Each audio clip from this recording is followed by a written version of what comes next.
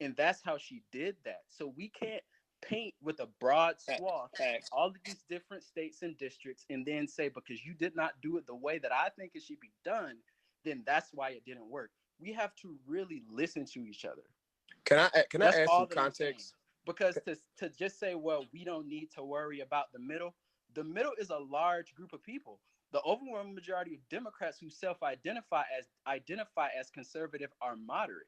Even amongst black voters, the vast majority of them self-identify as That's conservative not what or she moderate. said. So But that's we not what can I said. say, That's So, not what okay, she so I'm we said. can sorry. And You say can be and I'm dis. it's You hard are because saying I'm that I'm One speaking and I dismissing, mic. will but stop you are and also I won't One dismissing interrupt the mic. other anybody. side's you are point. One I won't mic. misrepresenting. interrupt You are anybody. misrepresenting Pizza. her One mic. what she said. You are I will One mic, misrepresenting interrupt what she please. said. anybody. One mic. Let One them Yeah, mic. finish. I won't If you are interrupt unable to anybody. respect the one mic policy, we will have to move you into the audience. Please, Please allow one person please, to speak at a time. Thank please. you, Jamie. And I promise Yes. all y'all gonna get this. So all I was saying is that when you look at what Stacey Abrams did in Georgia, she tailored her strategy to the state of Georgia.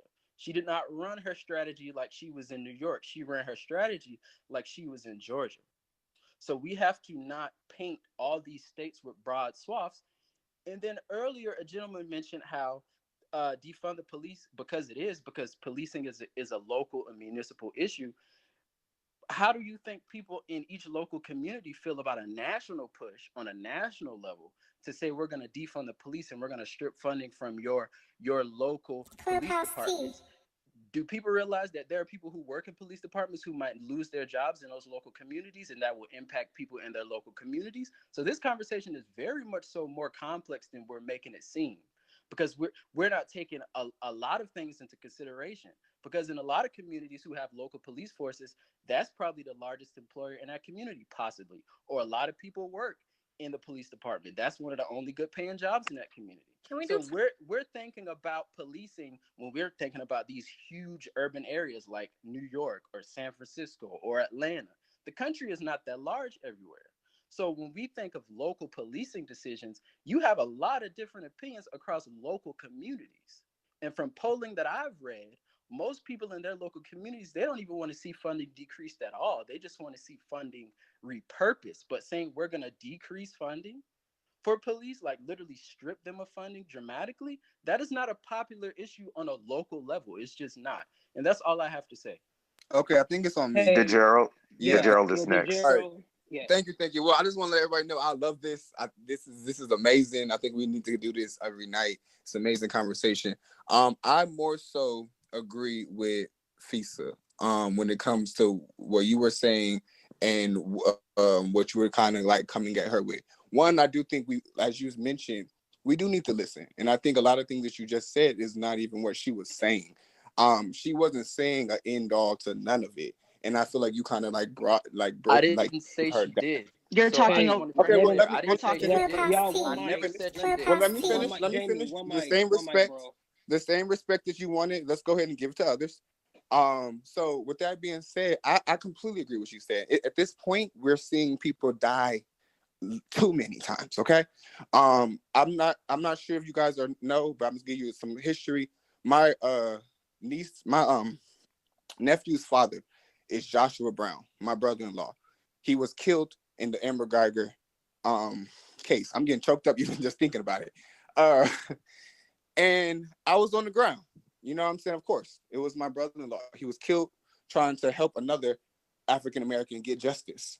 Right. So I was on the ground. We was yelling Black Lives Matter. We was yelling defund the police.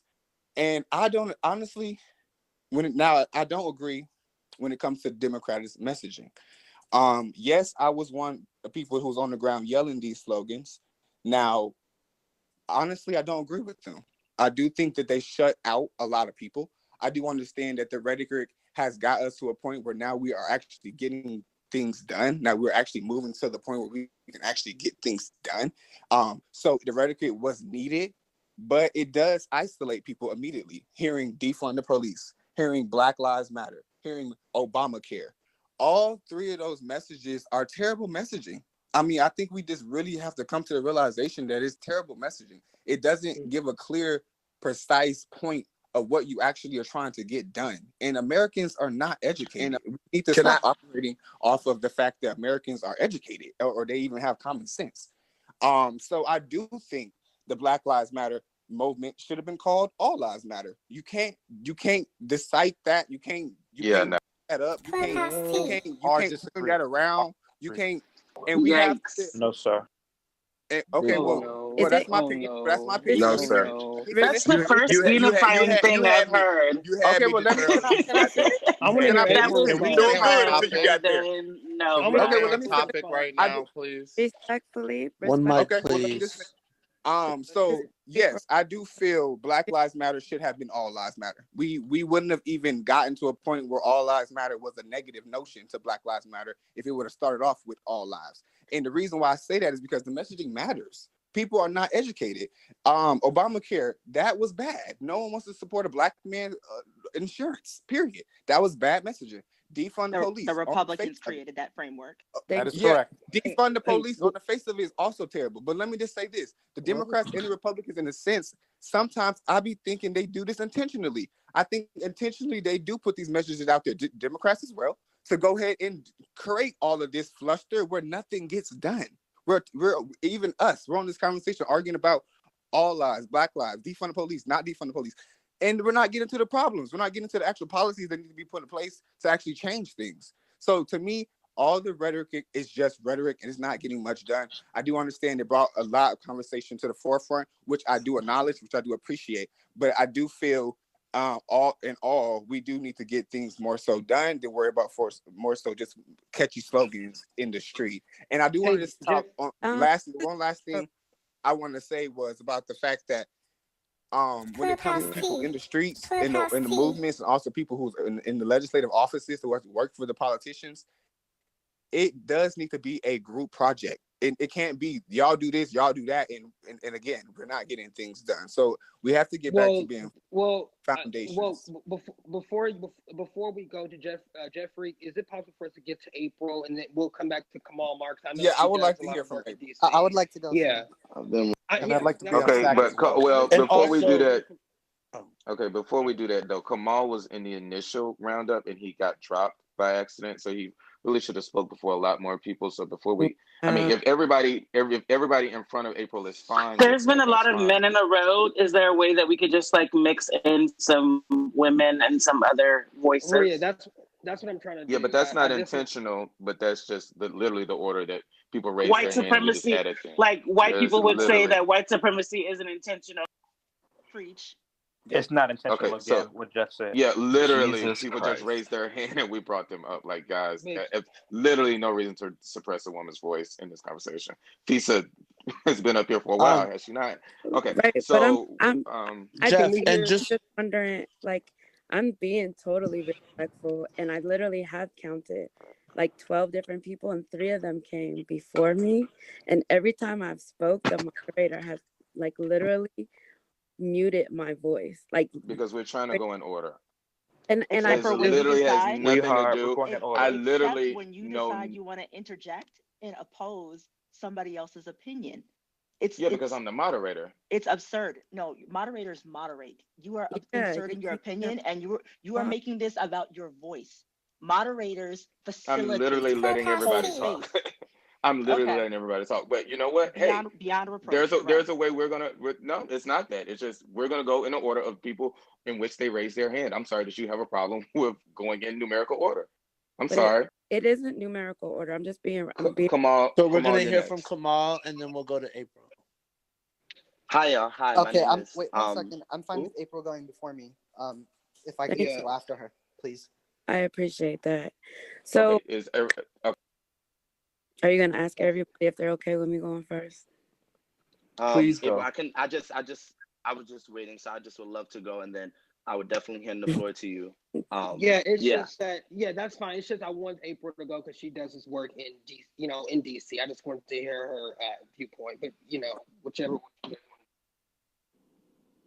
Yeah, I appreciate that. So, I've been listening, and I do work with Black Lives Matter DC here in DC, I also work for the federal government. I also spend I spend half of my time doing addressing community violence. I spend the other half addressing police violence.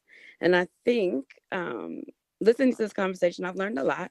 First is that people forget that DC is not a state. So whether you're talking about congressional seats or you're talking about municipalities, absolutely none of that. Um, None of that, impacts the people in DC. I also think that it is important to say that Black people don't need things dumbed down. I think, we've been talking about defunding things that actively harm Black people since we had any kind of say in how any kind of money in this country has ever been spent. Some of the discussions and some of the angles around 40 acres and a mule had specifically to do with the impact of slave catchers, of law enforcement on Black people's ability to live and thrive. When the first Black people were elected into congressional seats, some of the first things that they worked on were to put more money in things that Black people had determined for themselves would actually equate to safety. And I think that we also have to realize that, and for me and here on the ground, we just ran the funeral for a 1-year-old boy who was shot yesterday. Now, we've done about 15 funerals now for intercommunity violence, only 2 for police violence. And the thing that I will say is, in talking to each one of those families, they also had a connection to some type of police brutality or police murder. And in fact, 2 of the young men, both of them shot in the heads, their brothers were then brutalized to try to find out who the killers were. And so I think that this is about policing and not individual police. And that when you look at any budget, because budgets are, I hate using this, but moral documents, that you find out what people are willing to invest in, both time, intellectual power, as well as finances into the things that they believe are worth it. And so when you say defund the police, and it's very easy to put it on leftists, that this was I've heard catchy slogan, that BLM was a catchy slogan, but no one's actually saying anything new than we already know. We know that if all lives matter or only Black lives matter needed to be the slogan, we're pretty fucking smart. That would have been the slogan. The slogan was Black lives matter. So, and I'm sure you've heard all of it. No one should have a problem with somebody saying Black lives matter unless somehow they feel threatened that their life didn't matter. Because again, that would have been the flash. That would have been the hashtag. And I say that in the same vein at looking at defund police. Here in DC, where a lot of staffers work or a lot of their bosses work, we have 5 officers that alone make up $900,000 worth of just overtime. We have and in defunding the police here actually meant a 1.5% raise, because the only thing that got defunded was actually the mayor's proposed budget. So when you look at the budget, and this is no different than most cities. I grew up in Colorado. I grew up in Colorado Springs. I grew up a little bit outside of Colorado Springs, actually on a farm. The police there operated the same way they do here, because the idea is of policing that we believe that somehow we as people don't have the ability, the history, the knowledge to determine for ourselves what real safety and real safety and accountability actually is. So if we believe that the only people who can guarantee our safety are police, then that is the place that we will continue to put money. And whether they are officers of local police departments, we currently have 32 independent police departments here, or they are agents of ICE, or they are school security guards. What we are not doing is investing in the things that are, and a lot of people really like empirical data.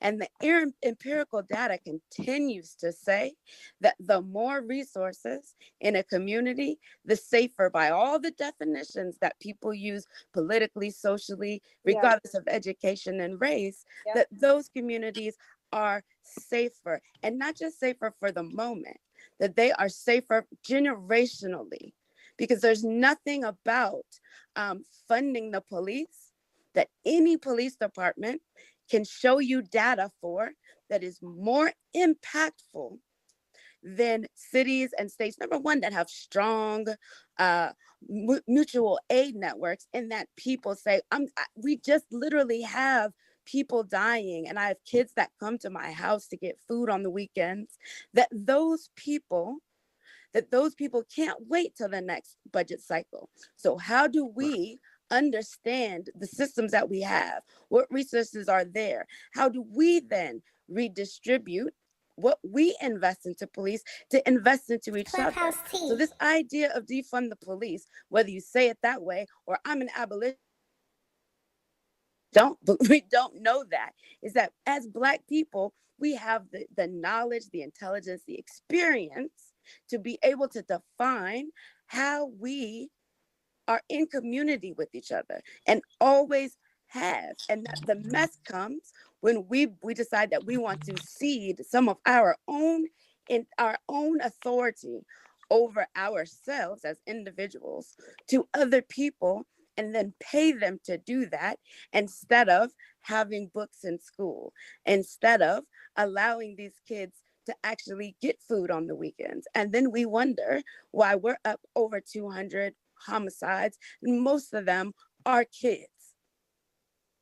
And so my encouragement here was about us looking at, it's not about tax. I've got 3 degrees. I could run circles around all of this from a scholarly, standpoint. I do federal policy, but I spend 70% of my time on my block in Southeast. And what I know is that people who don't want the police on their street stop fights themselves. That they don't allow people to have domestic incidents outside, because people know each other.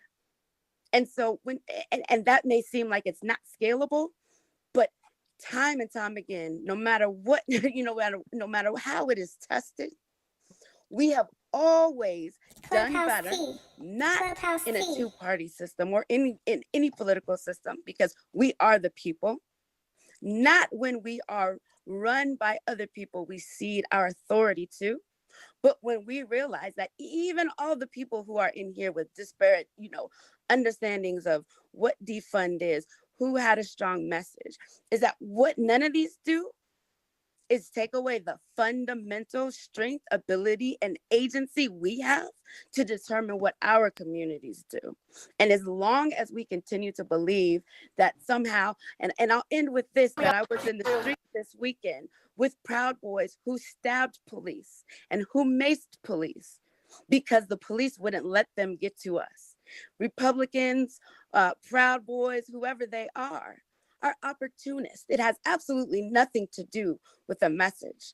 It has to do with, if you listen to the difference of Kamala and Biden, by the time that they were the last people running, that entire thing shifted away from this, because there actually isn't a way that those kind of systems can do for us what we need to do for ourselves. Thank you, April. And I think, I don't know if you heard when we first started, but I think most of us do agree that to reset the room, it was about specifically defunding for police, whether you agree with it or not. And I think for the most part, we all agree with it. And, I think it's just that we got into the tangent of politics and such. So I think Kamal was next. If anybody had a response. I got moved I came out of order, but I did want to respond, but not right now, just saying. Who was that just now? Just so I know. I think that was Storm. So let's hear from Kamal. Let's hear from Kamal, and then we're going to go to Marcus because he was waiting, and then we'll go to Storm and General. And we also have a police officer that we want to hear from to get their perspective as well. Yeah, and so I also after want that, to. Okay, go ahead, sorry. I'm sorry. So then after we hear from Storm, we'll hear from Jamel and then Gustavo, and then we'll put it back in Jeff's hands, and he will select the next group of people. But we do want to hear everybody's perspective and pinpoint. So why don't you go ahead, Kamal? Well, I just want to point something out real quick, because I feel like, you know, in some way or another, a lot of us are reiterating the same point about like restructuring or reallocating police budgets. I think most of us agree on that. So and this isn't to like, you know, kneecap anybody. I want you to express your thoughts, but I just want to make sure. I think we all pretty much have a fundamental understanding that we should reallocate resources within the police department budgets and fund social programs for things like homelessness, mental illness, blah, blah, blah, blah. I just don't want you guys to like take up your time explaining what defund means, because we get it. I think this is a conversation more about messaging and how we can move this agenda forward. Kamal. Hey, y'all. My name is Kamal Morales. And hearing everyone's points, what I'm gathering from everybody's points is what we need to focus on is the messaging, and we need to focus on that we have a clear message for people to understand what we're moving forward with. But what I kind of hear a lot of people saying is that we need to persuade, this is something that Jeff said, that we need to persuade the persuadable. But my objection to that is if we all agree that we should defund the police in some way, whether it's reallocating funds to different parts like mental health or whatever, what is the problem if we got the message across that we need to defund the police? I think the problem is that I'm getting is that a lot of people are saying, oh, we need to make sure that our message is marketable. We need to make sure that our message is making sense to everyone else. But my point is, how long have we been trying to say, hey, you know, police are bad, or hey, these certain police are bad, or hey, this policing system is a problem. Hey, stop killing us. Hey, like we've been saying all of this, and it didn't get nowhere. It didn't get no response. For example, I forgot what's his name. I'm sorry, I forgot your name, but you brought up the All Lives Matter and the Black Lives Matter.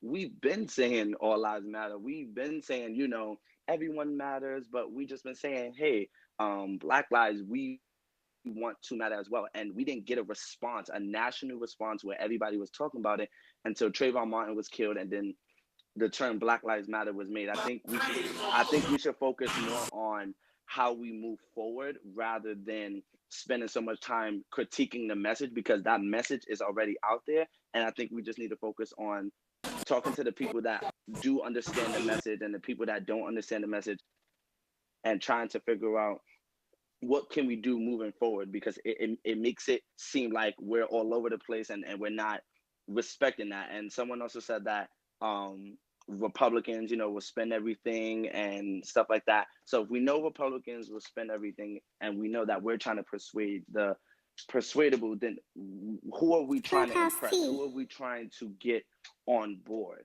And so I just think we should, right now was the perfect time with the pandemic and with the Ahmaud Arbery and the Breonna Taylor and the George Floyd, to let people know we're not backing down. So we've been saying we need to change the police system. And what have people been doing? And Republicans and other people that disagree with that, they haven't been listening. So I think the defund police idea was actually the most effective thing, one of the most effective messages ever, because it got the conversation going like we're doing now. So I think like Rafisha, I think that's her name. I'm really terrible with these names. She was talking about you either need to get on the train or you're going to get left behind. So if we spend so much time talking about changing the defund police or changing that rhetoric, we won't get anywhere. I think we should spend more time focusing on how we need to move forward and how we can come together and respect both sides, because I do think we should respect the politicians that are in office, that are trying their best, that were in these campaigns, and I respect you, and I also respect the people that were on the ground making these decisions. Like people that were saying the defund the police didn't just say it because they were bored and they were at the protest like, oh, okay, let me just say. No, they were tired. So I just think we just need to respect each other's side, and I think we need to focus more on moving forward rather than trying to break down this thing when it did the impact that it needed, because we needed that impact. We needed that conversation to be started. We needed people to say, what? Why should I defund the police? And now that's starting the conversation, because we've been saying for 400 years, Black people have been saying yo, like, we need help, stop this, stop this, stop this. And we never got change until big things happen. We never get change until protests, until riots, until people are standing up and saying, I'm tired of this and this needs to change. So yeah, that's just my overall point, that we need to focus on moving forward and figuring out how we can collectively come together, as opposed to critiquing the defund the police and figuring out how we can work on a message that says, okay, now we already know we got past the defund the police and trying to figure out where we go moving forward. Thank you, Kamal. Marcus? Hey, everybody. And thank you, Kamal, for going, before me. And you touched on, some things that I also wanted to discuss. First, I just want to say that I think the conversation is exactly the conversation that should be happening, in order for real change to, in order for us to get real change. We need to have these sort of conversations that at times can get a little bit uncomfortable. And these are also the types of conversations that we should be, trying to ensure that the elected leaders that we put in office are also having, not just with themselves, but also with the activists on the ground and the everyday people on the ground standing up, who are saying that they're too tired. I also want to say that, in the midst of everything, prior to me speaking, getting a little bit dicey or whatnot, it's really important to respect women and, allow them their time to speak, especially Black women who, society too often puts such a heavy burden on and doesn't give them anything in return. And oftentimes they have the most valuable voice in the room. So, just want to reiterate that.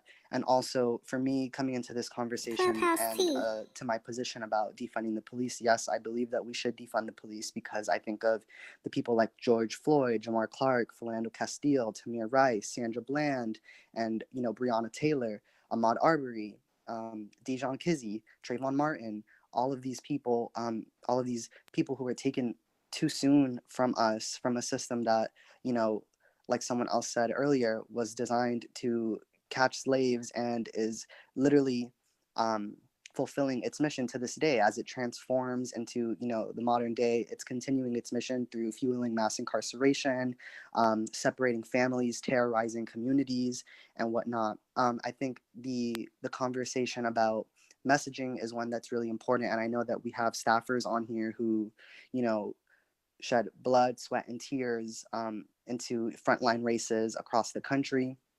And, I understand, how the conversation around, the fact that some candidates may not have ran, digital campaigns that were compelling or that really reach communities can be frustrating, because I do know how much work all of you put into it.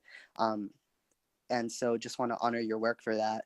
At the same time, though, I think we also need to have the conversation about the fact that, these members of Congress, many of them, I'm not saying all of them, run away from these hard conversations like the ones that we're having right now. They run away from these conversations with the people in their communities. They don't address it head on. They don't talk about exactly what defund the police means. They don't talk about, what kind of policing systems they want to create. They'll go to a town hall and somebody will be like, oh, like, we need to defund the police. And their response will be like, I totally understand you. And that's why I'm in Congress fighting for, to lower prescription drug prices, and why I'm fighting to hold Republicans accountable because Trump has got to go. But, I don't believe that they are fully addressing the concerns that everyday people have when it comes to this issue, and that is a big problem. A lot of the attack ads, like many of you have said, Republicans are going to hijack every single talking point that Democrats put on the table, but it's also up to Democrats to engage with their constituents and not run away from these hard topics. Tell them exactly what they mean, and sit down with them, get to know the community. I'm not, like I said, I'm not saying that all of them have failed to do this. I'm just saying that we need to be better at it. And, another point on that is that, a lot of I'm glad to hear that a lot of people in this chat have said that they do support defunding the police. But in hearing these the discussion around, whether or not, the messaging is effective, or, whether the slogan is cool or not, or works or not, or is actually hurting the movement, or whether, you know, I think that at some point we need to ask ourselves the simple question of, is it the right thing to do? And for me, the answer is yes. And I know I'm glad to hear that you all clarified that for you, the answer was also yes. But when I hear things about like, oh, it's not palatable for these people, it's, the slogan has got to go. It's not good messaging. Like I said, like censoring the activists that are on the ground and the people who have been, going through police terror for generations. Like April said, Black people were intentional in using the term Black Lives Matter. Black people are intentional in using the term defund the police because it's exactly what they mean. And so I think when we say that, the question is it right or wrong? Is it what we need to do? And if the answer is yes, then we just need to continue finding ways to engage with the community. And also we need to remember that it's going to be hard, especially with the frontline members in these districts that have been gerrymandered, you know, to space them back. It's this system was designed for this kind of thing to be hard for us to do.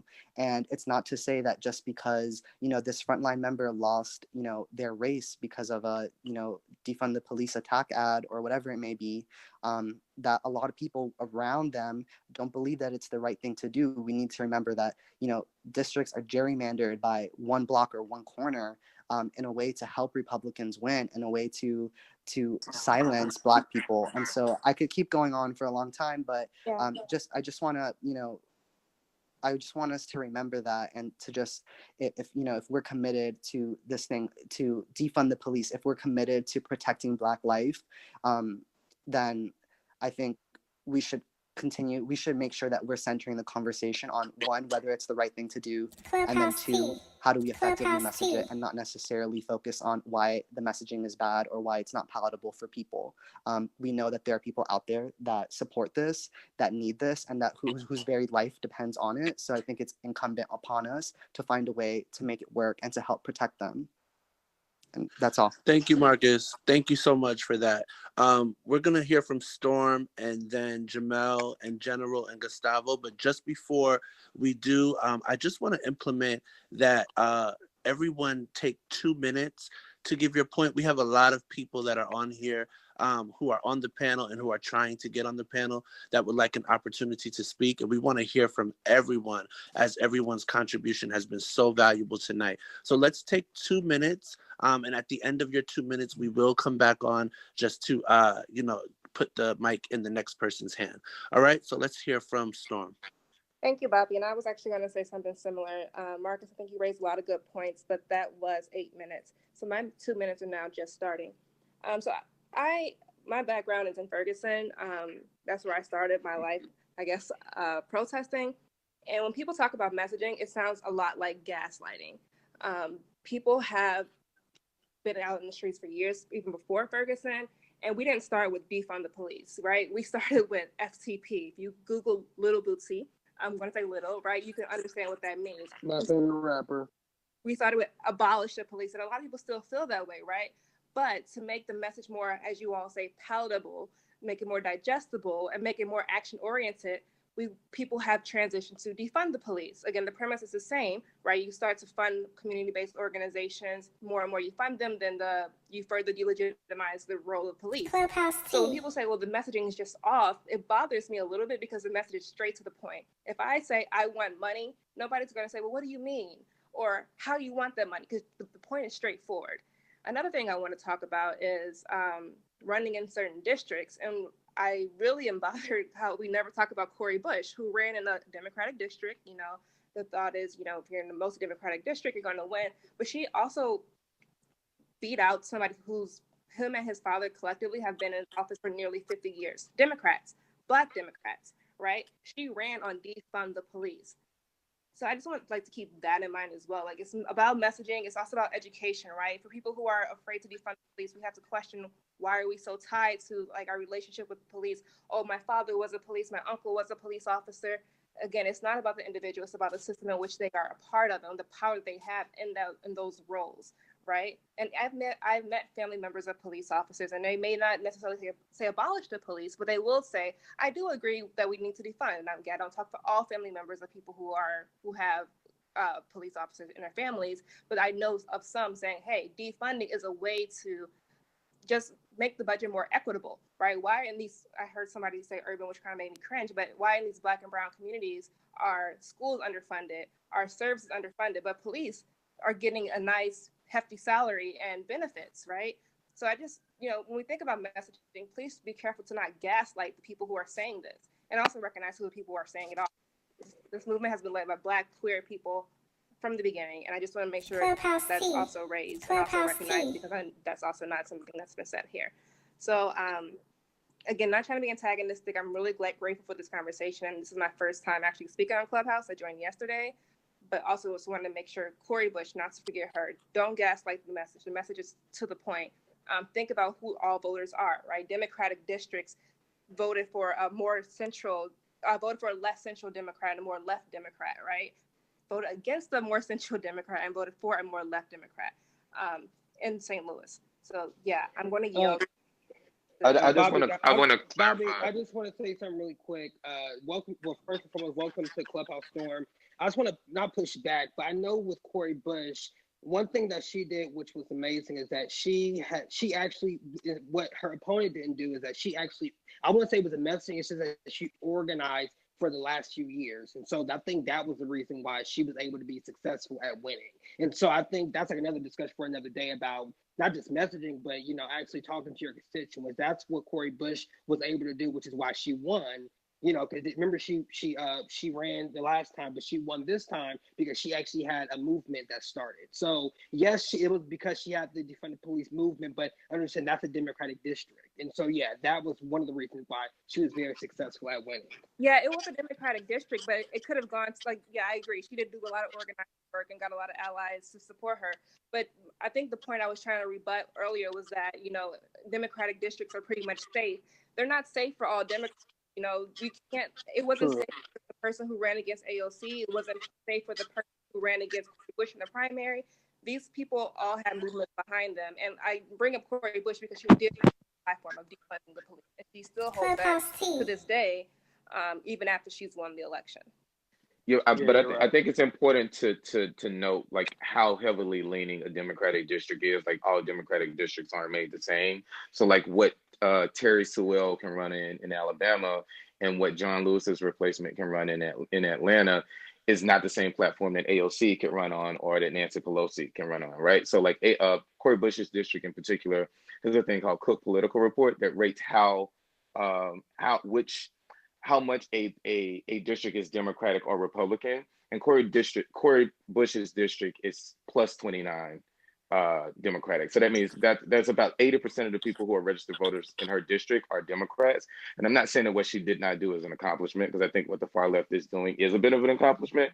I'm just saying that we also have to put things in the context that anybody in her the fight in her district is the primary. Because anybody with a D next to their name in the general election will beat the Republican. Correct.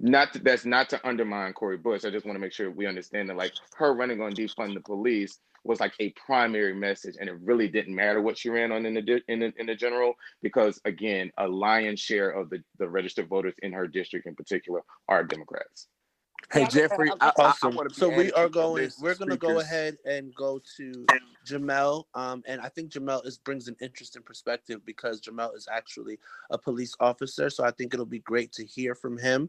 Also, those of you who have spoken, have contributed, we are going to move you into the audience just to give another opportunity for those who are in the audience to come up and have room to speak as well. That doesn't mean that, please don't be offended, ma'am. Please don't be offended, sir.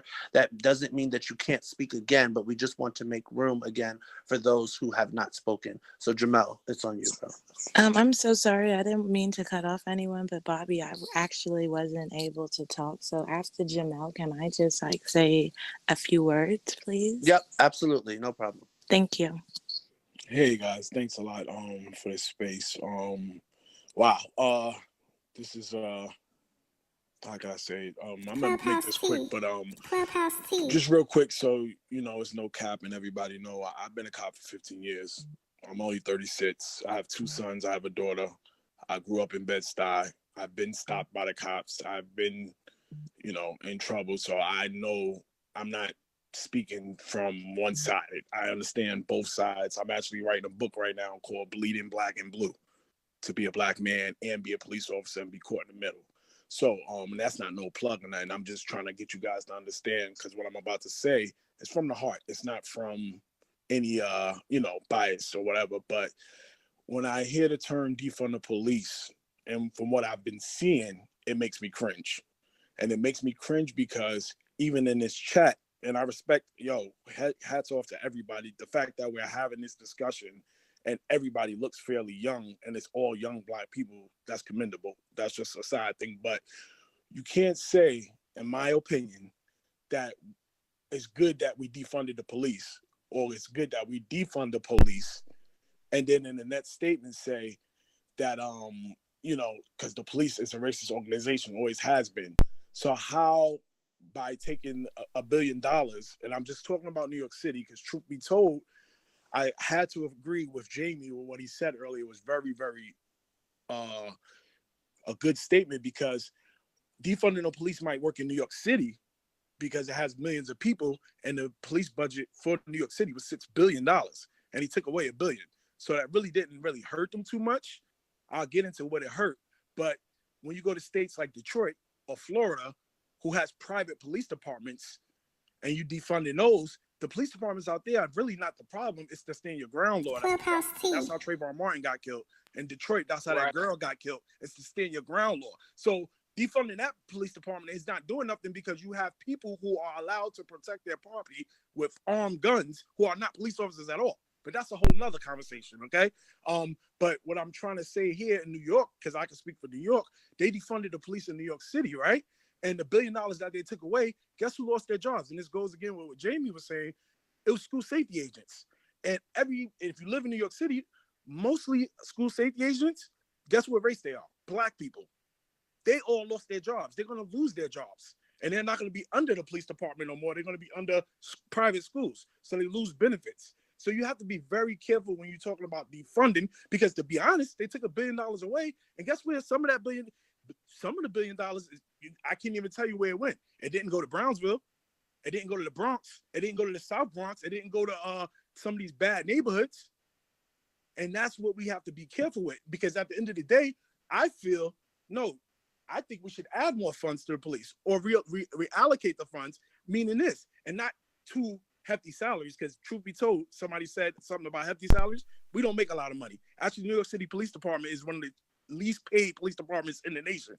That's just another thing. And the thing you have to understand is, I think what has to happen is, because if you look at New York City, I can't speak for these other states, but a lot of these shootings of unarmed black men, and I'm not defending it at all because it's disgusting, but a lot of it is because we hire, New York wants to be so diverse, and we hire people and don't train people the right way.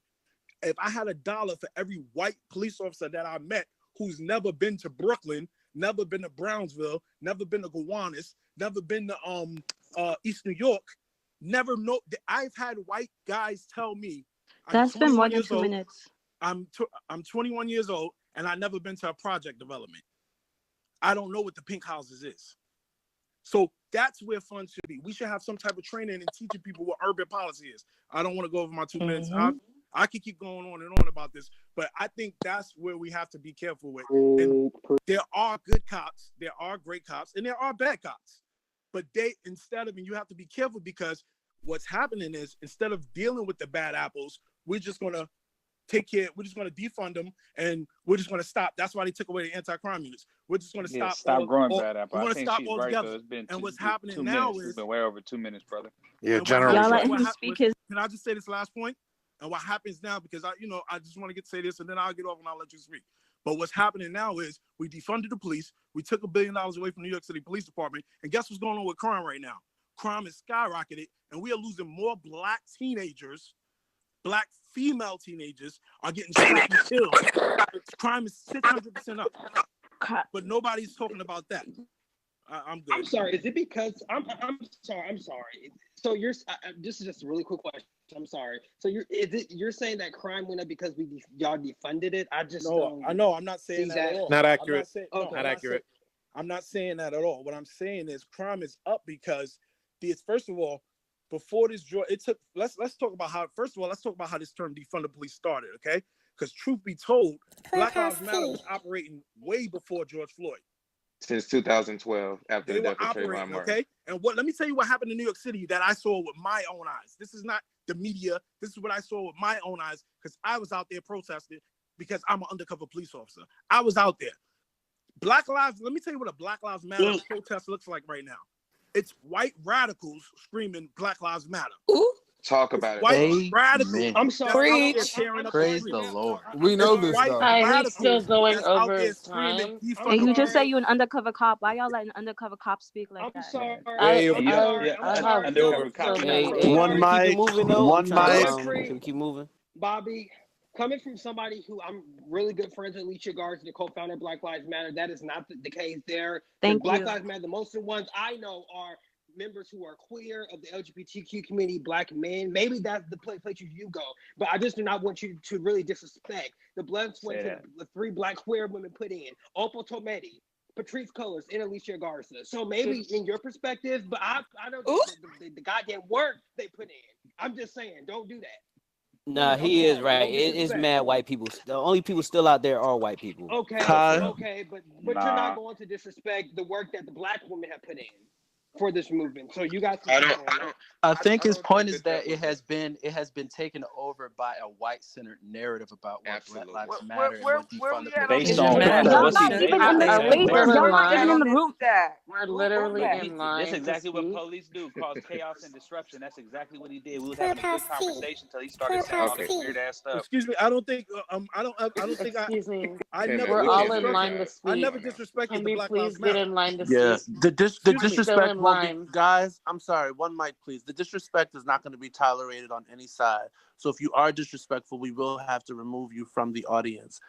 We have the Senator Gustavo, and we also have General and Kai. I'm sorry, who are speaking up next. And I'm trying to jump in too. I know I've been missing a little bit, but if you can throw me in the lineup, I'll be greatly appreciated. Sure, no problem. We'll put I think General was speak. I think General was first though. I think General was first. I will go after her. Now I know Kai asked to speak, and y'all can go before. I'm listening. So thank you. So we'll hear from Kai, and then after Kai, we'll go to General, and then Gustavo. Thank you. Yes. So did the hand raising not matter? Oh. Go ahead, Kai. Okay. Thank you. I just had something really. I just wanted to say something short and sweet. I just want to go piggyback on what Jamel was saying. The word defund the police does make me cringe. I think it should be a reset the police. Yes, there is problems going on within the police, forms and everything, but this is not a third world country. We're in America, and if you can't do that over there, what makes you think you could do that here? It is law and order, not defund and abolish. So that's all I wanted to say. Thank you. General? Can Gustavo go before me? Sure, Gustavo. So good evening, everybody. So my name is Gustavo Rivera. I'm actually a New York State Senator. I represent the Northwest Bronx. I've been a state senator for 10 years. And I wanted to, but I wanted to make sure that there's a lot of things that have been said. I want to say that I don't know if you all were around when April was talking. She was preaching. I agree with a lot of points that Marcus made. I agree strongly with some point that Storm made, particularly related to Cori Bush. I wanted to linger on two things. One is the issue of messaging, right? We've talked about how this is a slogan, how it's like a message that doesn't stick, etc. And I've had a problem for a very long time, even with some of my colleagues, about what they deem to be things that can't be messaged. For example, let's take quickly the notion right now that we have, the fight that we're having right now in New York State to tax millionaires and billionaires at a higher rate. If I had to tell you how many times I have to fight with some of my more conservative colleagues, they say we can't say tax in our district. And I said, you're saying that you lack the nuance of the rich? I think that what we're really saying is that there are some of my colleagues and some of Democrats all across the country, both national and local, who lack the courage to actually listen to the communities that are actually asking for this. These slogans, as you call them, these messages, etc., they didn't come from us. They were not cooked up by the DNC. They were not cooked up by some campaign, just some campaign operative. They were thought up by people who were making these demands of us. And as was said before, they were making demands of us. And I say us because I put myself in that position. The demands that they're making from their elected leaders is so that we pay attention to them and actually address some of these concerns. And the idea of reforming police reform has been spoken about for a long time. And Jamel, with all due respect, I got to tell you, like the notion, I am somebody who lives in some of these neighborhoods that has some of the crime spikes that we might be talking about. Number one, they're not as bad as the New York Post makes them out to be. But more importantly, the message here is that the reason why these communities are struck by these ills is because of the lack of resources that have happened over generations. And the ultimate goal here is to, yes, defund the police. I say defund the NYPD, and I say it to police officers, and I say them to, you know what, Jamel, because we ask you to do too much. We cannot, as good a person as you are, as good a training as you receive, I guarantee you, brother, we cannot arrest our way as a society out of homelessness. We cannot arrest our way out of addiction problems. We cannot arrest our way out of other issues. We have to actually make a real commitment as a society, and us as elected officials. Our job is to listen to the communities that are demanding from us. So I will finish with this. Paul Wellstone. If y'all haven't figured this, if you don't know about this brother, Paul Wellstone was a U.S. Senator from Minnesota who won on a grassroots campaign against an established Republican who had a lot of money. And people in Minnesota who considered themselves conservative respected Paul Wellstone and reelected him until he sadly passed away.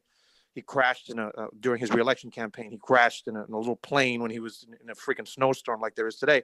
But the point that Paul was always making was that ultimately it is about values and principles. And we have to have the courage as elected officials to actually fight for the things that are being demanded of us. And if we stand for principles and values, then we can actually win, even in districts where things are not supposed to be like good, you need best messaging, etc. It's like, what better messaging is there than we need to seek public safety in a different way? We cannot solve public safety by putting people with guns that can take away our lives or our freedom. We need to actually have real resources put in education, real resources put in economic development, real resources put into small businesses in our communities, real resources put into real affordable housing. That's the stuff that we ultimately need to do. And that money right now is in police departments. That is why we should do that. Thank you. I think you said a lot of the things that I agree with. I don't disagree with anything you said at all. My whole point was, the term defund the police makes me cringe when it's used incorrectly. When I said they took the $1 billion, I was complaining about where the money went. I was complaining about the people that were defunded. I was complaining about the way the term was used and who it was used by. I totally agree with you with the resources in the neighborhoods, and that's the reason why crime is up, because of lack of resources. That's why I said Black Lives Matter was here since 2012, because they've been fighting for it since 2012, and it took a Black man getting choked out on national TV for us to even have the conversation. Ooh. Thank you, Jamal, and thank you, Gustavo. General, are you ready to talk now? Yeah, I'm good. Thank y'all. I'm General. I'm a community organizer. I've organized in Boston, Oakland, Chicago. And I just want to make it clear that the master's tools will never be used to dismantle the master's house. We can't be using this messaging argument to prevent us from getting the work done. I don't actually think defund the police is hard enough. I think we need to be clear about what we want, which is abolish the police. The police are slave catchers. That's what they are. That's their purpose. I feel like if you are a good cop and that's what you think you are, then you should resign and become a teacher. There's an issue in our communities where we give police officers so much more money than we give our teachers. And we don't need police officers at all. The other thing is people saying that the communities aren't agreeing. I organized in Oakland. I went door knocking. I spoke to community members about abolishing the police. People want the police gone, and so it disturbs me when people are talking about this, when it feels like some of y'all might have not been in community with folks. Like, do you know your neighbors? Because for us to win, for us to abolish, we need to be in community, and we need to use community organizing as a tactic, and not all this marketing bullshit I keep hearing. That's how I feel. Yeah. Yes, Thank you. I'd like to be added to the list of speakers, Bobby, if you don't mind. I don't want to speak out of order. Go for it. Yes, same, please. I Same would like here. to If you know could when I add me can too. Me as well, please. Wait, who was that just now that said that? I'm sorry. Okay, so let's go with Devontae, and then we'll Okay. go I was to the last Carissa. one to speak. And Carissa. Okay, so Devontae. So let's do this. Can we move, with the exception of Devontae, we're gonna move everybody who's not a moderator back into the audience, and then we'll just kind of wait list people, because that way we don't just like have everybody kind of like speaking out of turn. How do you actually move back to the audience? We have to do it. We'll move you. Can we, if we, But we commit remember. to stay muted, can we stay up here? Yeah, I've been respectful of folks' voices. Okay, so if you're here, it's fine. But after Carol, then we're gonna have to just like put it on the list. Is that cool? And as we Thank you said, so Jeff, much. we'll just, if you've spoken already, we will move you back into the audience until you have something else to say. I got But this. let's just please keep being respectful. Like, let's not interject when people are speaking. Jeff and I and the other moderators are definitely going to monitor the time, as we stated before. But let's give everybody a fair chance to speak clearly with no interruption. Devontae. Because we also want other, like, there are people who have spoken already that want to jump back in. So I think if we can like limit it to 2 minutes, that would be good. We can get a good rotation. Also, I just want to underscore that like we have a police officer in on the stage. We had a state senator on the stage. We have community organizers on the stage. We have activists. We have regular people. We have teachers. Hella diverse. And I think that just this diversity in thought is huge, right? But it also means that we're going to have to respect that people are just going to approach this from different perspectives, and a person's position, on something is not in and of itself disrespectful. So I just want to make sure that, like, a police officer doesn't have to join in on this. Neither does a community organizer. Neither does a state senator. Neither does you or me. You know what I mean? So I just want to make sure that we're not like bashing our profession or coming at people sideways. Like, let's just, what we should be doing is this, right? We should be having these type of conversations. We should be addressing the nuance. And I just want to make sure that doesn't get lost. And I don't want people to feel uncomfortable because they come from a different walk of life. I think we should be able to respect everybody's opinion, take it as such, and move on to the next person. Agreed. Well, I thank you guys for this opportunity to be able to speak on this particular platform, and I'll preface it with my perspective and my experience does not discredit or dismantle anyone else's perspective or experience or beliefs. And I'm hoping that this conversation can maintain its engaging atmosphere as it has thus far. And I am open to being engaged and challenged and stretched in any way. My name is Devontae Hill. I am an organizer here in Memphis, Tennessee, which is the death place of Martin Luther King, but not the death place of his dream. I have done my time on Capitol Hill as both a cohort and a staffer in the Congressional Office of District 9 with Congressman Steve Cohen. I've also worked with the CBC and Congressman John Lewis himself, most notably so. I've also organized here in Memphis by the thousands since 2016, and most notably so over the course of this last summer, where we were able to marginalize tens of thousands of people for 32 straight days of peaceful protest. I'd like to think that I add a pretty balanced perspective to this particular conversation on defund the police. And I'll even add that I'm even criticizing it in some spaces, even locally, because we have an inability to disagree, even in this very movement where we're all advocating for Black lives for some reason. What I will say is it did start out originally as abolish the police, and the compromise, and we'll go back to Ferguson, the compromise was defund the police. That was the original compromisation. As I began to move in my own various methodology of organizing and consulting with those who have done it before me, such as John Lewis and C.T. Vivian, etc. One of the things that I learned is that when you're advocating on the ground for policy change, you've got to make sure that policy is communable. And one thing that we notice when organizing here is that, to dismantle and to abolish a system, the most effective way to do so is to dismantle and abolish that system utilizing those who built it. And part of those who built it, the methodology of those who built it sometimes will require us to speak a different language. I think it was Nelson Mandela who says, if you talk to a man in a language that he understands, then it goes to his head. If you talk to him in his own language, then it. And so if we truly expect to be impactful, and if we truly expect to get our message across so that we can see results, I'm not asking you to compromise our position on action items, on things we would like to see. I'm saying the methodology, our message. If defund the police has to be reallocate funds, as long as the police department is defunded and the methodology that we are referring to, then I think we've got to make sure that we're not getting caught up in the semantics of the message itself, and make sure that we're selling the message in such a way that we can garner the support of those who we need the assistance of to dismantle the system. I'll then close and also add that I also think that it's incredibly important for us to get on the same page. We've got to make sure that we got to make sure that we are agreeing to disagree, but understanding that we're all in the same fight. We're all advocating for Black lives. We're all trying to defund the police. One thing that started me in my pursuit, we protested for 32 days straight, advocating for Black lives on the back of Ahmaud Arbery,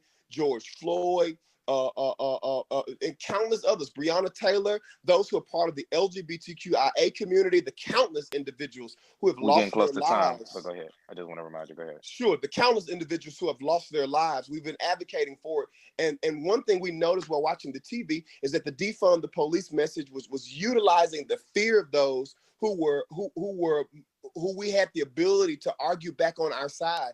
The defund the police radical right was using that message of fear as a fear tactic to push them away. So we've got to be careful that our methodology is compelling enough to win those who want to hear and understand what we're saying. And that's all the context that I'll add. Thank you. Good stuff, Devontae. Thank you. Thank you. Carissa? Thank you. Good evening, beloveds. My name is Carissa. I use she and her pronouns. I'm an abolitionist. I'm also with the Movement for Black Lives, which is an ecosystem of over 150 Black-led organizations in the country. So, folks have said by and large that people agree with defunding, but I have heard some difference. So I just wanted to, the homie April's in the room, and April, as she named, is from DC, and I've heard April say if policing kept us safe, we'd be the safest place in the world, and DC specifically, that has more police agencies than any other city in the country, would be for sure safe if policing kept us safe. And so won't go too much more into the defund, because folks are saying that people do align around it. The other thing that I want to name is defund is not a slogan. It is a demand. It is a demand to the state. It's not a slogan. Folks are interpreting it as a slogan, but it's not a slogan. And I'm sad that Jamel left, because I, obviously had some things to say to him. But my assessment of crime rising, if it is rising in specific locations, is because we're in a global pandemic and the federal government decided to give folks $1,200 when all of their, housing, food, everything is in jeopardy because of the global pandemic. And so to paint that picture any different doesn't make sense to me. And so, there's so many things that have been named, so I'm gonna try and be quick. I just wanted to name that Cori Bush won because people knocked on doors. There's real questions around how much the, moderates and or other folks in the Democratic Party were knocking on doors because of the pandemic. But they have people on the ground, boots on the ground, and that made a difference. That's a really good point. And so then I also wanted to name that movements create demands and messaging, And if the masses aren't aligned, it doesn't get advanced. So, I could get on my soapbox tomorrow and say, whatever the fuck I wanted to say. But if the masses aren't aligned with it, it's not going to be advanced. So if the masses are aligned with defunding the police and that message specifically, and the conditions create the characters and the nuance that we have to pay attention to. I'm almost done, Booze. Also wanted to name Biden and Kamala are neoliberals. Kamala is a top cop. I'm from Oakland. She built her career locking up Black parents who had truant children.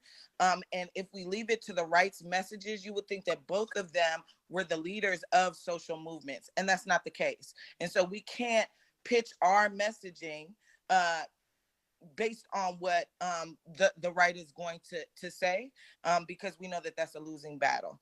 And then lastly, and I think that this is one of the most important things, is that we have to stop expecting social movements to do the work of political parties is misdirected.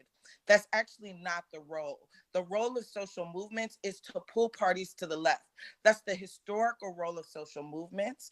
We are tasked as social movements with making what is considered impossible possible. And so to approach social movements like they have to be aligned with a political party is actually in opposition to the whole premise of what a social movement is.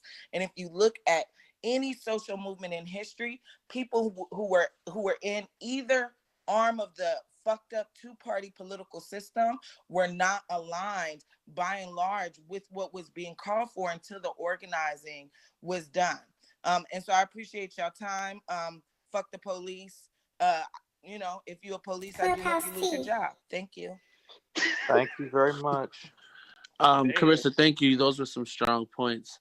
I just want to take this moment to encourage everyone, like Jeff told us earlier, to follow everyone. If you're new to Clubhouse, if you've been here for a while, let's take this opportunity to just follow everybody. Everyone has been extremely informative. Yeah, totally. So we just keep in contact with each other, and that we network. Let's hear from Tatiana. Sorry if I'm mispronouncing your name. And then after Tatiana, we'll hear from Lakeisha. Hi, thank you so much. I am a queer person of trans experience. I use they, them pronouns. And I just wanted to say that defunding the police is not just about taking money from police officers, but that really divesting from the policing of people. And we know historically in this country that the policing has happened to Black folks. We know the history of police officers. It's about not policing the bodies of young Black children, getting detentions and suspensions in school. That policing exists far beyond police officers putting a badge on and wearing blue, but that rather policing is a part of the white supremacist system, and it upholds the values of white supremacy. As we know, police officers do not police white people in the same ways. We know that white people use drugs and sell drugs more than non-white folks, but are policed a lot less, are judged a lot less. And so again, we know that it's a flawed system. And so I also want to say that when people advocate for police officers to get more money, what I'm really hearing is that you don't believe in communities' ability to care, love, support, and transform their own communities. You perpetuate the same colonial theories that enslaved us, which was that African people couldn't care for themselves. African people didn't know how to take care of themselves. African people couldn't keep themselves safe, and so therefore we needed a white savior. And I want to be very clear, you can be a Black person inside of the police with this whole rhetoric of I want to change the system from the inside. But if you change, a bad engine with a good engine, it don't change the car. And so I think that it's important that even naming how the police officer who was on stage used their time, they were given 2 minutes and continue to go over that time and not respect boundaries. And I'm sure that also shows up in how that person polices in their actual job and taking up space. And lastly, I want to say that in fairness, Tatiana, you went over the 2 minutes, but go ahead. Okay, well, let me get off then, because I want to respect time. No, I feel like when y'all are on the road, just go with it. That's fine. Go ahead. Well, I was just saying because he just after the 2 minutes, like he continued to respond to people and continue to, defend himself, and I think that shows the kind of grace that we give folks. And so, thank you for giving me that grace as well. And I just want, like for real, last is that when we defund, like defunding police officers really is the divestment and the disempowerment of policing. That's all I want to say. Thank y'all for giving me extra time. Love y'all. I'm from the Bay Area too, Tatiana, so good to meet you. Who do we have next? Clubhouse Lakeisha? T. Okay, go ahead. Peace, everybody. I was gonna try and come in with a joke or something just to lighten the mood, but just thank y'all for holding this space. I'm from Chicago. I just want to go back into the 90s before anybody was saying defund the police, right? You had Malice Green in Detroit, Michigan, shot dead. You had Rodney King beaten by police. There was no defund the police movement at that time. So what was the problem with saying that the police needed to be reformed at that point in time? What was the language that was palatable that would say that this is not right, this is not fair? Fast forward to 2012, fast forward to 2014, fast forward to 2015. In Chicago, Laquan McDonald shot 16 times. I don't know what kind of slogan you would need to say, look, this is a problem. When you have the Department of Justice saying that there's a consent decree because over 70% of the police that are on the Chicago police force are a danger to themselves or anyone that they come in contact with, and that there are decades of them being just completely untrained and mistrained. What type of language do you need? When you say you need to have the language of the people in power, well, that's never gotten us anywhere. They didn't want us to say integration. They didn't want us to say abolish slavery. I don't think that there is ever any language that will be palatable or that will bring people to you when you're asking for them to move their foot off your neck.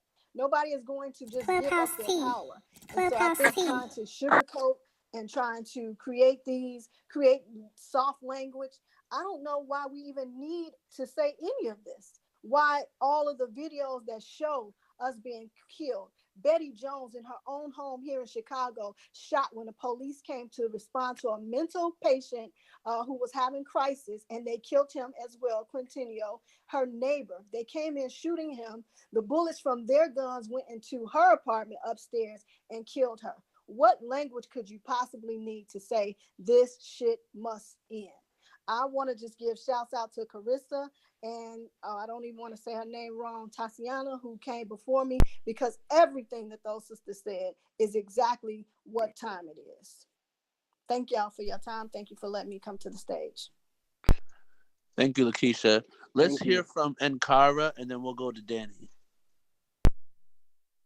Peace, family. I'm gonna try to keep it as short as possible.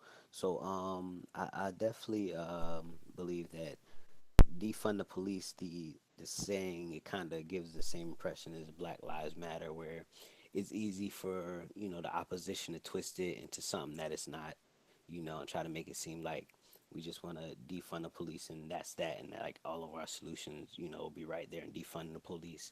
But naturally, those resources will be moved to other places. Specifically, as an African American who's been in this country for, my ancestors been in here since slavery. Like my parents, they always talk about the block captain program and how that was such a great program and how they, everybody, it was just a different sense of community. So I would love to defund the police and put those type of resources into programs like that where we can police ourselves and begin to police ourselves. So that's pretty much my take on it. That's why I kind of agree with Barack Obama, where he was like, the slogans will get you caught up or whatever. But, yeah, refund the community. We could put it that way. But that's what I'm all about. Look at the car. He's the only person that stayed in their time. Who did we already have a person we said was coming? Danny. I also want to, because it seems like we're starting to get to people who've already spoken, so I kind of want to, like, not necessarily reset the room, but like, or the question, but I kind of want to, like, get into something a little bit more substantive, because I think, I think we've come to an agreement no matter where you are on the spectrum of police reform, I think we can all agree that, like, and I said this a few resets ago, that yes, we should be taking money from that's traditionally used for police departments and taking a portion of that and reallocating it to fund community programs, or to more broadly speaking, we're trying to reimagine public safety and reimagine law enforcement. I don't think anybody moving forward needs to get up and reiterate that point, because I think we've kind of all fundamentally agree on that. I think where we are having the most, there are two places where we're having the most parity, and I think one is the message itself. Is saying defund the police, like those three words, is that the right thing to be saying? That's the first thing. The other thing is, I think there's a lot of parity on what defund means in terms of Clubhouse T. are we Clubhouse talking T. about abolishing? Because I feel like the last few people have gotten up are talking about a total abolishing police departments altogether. So is that where we are in this? I just kind of want to, I guess I guess I should be trying to frame it as a question, but like, yeah, what is? Let me ask this: what is the agenda? Yeah, Let me ask this. I think that's a better question. Go ahead, Storm. I'm sorry, you can respond. Okay. And so Alex Vitale, who was an author of The End of Policing, you know, there was this Twitter thread going around. And so for a lot of people, abolition is the goal, right? We want to see a world where police doesn't exist, but not all at once, right? Right now, all we know is police. Like, all we know is when we get sad, or not sad, when we are in harm's way, violence happens, the number we call is 911. And so to reprogram a community outside of like, okay, what number do you call if you're feeling unsafe? You know, I'm definitely gonna call 911 when I'm sad. Yeah, sorry, I'm like stuttering. It's probably because I'm wearing Invisalign, so that's like TMI. But like talking. Oh, no problem. I'm just messing with you. But no. So when you're feeling unsafe, or you just encountered an incident, like what we know right now is to call 911. If that went away tomorrow, we don't have anything in place to replace it, right? So when we're unsafe, or we're in harm's way, or like I study domestic violence and community violence, who do I call? What do I do? But the idea with, from what I understand, with defund the police is you constantly pour into alternatives to policing, which are actual, like, okay, maybe call 311 or call this number where a local dispatcher can come out. Oh, and at the same time, you're funding community-based programming such as mental health or child programs or after-school programs or jobs, other things that are protective factors against violence, right? To like also drive down quote unquote gun violence and crime in the area. So it's both and thing, and it's all not at once. So you both want to establish alternatives to policing, and you want to establish community-based support systems and support structures. And then the other part of that is slowly but surely pulling money away from police. So I think as for some people, that's not the case. Like, not everybody wants to abolish, and some people are just able to be funding and, you know, giving them somewhat of a role. That's okay too. But like right now, I think what most people can agree on is some level of defunding, some level of taking money away. And also, one thing I wanted to say earlier is that it has had some success. We just saw in Minneapolis where they took like $8 million from police budgets. So it is working. It is like slowly moving. Well, how do you define success? Something happens, like a demand was made and then a demand was met. You know, defund was met. They took away $8 million from the local police budget. So that's part, and they're also not just taking it away. It's not like just take the money away and, you know, go to the casino and gamble it off.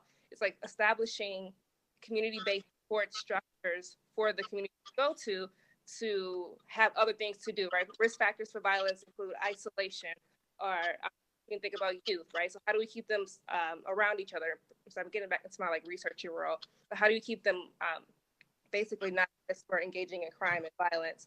So I see that as a success because the demand was met, a large demand was met by the city council. Clubhouse T. I think that success. I agree. Hold on one second. Let me say this real quick, and I promise I'm gonna let y'all talk. So when y'all get done, we're gonna have Desiree, we're gonna have Nina, and we're gonna have Javer. And then what I want to do is I want to bring up, because I actually kind of want to flesh out some specifics in terms of like an agenda, and at least we can walk away from this conversation with some consensus of what we'd all like to see, and something that's actually actionable and something we can actually move forward on. So after those three speak, after you guys hash that out, remember we're going to hear Desiree, Nina, Javer. I actually want to bring up three people who are complete abolitionists, and I want to bring up three people who are not in favor of abolishing the police departments. And I want to be able to like pose questions and then kind of go from there. So whatever y'all were just going to say that, and then we got Desiree. 3 minutes. Thank you, Jeffrey. I'll actually agree with Storm. And when you said what does it look like I mentioned before, San Francisco is doing a really good job with this. They took $120 million away from it. It's probably a small amount, but they actually just launched the pilot program last 2 weeks ago on where police will no longer respond to non-criminal complaints. And hopefully, in a month or so, we can probably come back and actually talk about this, and maybe we'll get somebody that works in the federal government to explain that to us. But yeah, that's what I'm looking at in San Francisco and also in Oakland. And when I talk about somebody, I've been an activist for many years, being from Berkeley. Oakland also defunded the police, and that all came from the work the activists did, marching to the mayor's house, and they put enough pressure on her. And so they're seeing a lot of affordable housing go up from defunding the police. And so I think that's what I'm seeing. I'm actually seeing progress in certain cities with defund the police. If I can, real quick, I totally respect everybody. Storm, I think you're a phenomenal person. The things you're saying are good, but there's certain points that I just cannot let fly. You said $8 million was taken away from Minneapolis. Okay, but also what's happening in Minneapolis that media and that certain people are kind of ignoring is, for the first time in over almost 50 years, crime is up. Homicides and shootings are up 50%. 500 people got shot this year from March to now. 75 people are dead. Correlation does not imply causation. No. Can you let me talk? I listened to you and I heard you. Let me speak. All right? Crime is up. 500 people got shot in Minneapolis. This is the first time in 20 years that this has happened. You could Google it. Go look at it. Go look at the stats. So by you saying, yeah, they took away $8 million and defunded it, but what are the effects? In New York City right now, they took away $1 billion. Crime is up now like it's never been before. And black kids are dying. Black kids are getting arrested. And you can't say the cops are shutting down because they have more gun arrests now than they had last year. I'd like to Which respond. means they have more guns in the street. And just to address what you said before, because I was in the audience and I couldn't say it, I came on here and I stated why I had 15 years on, because I didn't want I didn't want the impression that I'm just talking and defending police. I wanted you to know that I've been in the streets. And I also said that I lived in the streets. And I also said that I was the victim of police bias when I was younger too. So I'm not speaking to speak just to speak it. I'm real quick, whichever moderator is bringing people on, can you not do that? Because we're trying to not do that. Yeah, I was just about to say we're going in another direction. I brought Michael McBride up because he's an activist. He's a director for Live Free. So I thought he would bring a good. Well, we would love to hear from him too, but we're gonna follow the projected format. So let's do. Can I respond? Sure, Storm. So Storm, you have 3 minutes. Desiree, you'll have 3 minutes. Nina, you'll have 3 minutes. Charlie, you have 3 minutes. In that order. Okay, I think 3 minutes, but I just want to say something. In the research world, we say this all the time. Correlation does not imply causation. Just because two things happen at the same time does not mean one thing caused the other thing. So I'm gonna put that in lay terms. Just because crime went up and police got defunded afterwards, because it was just passed like recently, doesn't mean that the police being defunded led to crime. There are other factors that we have to think about. We're in a pandemic. Students are home. People are unemployed. What are the risk factors for crime or violence or street violence, right? Economic hardship. I write about this. Please invest in Black lives to protect Black lives. I wrote about this a few months ago, right? Previous exposure to violence, right? Previous exposure to crime is a risk factor for engaging in crime. These are the same things that are risk factors for victimization. So we cannot say that, oh, police got defunded and crime went up. That's just wrong. It's just not right. So I'm glad you stated all that stuff. Being that you stated all that stuff that's happening, was now the right time to take $8 million away from a police department in the middle of a pandemic, in the middle of economic hardships? Was that a good time to do that? Are you going to listen? So domestic violence has been going up during the pandemic, right? Funding wasn't cut from police when the pandemic started, right? They started with most fiscal years end in June. So they started with the same budget that they had previously, right? That's what I'm saying. When you say like, oh, violence is going up and is it a good time to take money from police? Was it a good time for them to have it? because what are happening is social services, victim services agencies, they are struggling to maintain funding and to respond to the high need that their clients have. They are struggling to respond to people who are incarcerated, are struggling to come home because like, oh, they have COVID, they're going to be homeless, are they going to, what's going to happen when they come home, right? Do they stay are they safer there, or are they safer at home? And so like that money could have been used for shelter, emergency housing. It could have been used for so many other things. And so I'm not saying that had those things. I totally agree with you. I'm not saying had those things been funded that violence wouldn't have gone up, but I just think it's wrong to say that, oh, well, police funding got cut, so it's not a good time to, I mean, violence went up, so it's not a good time to cut police funding. I mean, summertime, right? Holidays, violence goes up during summertime and holidays. And we're just now in 2020 having a conversation about defunding the police. So just again, thinking about risk factors for crime, risk factors for harm, and also thinking about, right, what we can do in response. So I think with me and you, we could go back and forth for this over and over again. But y'all got 30 seconds.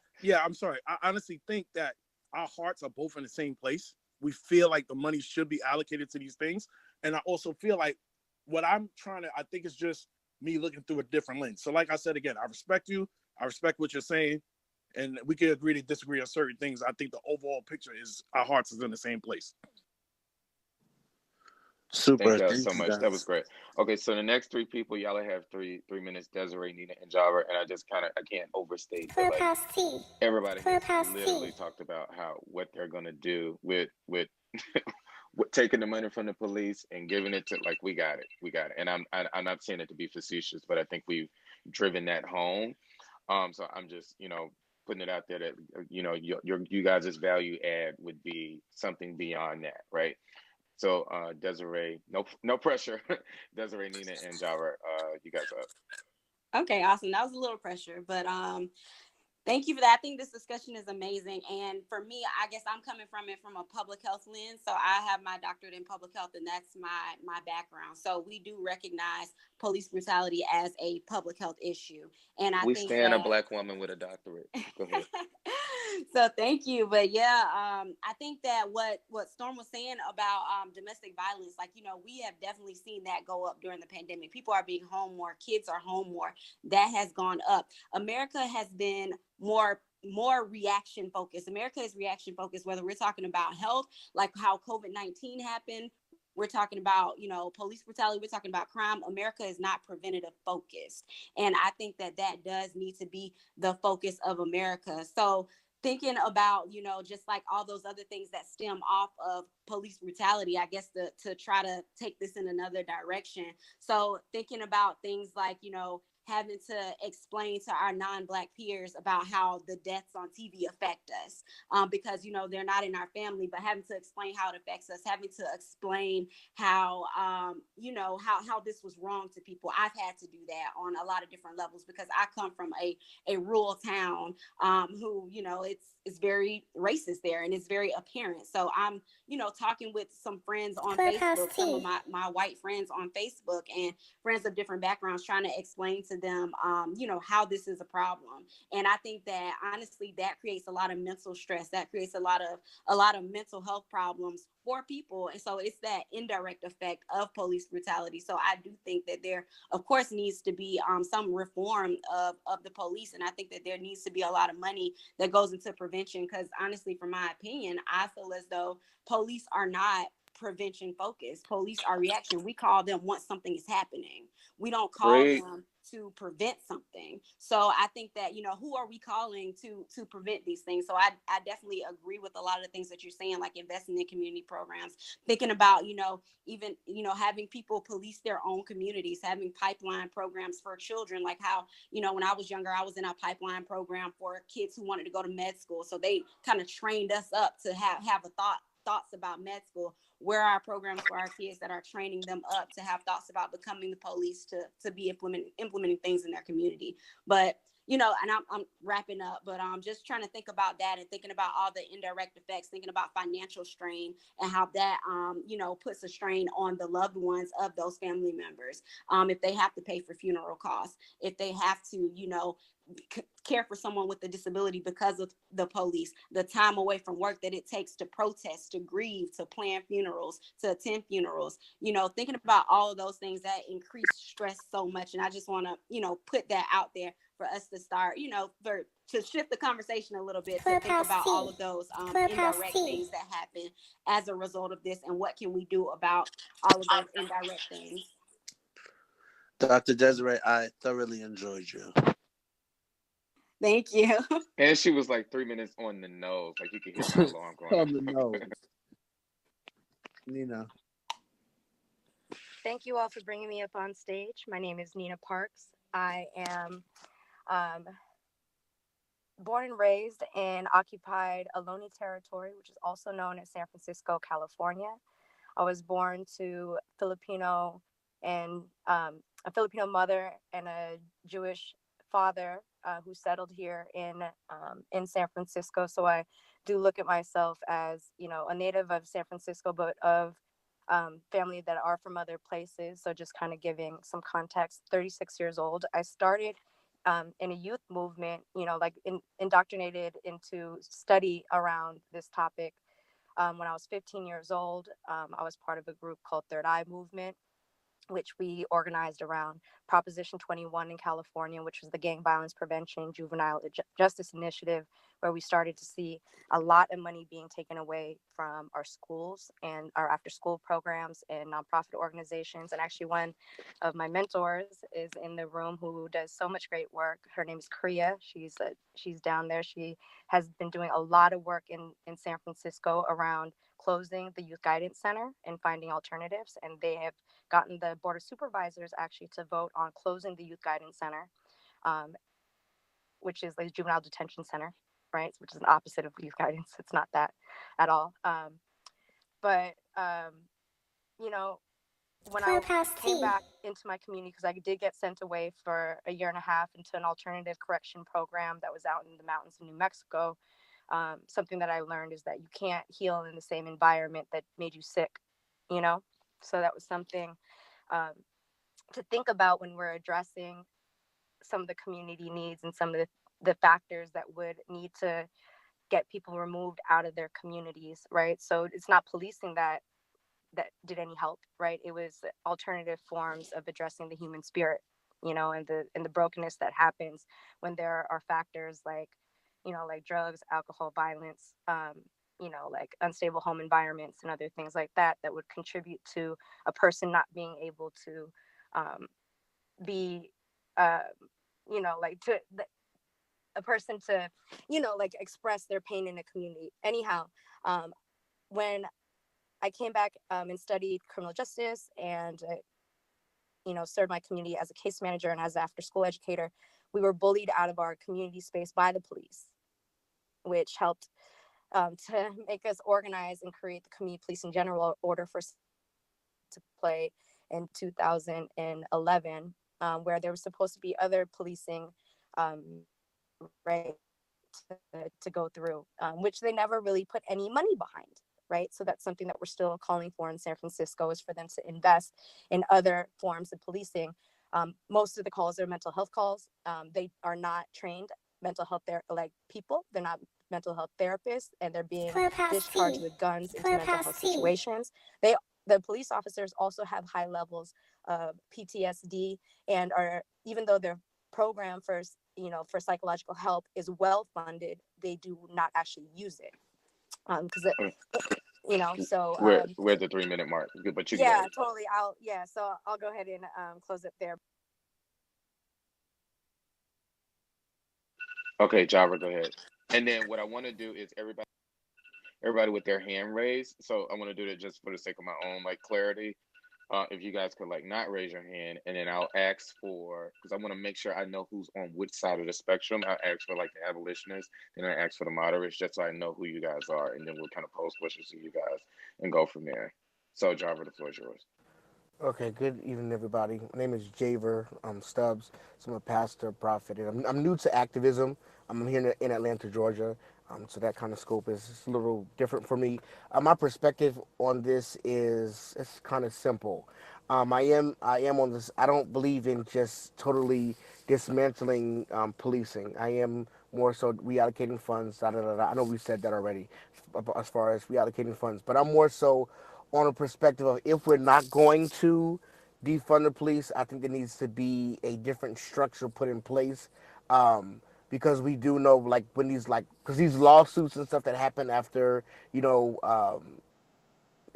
after black and brown individuals are killed or whatever, those funds essentially come, out of, tax money, taxpayers' money.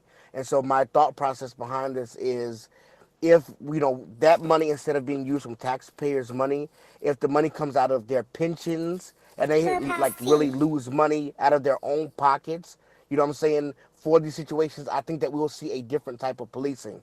And so I am on the side of, more training and more teaching. And if that does happen, people, familiarize themselves with the community. I don't believe in, the people coming up and introducing themselves to the local police officers because they're the public servants. They should be, finding out what events are, happening, whether, it's a religious or just community events, introducing themselves, getting to know the leadership, that they're, in that, county or state or however, whatever their jurisdiction is. I feel like, we can't just do away totally with it, because we need some type of structure, and just, dismantling the whole system, I don't think that's proper. However, I think that it can, the real, that can be, there can be a reinvention on the process. And again, that money being reallocated and not coming out of taxpayers' dollars, out of their pockets, versus the police officers, who do this, is kind of like they get off scot-free because we're still paying for it. We're paying their salaries, plus we're paying for their mess ups. And so that needs to be revisited. And I think if we revisit that and, revitalize and revolutionize is the word, revolutionize how this process is done, I think we'll see a change in policing. So don't defund totally, but let's revisit it and restructure some things. That was great. Thank you so much. And you was on time. Look at that. All right. So what I want to do now is like, can I? Oh, is that? Oh, I turned it off. Okay. So like the people who raise their hands now, I want three people who are just total abolitionists. Like, it's all fucked up. Fuck the whole system. FTP. We need three people who just don't want shit to do with the police. And let's just like do away with it completely. That's two people. So we need one more. Carissa, Dina. And then I guess who's this other person? I did it already. Carissa Dina. Was there another abolitionist in the house? We can also just roll with two. All right. So, sick. Is that how you pronounce it? Did I add him? Did I do it?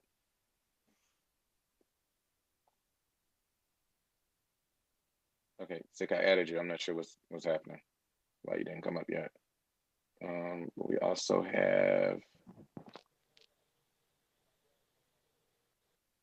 Sick. You gotta accept the. I'm not sure what's happening. Okay, so I guess we'll come back to him that's if like he still wants to do it after I do this part. All right, so like the next three people that raise your hands, I want to like hear from people who are a little less bullish on the topic and feel like just more incremental, reformative actions can be taken rather, and that we could probably wrap this in some better messaging, blah blah blah blah blah. So we have like three people who are a little less revolutionary on this particular topic. I mean, I feel like the moderators are pretty moderate, no pun intended. But if we could add some people, because I'm going to post some questions. Eugene, I'm assuming is a moderate. Rob, moderate.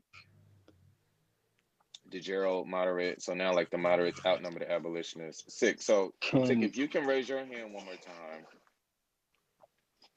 I just added Rob. Okay, so Sick, are you in this time?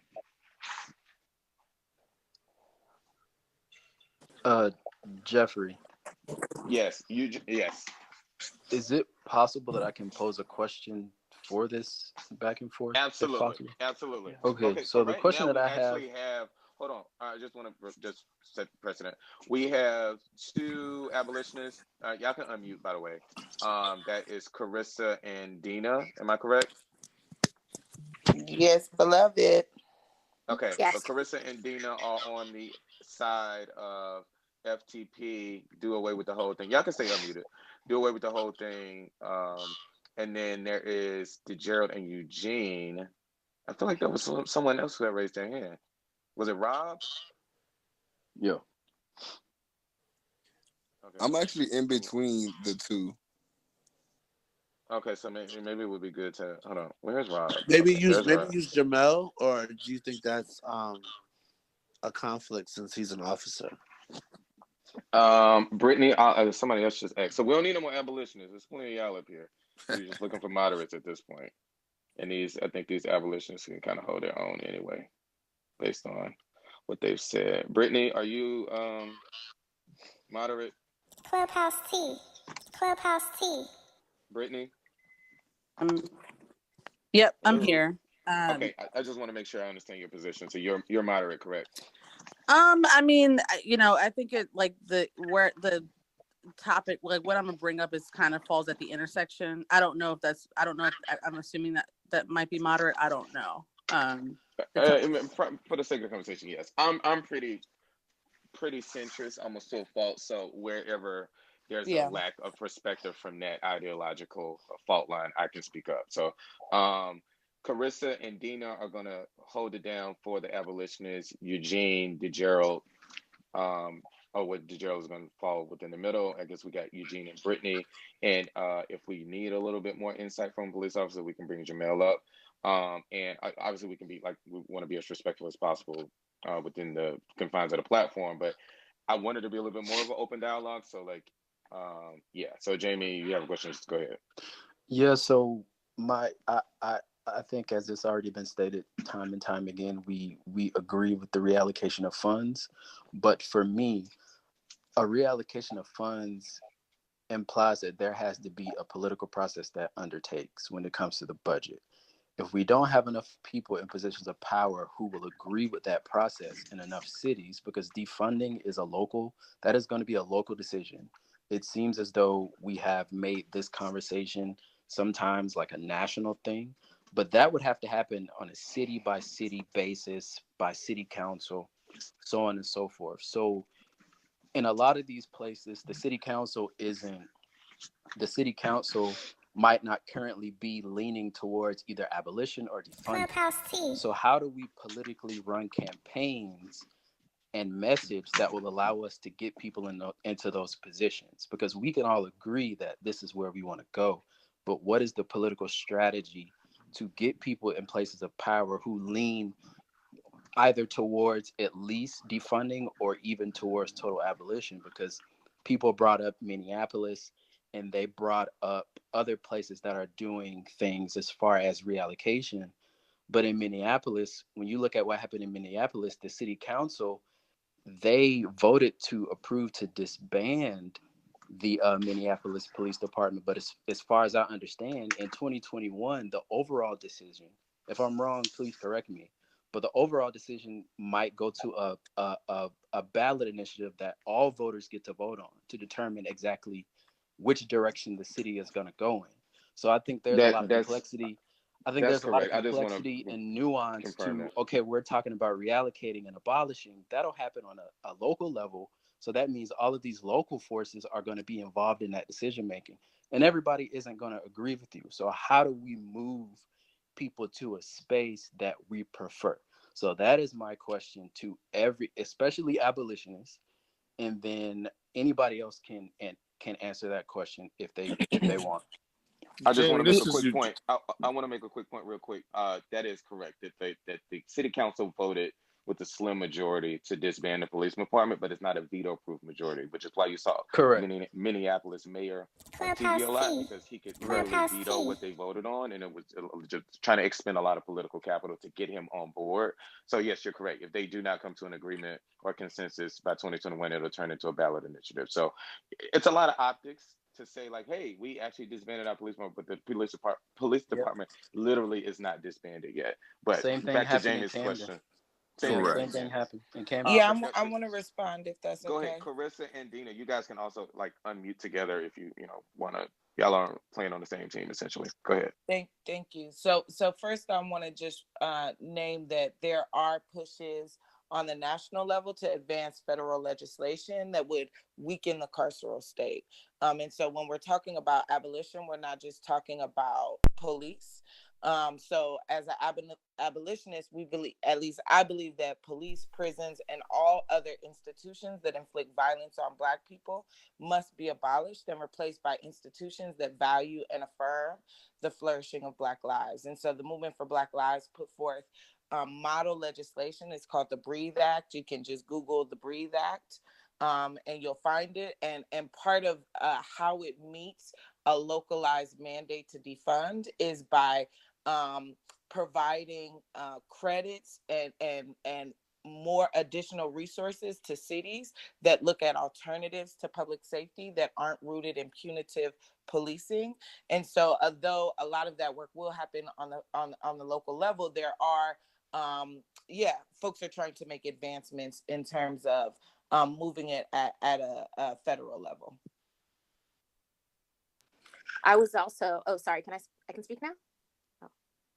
I was also going to talk about the Breathe Act. I think that's something to look up. And for people who don't know much about the abolition movement, Vanity Fair actually has an excellent article called The Abolition Movement, and I highly recommend it. And it also outlines how we can reimagine public safety. And what the problem is too is that how the root of policing is racist. They police us.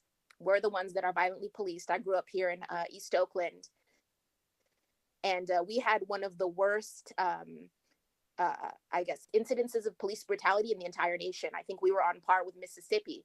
And in recent years, it's decreased, but I think that's because the demographics of the cities have changed. We've been greatly gentrified. A very large percentage of Oakland's Black population has been completely displaced. But even when we needed the police and we called them, they wouldn't come. They'd come like 20 minutes late or an hour late, but we were constantly violently policed. And it was very normal to hear of someone who had lost a loved one growing up to police violence. And this included, children in junior high school. But I think one of the best examples that people can look at is this program in Portland called Cahoots. And they responded, I believe, to 20% of incidences with medics, social workers, and they did decrease police brutality in the area. But I think that that's what we would do moving forward, is that we would follow these models, that we have evidence-based models. I also have a background in public health, and we also study police brutality as a public health problem because it's inflicted on one community. Clubhouse T. And we also have in California, the Latinos are also very violently policed. Shout out to Dina and shout out to East Oakland, because I'm from East Oakland too, so I'm feeling it might be something in our water. So shout out to East Oakland. The other thing that I want to name real quick, and then we'll pass the mic back to the moderates, is okay, make it brief. Go ahead. Almost in every other situation, if we look at the corporate world, if a company absorbs another company and it's not doing well, they dismantle it. Like it is unheard of to allow a company that is this dysfunctional, this harmful, to continue to operate. And so, if we just look through it through a lens of actual practicality of effectiveness, I think that we would see that abolition is the only path forward. Okay, great. That that's great. You guys, I think, defended that pretty well. I have a question, and I'm going to pose this to the moderates, which is why I brought the police officer up. What is the case against abolishing? Like you heard the case for it in a sense. Like, why not just disband them and start over from scratch? So this is to Eugene, Brittany, and Jamel, who's actually a cop. Well, let me start off. This is Eugene here. Just a quick background of myself. I just retired September 1, 25 years as an officer, reaching the rank of lieutenant. So I started at the bottom. I worked through small community, about 30,000 here in Jersey. Um, what I will say is, through my experiences all throughout Jersey, working with municipal agencies, county agencies, state agencies, federal agencies, so much of everything is so very much dependent upon, one, the individuals who are in these positions, and number two, the individuals that set forth the policies of the particular agencies. Now, I'm not necessarily going to wear the label of a moderate when it necessarily comes to dealing with the police, because I think to pigeonhole in any way, shape, form, or fashion puts you in a real tight spot. But the bottom line is, listen, I was one of the biggest advocates for police reform, which is one of the reasons why I left as a lieutenant and not as a chief in my agency. It's one of those things that, you push the envelope because living it and seeing it and knowing firsthand, listen, I was a community advocate the entire time. So there were situations and circumstances where I could do as much as I could do, but ultimately, if you have, someone who is not community friendly, and I'm being very, very choice with my words, someone who is not on par with, being a lighter skinned person in charge of an agency that polices and following the quote unquote police doctrine over polices black and brown communities. But once again, this is something that has to be addressed. It needs to be addressed. Clubhouse T. The only way that Clubhouse can be T. addressed is the people as a collective have to band together and be heard. We can make the change. I mean, we've seen it time and time again. I mean, whenever things happen and things get heavy enough, we get enough people out and involved and engaged, we move the needle. Well, it shouldn't take for, the gravest of tragedies to occur in order for us to recognize and realize that we have to engage in order to make a difference. That sounded like you're an abolitionist to me, Eugene. Well, you know what? No, I recognize the need, because once again, without boundaries, without having the mechanisms in place to provide, as someone said earlier, listen, you call 9 when something goes on, someone, kicks the door in your crib, somebody comes through, somebody gets hurt, who are you calling? So yeah, and part of that is the conditioning. But once again, if we have these mechanisms in place, you don't get rid of your car because it's not working right, and then you have to walk everywhere you need to go. I mean, you're gonna ride that until it stops working, and then you're gonna find something else. So But we not have if other it's things in giving, place. but not if it's giving you carbon monoxide poisoning. If it's poisoning you, then you like, I got to get on the bus. I can't keep driving this car. If the brakes is bad and you try and brake and you gonna crash into something, you don't drive the car. Well, I get it. If everything about policing was raggedy, listen, I had an opportunity to be a school resource officer. I worked with children. I set up a program where we took ninth graders or eighth graders transitioning to ninth grade and taught them everything that schools no longer taught. Now, we Clubhouse did T. some tests in order to, try to improve numbers, but we taught them all of the soft skills, how to prepare for a job, mock interviewing, all of that. Ran that program out of pocket for 13 years, impacting about 400 kids, getting them their first job. Still to this day, I'll run into some of my quote unquote kids who are now in their 30s with their own families, and it's, hey, you really helped me out. Now, because of that, I knew how to do X, Y, and Z, and I'm teaching my children things that you taught me that they're not getting in school.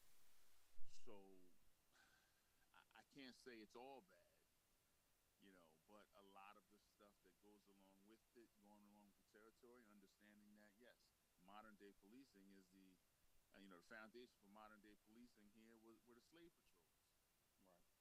Right. So I want to make a point about that because I hear that a lot, but I also feel like, and I could be wrong, but I also feel like most of the systems in the United States have their genesis rooted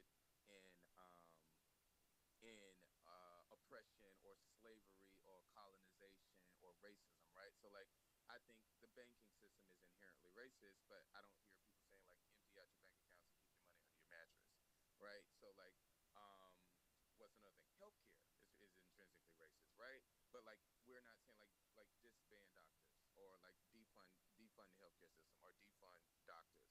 So I guess my question is in a maybe piggyback off Clubhouse T.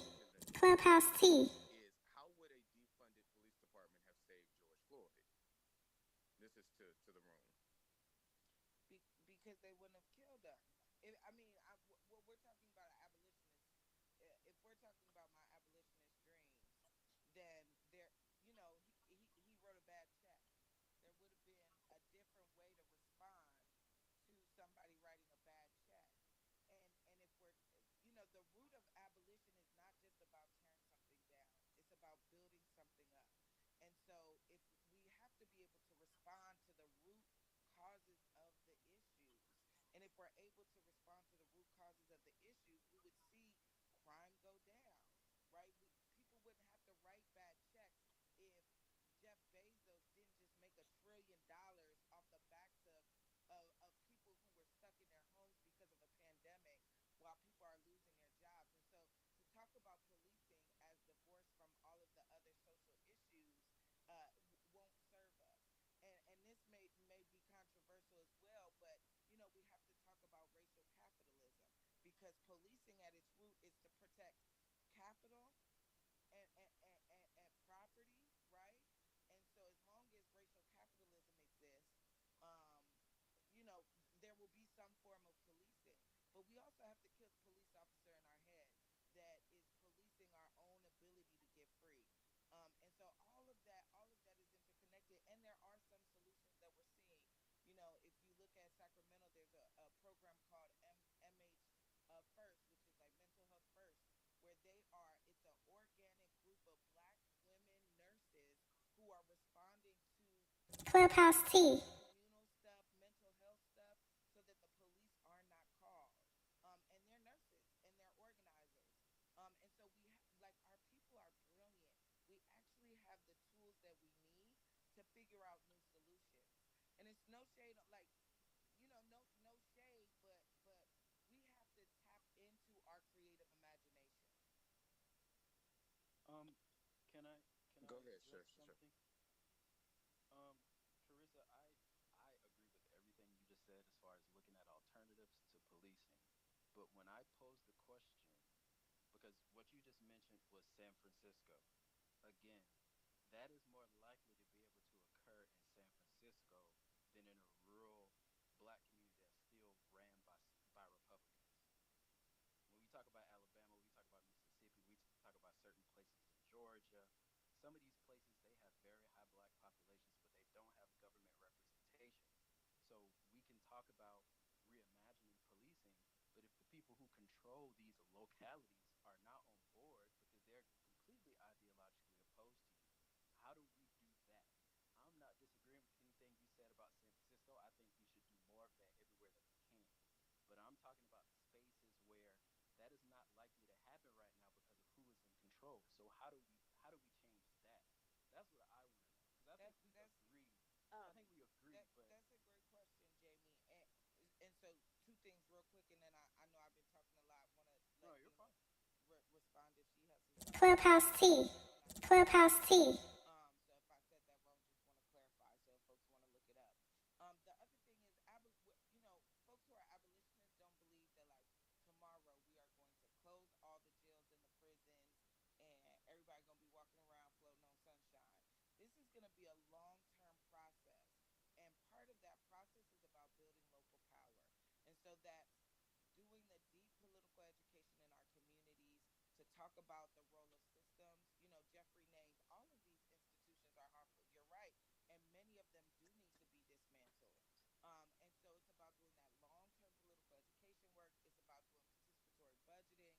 It's about building the capacity of our folks, people in our communities, to be active agents in social change, and to all be aligned around a vision towards liberation.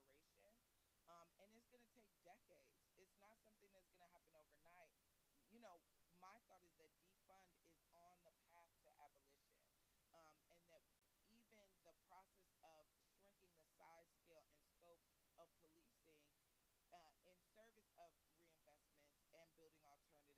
helps us see that there is other things that are politically possible instead of just policing. I have a comrade who is an academic out of Chicago, and they do polling. Overwhelmingly, 90% of the black people that they poll between the ages of 18 and 35 do not trust the police, have an adverse relationship to the police, and they're not able to disconnect their understanding of safety from the police. And so that's the work that we have to be inside of, and it's going to be it's a long game. So I'm not trying to say like, yeah, overnight, Clubhouse Tea. it's a long game. I also want to go. I promise I'm gonna let y'all talk. I just want to make a point real quick, and this is to the floor, and y'all say whatever y'all want to say. I think that we also have to acknowledge that like the political landscape and the social landscape is not limited to left leaning people. So like we're having a kind of like a huddle right now with people who are pretty liberal, right? But there's an equal and opposite diametrical force in government that does not want to hear anything we're saying, and for what it's worth, just the way the Senate map is and the way Republican the where I'm trying to say it without saying too many words, but the way the population is spread for Republican in specific states, they just have an advantage in the Senate. And because they're I think better at messaging and better at politics, they're just gonna have an advantage in elections because they're willing to lie and stuff like that. So with that said, I think we have to acknowledge that like we got to find a way because I think everything y'all saying is beautiful, and I don't disagree with any of it. I probably do disagree with the abolition, but maybe that's just something that I need to unlearn. But I don't disagree with any of this. I just think we have to acknowledge that this has to be packaged in a way where we get more buy-in beyond rooms like this, and that is my gripe. My biggest gripe with defund the police is that there has to be an acknowledgement that like this phrase is off-putting, and we don't get any of these things we're advocating for if elected officials can't win elections and govern. So it's like to dismiss Clubhouse Tea. Clubhouse Tea. an agenda that's going to advance these things. It's counterproductive. So I would like y'all to address that. Like, can we acknowledge that like an off-putting slogan like this is counterintuitive if we want people in office who are going to be able to do these things we're talking about? But it's on the city level. It's not on the federal level or even the state level. So what we would do is we need to concentrate in our communities to get this defunding to happen. And you're seeing that it's very popular in certain cities. Well, let me clarify. His framing would apply on the city level as well, though. It wouldn't just be a national thing because you have people who run in cities that aren't necessarily very progressive or necessarily very conservative, but they are kind of middle down the road cities. So it's not just a national conversation; it's a very much so local conversation. Mm-hmm. I think the very interesting thing you have city councils that are not progressive city councils. So, I think it applies across every level of government. You still have to run for election. Strategically, and also everybody's city is not a let me say this, and I promise I'll stop talking. We over concentrate on those progressive cities, and we hold them up as examples of how these things are working. When the overwhelming majority of the country is not these progressive havens, they just most aren't. state houses aren't Democrat or progressive, so that is you are right. Yeah, Republicans control 35 state legislators.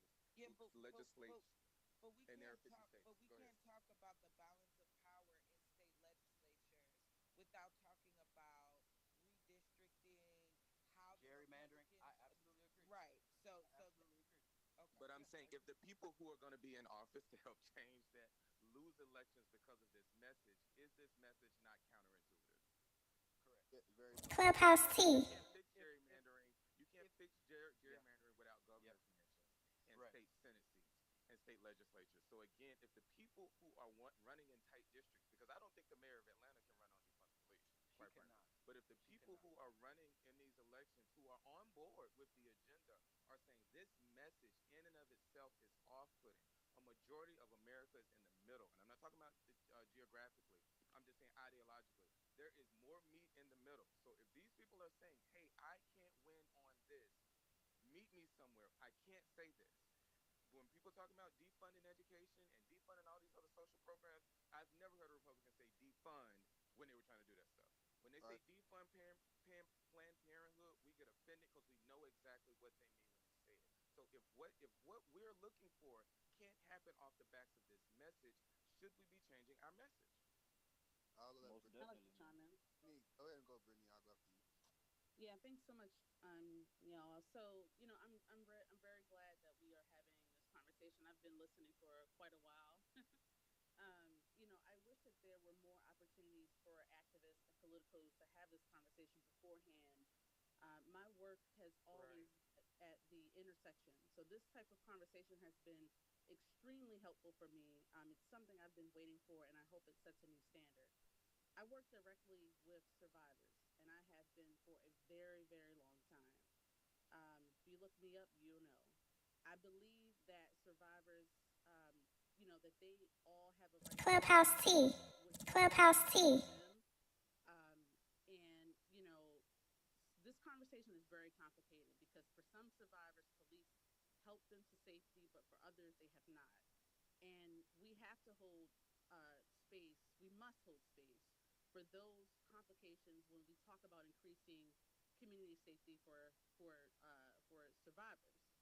In 2017, I began volunteering my time working with a coalition of political advocacy and grassroots organizations that lobbied the Baltimore City Council and worked to end the uses of gag orders and civil settlements, right, which prevented people from talking about their cases after they take the money.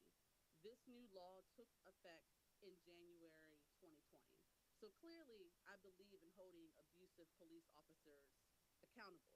I've worked with many survivors who have been harmed by not only the police, but by their own communities when they attempted to go a different route. And it was an absolute disaster due to the fact of there was a lack of compassion and education on what it means to support survivors of rape, sexual assault, abuse, and domestic violence. I am one of those people. Am I a moderate? Am I abolitionist? You folks can call me whatever you want. I'm used to people, putting me in boxes and labels, etc. Um, what where I'm at right now is that we can continue to have this conversation. I'm open to hearing all sides, and like I said, this conversation has been really helpful for me. What I do know is that gaining justice for survivors by any means necessary is what keeps me going.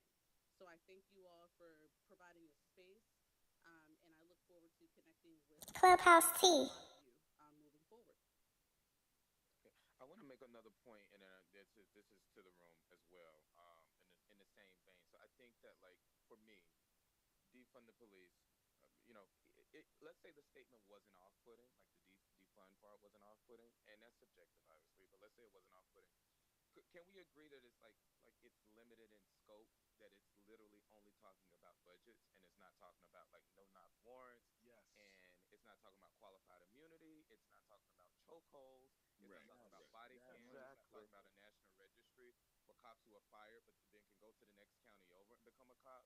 And again, if we were to embrace a message that was more broad, that was more reflective of a broader agenda, I, I mean, I don't know. I just feel like, and I want to say, I don't want to say the activist community, because I'm a part of the activist community. I just think my activism is different. But I feel like the activist community and progressives are doubling down on the slogan, which is prioritizing the rhetoric over the results. So again, can we agree that maybe we should be embracing a message that's more reflective of a broader police reform agenda? Yes, and Jeff, let me jump in here. I Jeff, do. please. What he said was absolutely correct, and I do feel we do need to, in a sense, pipe down the rhetoric a little bit. And your activism to me is sensible, it's realistic, and same as mine, because I feel like abolish, get rid of is kind of ridiculous to even start off in the face. I do understand Clubhouse T. the heart behind it, Clubhouse T. but it's not realistic, unless you are ready to literally go to war. Unless you are ready to actually have a civil war on our grounds, it's not realistic. It's not happening.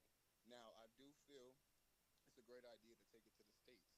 Give every state the option of what they want to do with their police. They want to get rid of it completely. They want to go to all the measures you guys mentioned today. But then again, you have to realize you guys are saying abolish the police. We still have the FBI, the CIA, etc.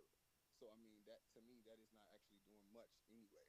So to me, a state level is the middle of everyone's rhetoric. Take it to the states and let the states decide where they feel on their police. And that's really how I feel about that. But now, as far as the for-profit prisons, I do feel the for-profit prisons should absolutely be abolished. Now, that's me being having a moderate standpoint because there shouldn't be profit. There shouldn't be prisons that are profiting. Period.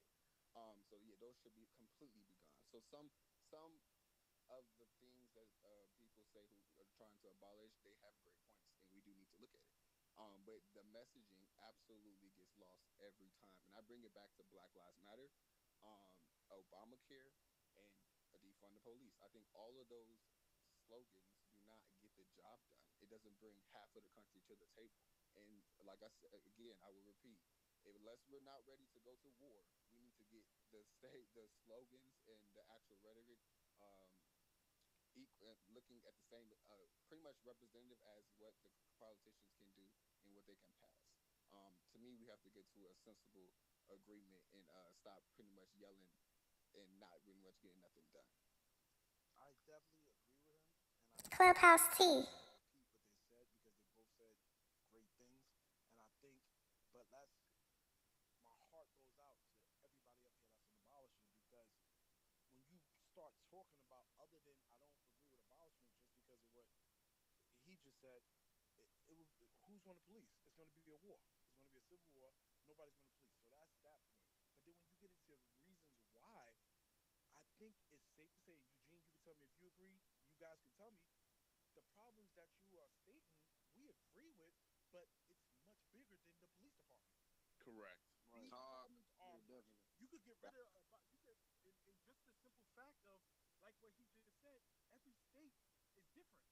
New York City Police Department compared to Minneapolis Police Department, it's no brainer. You know what I mean?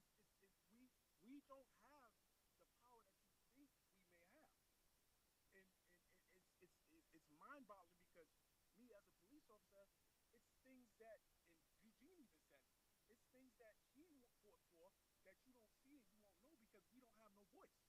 We're just a 9 to 5 guy and we're part of a bigger system and we're guided. So you could abolish the whole police department, and I guarantee you the same problems that you think is the police, you'll still have because it's coming from higher places.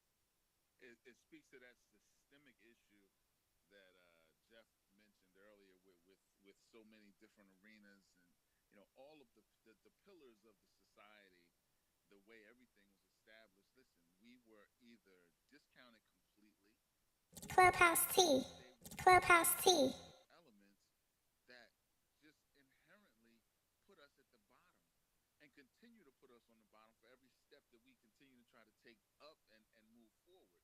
So, I mean, that's unfortunately that's in everything. So the fight continues, as we talk back to slogans, you know, just being black in America, bro, you're tired. I mean, because it's a fight at every twist and every turn, but the reality is it's something that we have to do if that freedom is something that we're truly looking for. I just want to read. I just. Oh, sorry. I was I'm. gonna I'm. actually give you a shout out, Carissa. I wanted everybody to just remember that you said that this is a long game, defunding the police. Like defunding the police, prison abolition. This was a very radical idea before this summer, and now it's being discussed in the mainstream. So I think that we've actually come a long way. I don't think that the slogan is as off-putting as everyone else is making out to be. We're discussing it.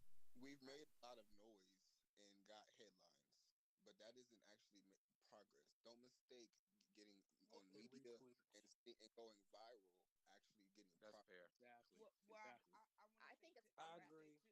I want to say two things real quick. It's just a One, hashtag. I just want to keep reiterating that defund is not a slogan. It is a demand. Just do it, Nike slogan.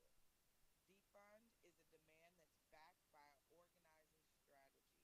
And so, if you think that defund lacks nuance, I encourage you to find an organization in your community that's trying to advance defund because they are The, looking at the all of the grassroots ways organization. they're looking at all of the ways that the scale and scope of policing is Clubhouse T. changing. I am aligned with the assessment that it's not just policing.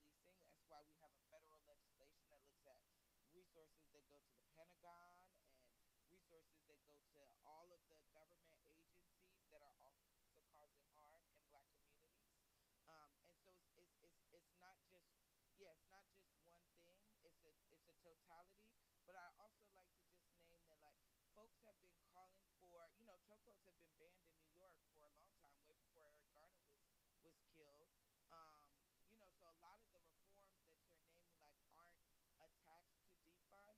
Folks have historically tried to advance and reform police departments around to no avail. And then the last thing that I'll name is I appreciate Brittany bringing in survivors. I think it's important that as we build alternatives, that we're focusing on the needs of survivors.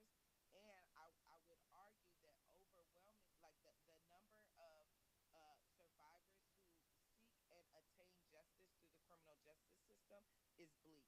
It's not a lot. And so the question for me is, what are we doing with people who are causing harm now?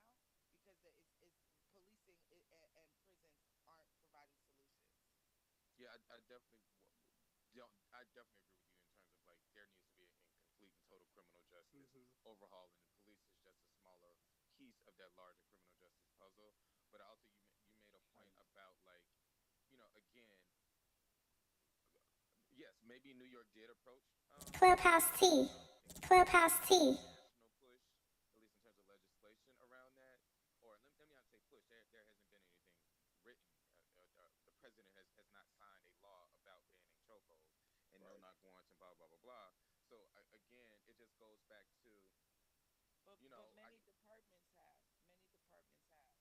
Like there's a group called Campaign Zero. They came out with something called Eight They Can't can't Wait, wait. Yeah, I and remember. it was debunked so quick because most of the things in the Eight Can't Wait were already passed or already dismantled in many police departments, including Minneapolis. But see, Right. Carissa, that's a perfect example. I'm glad you brought up the chokehold ban because that's a perfect example of what I was just saying. How you would think it's the police, but it's much bigger than that. Perfect example. Let me explain Eric Garner. Let's talk about that real quick. At the time Eric Garner was killed, it was not banned for police officers to use chokehold. It was a procedure by NYPD prohibiting police officers. Hence why he never did jail time. Hence why he got off scot free. That's the game that they So play. banned or prohibited, I mean, that feels like we're mincing words. No, Yeah, no, that's no, a no, legal. no. He's What saying I'm, it what I'm didn't trying to say, happen. There's a what I'm huge trying to, legal difference. He's what I'm saying that trying it to didn't tell happen you is, until it was, after Eric it was. Garner. So that was a departmental policy. Yeah, that's what I'm trying to say. It was a department policy saying that we're not allowed to use chokeholds, but it wasn't against the law. So what happens But now but is but it didn't stop them from doing it, that's which It which wasn't is the in law yet, is what he's saying. that's what I'm which saying. is It why he didn't got off stop them. scot And free. what happens is, guess what happens? Let me explain to you how this goes. And Eugene will tell you, the guy that killed Eric Garner, he ended up getting fired, right? He got fired, but he didn't get Clubhouse T. charged. So what happens now? The little white boy who killed the unarmed black man, he gets fired from his job. But guess what? He gets hired by the Proud Boys Club. You understand what I'm trying to say? And there's no accountability. So he Absolutely. ended up taken Right. care of, and that's the bigger problem that people don't see. And that's where you get. And guess what? I hate to say it, but don't be shocked if the same thing happens with George Floyd. This guy, he's not even in jail right now. He's home. You understand what I'm trying to say? Yeah, And and I that's think the that part. that brings I think that that brings about my point about like limiting the budget, which again I'm in total and complete agreement with that we should be funding. We should be providing funding. Like the police shouldn't be addressing socioeconomic failures, right? Like that should be like a different agency that's dealing with homelessness and what else did we talk about? Domestic violence and mental health issues. Like I'm in total agreement with that, but I think that Right. that's like one slice of a whole pie, right? So like there's still qualified immunity, which So can I is say something real quick? I just want to. But who's wait, who was that? That said, qualified immunity for? This Rob. It's when they kill us. yeah, but They're that's what like I'm saying. Like So I'm saying, like less money for a police department doesn't fix qualified immunity. So we need to that, like the but agenda when police needs to kill be white needs. people, Hold on, let they me do finish get my prison statement. Let me time. finish my statement. Let me finish my Okay. statement. The agenda needs to have more line items, and if you're yelling defund the police, the scope is limited to budget. And if we're talking about reimagining police or justice and policing, which are way better slogans, by the way, then then you get to add more line items. Well, we're also talking about Clubhouse T. limiting chokeholds. We're Clubhouse also T. talking about ending qualified immunity, and we're also talking about body cams for every police officer in this country. If you begin to get more buy-in, because I don't think people disagree with us on the agenda. I think the message in and of itself is off-putting, and that's where you're losing people. Oh, I just wanted to say all that. the polling No, reflects I just that. wanted to say that the House did pass in June a police reform package. It did have chokeholds in it, but it did pass It the was House. It has to close. go to the Senate, so that's why everything goes back to next month in Georgia. So if we do get those two Senate seats, maybe it will pass. But yeah, they did pass something in the House over the summer to ban chokeholds. If we So go I, back to I, the I, last I, I administration, gotta go, beloveds. I gotta go to bed. I got work in the morning. I just wanted to say one more thing. I appreciate deeply this conversation. no, I thank think you for they, coming for real. I think Thank they you. do need to happen more. Um, and the last thing that I say is it's an invitation for y'all to meet and build with the organizers on the ground. What you may see online is just defunds, but if you even follow the Movement for Black Lives Instagram page, if you look at our social platforms, if you go on our website, if you connect with any of the 150 organizations that make us up, including in Black rural communities, folks are calling for divestments that are specific, that are measured, and that advance our vision towards abolition. And so it's just an invitation.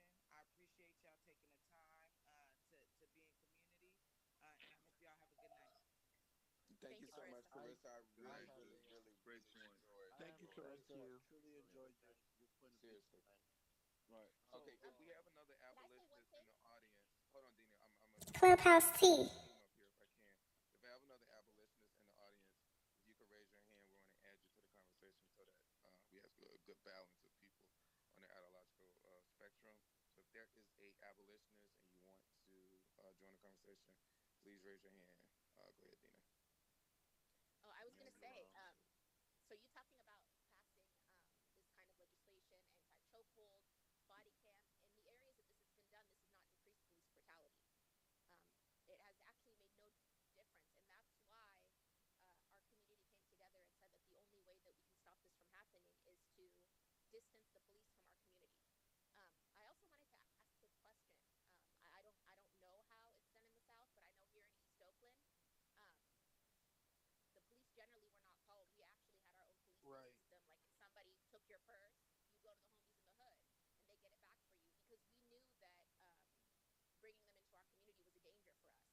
So we already have this absolutely. in urban communities in the hood, where we already have self policing. But I think the point is that they do not benefit us. We see them as harmful. Um, there's no safety there. It's just terror. Um, So in the South, yeah, I mean, it's about the same. They'll okay. definitely call the police. There's definitely street justice. I am a police officer in Georgia, a very large city in Georgia. But I just want to speak more so towards the allocation of different sources. Like, there's a lot of people like for mental health patients, domestic violence. A lot of these Clubhouse T. mental health Clubhouse patients T. where I work at. The thing is, they will not come without the police. I guess for their own safety. So my thing is, how do we get if? Because honestly, I feel like it would help because if I'm not having to respond to people arguing over something petty, there therefore I can respond quicker to somebody getting robbed or somebody getting shot, something more serious. So I guess my question is, how do we get these people to, I guess, do what they do without saying I'm not knocking on this person's door without a police officer next to me? Well, question to you: were you trained on handling those situations? Yes, I am. It's crisis intervention training. We're Okay, actually well, required to do that. if that training is up to par, there should be no need for another service to step in. So, in a sense, I do think it's a training issue. I know a lot of police officers feel like it's not a training issue because you guys get the training, but there is a disconnect somewhere. So we don't reframe or redo something. We're just going to continue conversations, But and history will repeat itself. but I So, think that's the point. Is that the disconnect is that the police isn't the agency that should be handling that. Like they're law correct. Well, enforcement, this is the and there thing, should be. but where have we seen a police force or a police viewing of them actually going to the politicians and actually saying this is what needs to be changed for us to police better? Where have Well, they're not going to reform themselves. I think Yeah, we've come to that absolutely. underst3 no, And but And you you're know, not but going to see that because the people who are the representation, the unions, and all of that, they don't look like us, and they don't think Absolutely. like us. You took the words out of my mouth, Eugene. I was going to talk about like the force of in police certain union and cities, the police lobby. the and in city all of honesty, Atlanta, Clubhouse T. the police look just like the community. right. Yeah, but So I in mean, certain cities, I think the consensus of the room is that at a minimum, the police shouldn't be dealing with things that are more social than they are criminal. So regardless of like, I think the level of training that Rob would have gotten in a situation like that, and maybe I'm wrong, but this is at least what I thought, is that we all had come to a consensus that at least another agency should be handling things like that. But here's the problem with that now, and I mean I'm not playing devil's advocate, but this is real facts. Perfect example for the people that live in New York. They actually started doing that in NYPD. Right now, we don't respond to car accidents that Unless it's injuries. unless it's injuries. But now they're having a problem. The problem is people with fake plates with no insurance are getting away scot free with hitting Right. people's cars because there's no cops now, and I'm giving you a fake name, and then I'm free. That's part Yep. one. The They next thing implemented that in is, Atlanta as well yeah, recently. and then the next thing now Exactly. is we don't cops don't respond to aided cases where it's gotcha. just EMS job only. But guess what's happening now? EMS workers are going to the projects and they're getting robbed Getting at gunpoint. robbed, right? Yep. So now, Yep. like, Yeah. what Yep. do you do now? And this is Or they what's just won't happening. come at all. They end But up see, So what not now, coming at happens so all. with now you're that gonna is, have your grandmother who lives in the pink houses, where two EMS workers got robbed last week.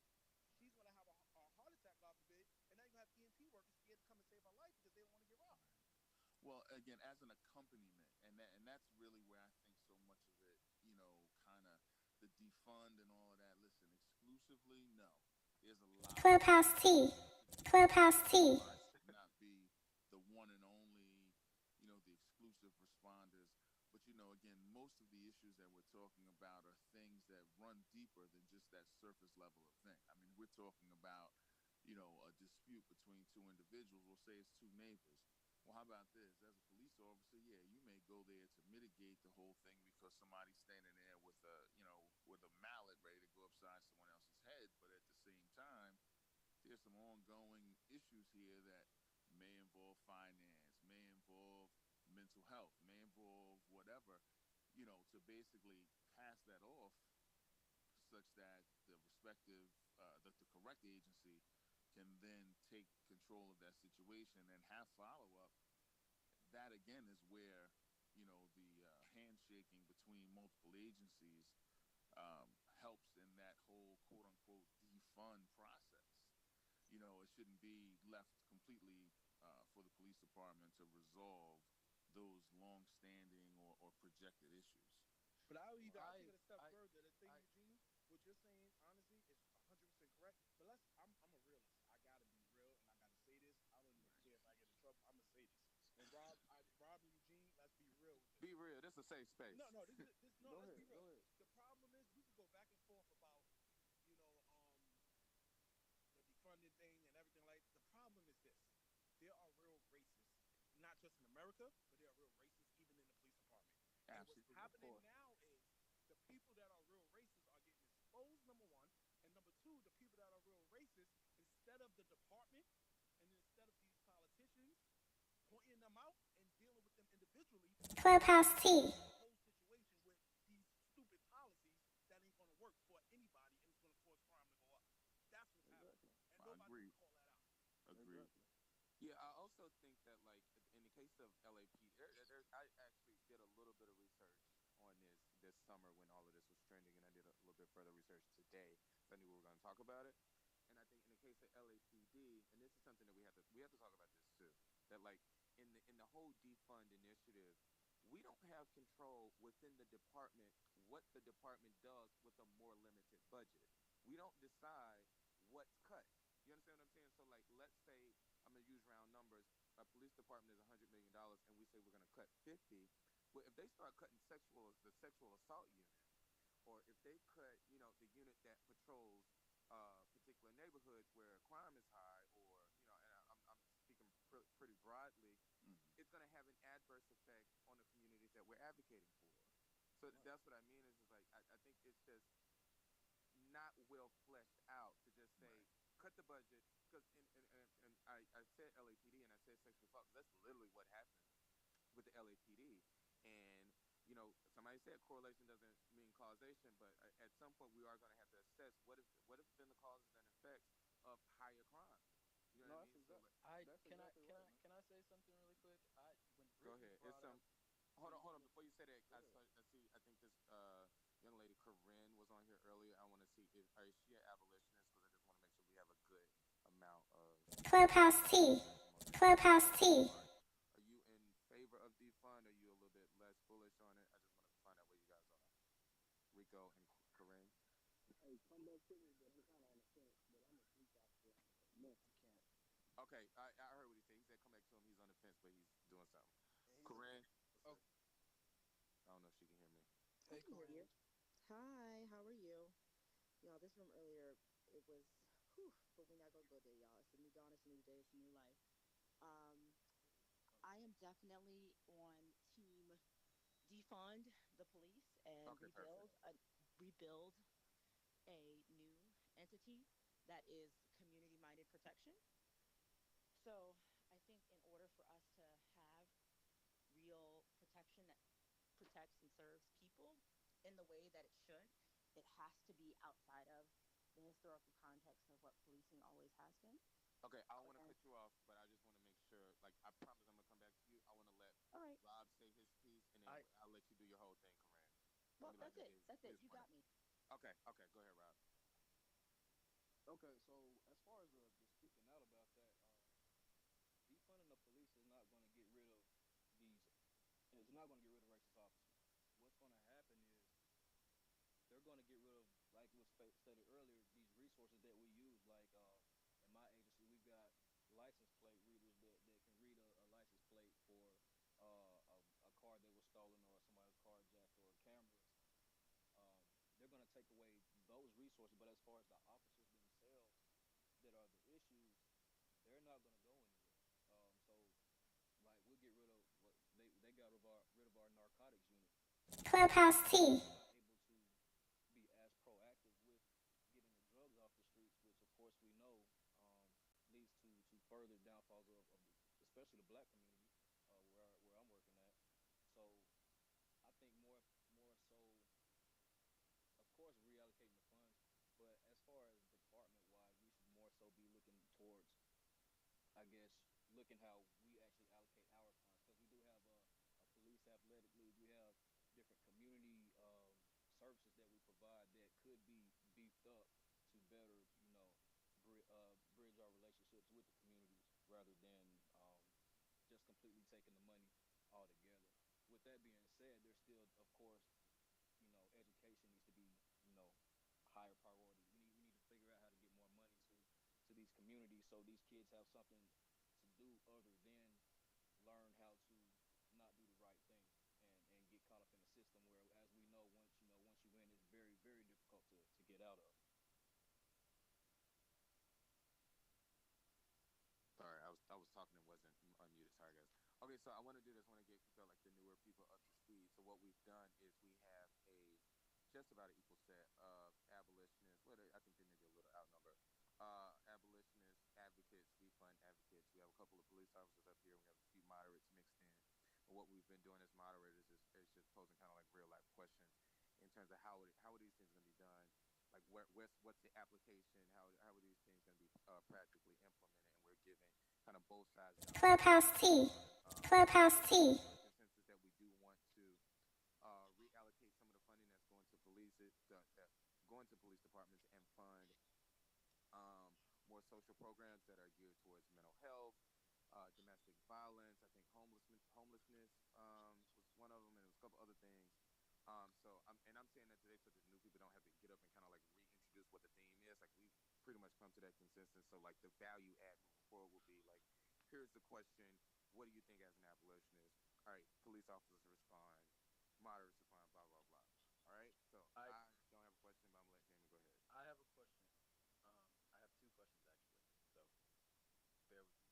My first question is, and during this whole conversation, um, a lot of people have said we shouldn't have to water down their message so that it's more palatable to other people. Primarily, and when they were making that point, they were referencing white people, but this might not be a popular take. But this country's still overwhelmingly white. The coalition that Democrats run on, we still have to get a certain percentage of white people to be empowered anywhere. I think that's something we have to consider when talking about messaging and winning elections. Secondly, when it comes to abolitionists, when Brittany was speaking, she brought up how there were some victims of all kind of abuses who see police as valuable partners in seeking what they would call justice. I have heard abolitionists speak about reimagining things, like reimagining how our community can take things into our own hands. But what exactly does that look like? What are the rules of engagement? Because Clubhouse T. Twitter, as far as I'm concerned, when we talk about stuff like sexual violence, domestic violence, even within our own community, we have an issue with primarily holding men accountable because there's a lot of misogynoir in our community. There's not a lot of accountability for some black men in our community. So if we're going to go to a more community-based model, who determines what these rules of engagement are? You know, how much input will women have? How much input will LGBT people have? It, I'm not against anything. I just need to hear some pragmatic plans and steps and approaches that we can then get to if this is the route that people are saying we should take. Because I've heard a lot about reimagining it. We need to go to community policing and street justice. But are we? First of all, I grew up in one of the poorest districts in America, so I'm from places that have very high levels of crime. So I don't want people to think that because I espouse what I espouse that I don't have experience, because I do. I come from that place. So I have had interactions with the street, if that's what you want to call it, as well. But I don't think that has taken away how I view things from a pragmatic standpoint. So those are the two questions that I have for anybody in the chat. Let's actually pose them to the abolitionists, Corinne and Adina, and you guys can address it together or separate, however you guys want to do it. I would love to take a crack at it. Can you Clubhouse T. Clubhouse T. You want me to restate my first question? Your first question, yeah. Yeah, so no, my first question was broadly saying that I understand a lot of people saying that primarily black folks and activists, they shouldn't have to water down their genuine messaging to make it palpable for white audiences primarily. But what I was saying is, do we not have to take into account how, like, for example, if I got Joe it. I'm okay, ready. okay. No, thank you. So this is how my approach to organizing a movement in terms of like getting real things done. I believe in like you can have national narrative, but movement should be localized, right? So it should be very much community minded, community organized, and community based, right? So where are the places that are the most fertile for us to have these kinds of conversations? Where are the places that have democratic bases? Where are the places where the people are saying defund the police at 75% of the population? If those places exist, right? I don't have this data, but I think that those are the places that you start, right? And so your county councils have those kinds of conversations, or your city mayor. You meet with your city mayor. Organizers need to be meeting with community members to talk about how do we get this to happen in our county. I live in Broward County, Florida, where the police budget is absolutely through the roof. It might be the largest police budget in the state of Florida, and it just continues to increase every year. In Broward, I don't know that Broward County is ready for like the defund message, but if there are places that exist, I think that the organizers need to be able to have, they have the range to have the conversation with people in the community and the council members, and however the police budgets get passed in that municipality or in that county, right? Clubhouse T. National narrative, it's not going to work everywhere. It never does for anybody, not for Republicans, not for Democrats, conservatives, liberals. But taking it, if it does work for you, and implementing it in that community where it works. As to your second question, when I'm completely honest, I don't have an answer for you about how it actually manifests itself in terms of building out a new community protection agency. So in some forms, I think like creating more social programs, having more like social workers, but then it's like, what do we do about like violent crimes that happen where we want people who have access to weapons perform like combating that kind of crime. I don't necessarily have an answer for that, right?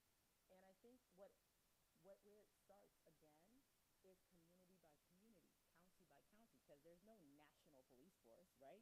So it's county, it's city, it's state, and what it is, it's to me, it's a community advisory board, or it's a board, or it's a collaborative of organizations that are bringing this together based on the conversations that they've had with their members, volunteers in the community that centers the voices of the most marginalized and most impacted. And that's how you develop a proposal that you bring to your county officials. Right. So if I can comment really quick and then I'm leaving the mic. So the issue that I have with that response is I have a public policy background. I'm currently in school at Georgia State. If I ran a policy analysis on a program Clubhouse T. Clubhouse T. and I wanted to defund what was currently in place, and I went to my professor and he asked me, so what are you going to put in place in this program you want to get rid of? And I told him I don't know. I would fail that course. I would fail that That's assignment. course, and this is this. I'm sorry. What we No, can't no, do is I'm just compare no, no, no, no, public no. Can I finish? policy. Can I finish? Go ahead, Can I finish. finish, please? Can I finish? My point is, if we're talking about this from a political standpoint and trying to get our agenda forward and pass, I agree with you. Okay, that's the thing I want people to understand. I agree with you, but we're talking about how to get this politically applied. If you're going to run on defund the police, and then people say, okay, I understand what the objectives of defund the police are, but what are we going to replace these current structures with? And you tell them we don't know yet. No, That is a no. failing What message. I'm telling you is That's a my honest failing opinion. message. You're right. That is a failing message. I, Corinne Grace Freeman, don't have that answer for you. That is the truth. What I'm Right, saying as and a lot of the hold up, you're not abolitionists I've listening. spoke to, none of them That's ever them. have an answer for I'm that Corinne, part. and I'm telling you what I no one of us has an answer to that individually. And if they do, they've developed it with a group of people. What I'm saying the solution is to develop a board of people who come together, who have a conversation about what it looks like and figure out how it is practically applied. From there, they then have conversations with the community and devise a strategy to get it to their county council. Because I'm thinking at either the county or the city level that we're going to apply this.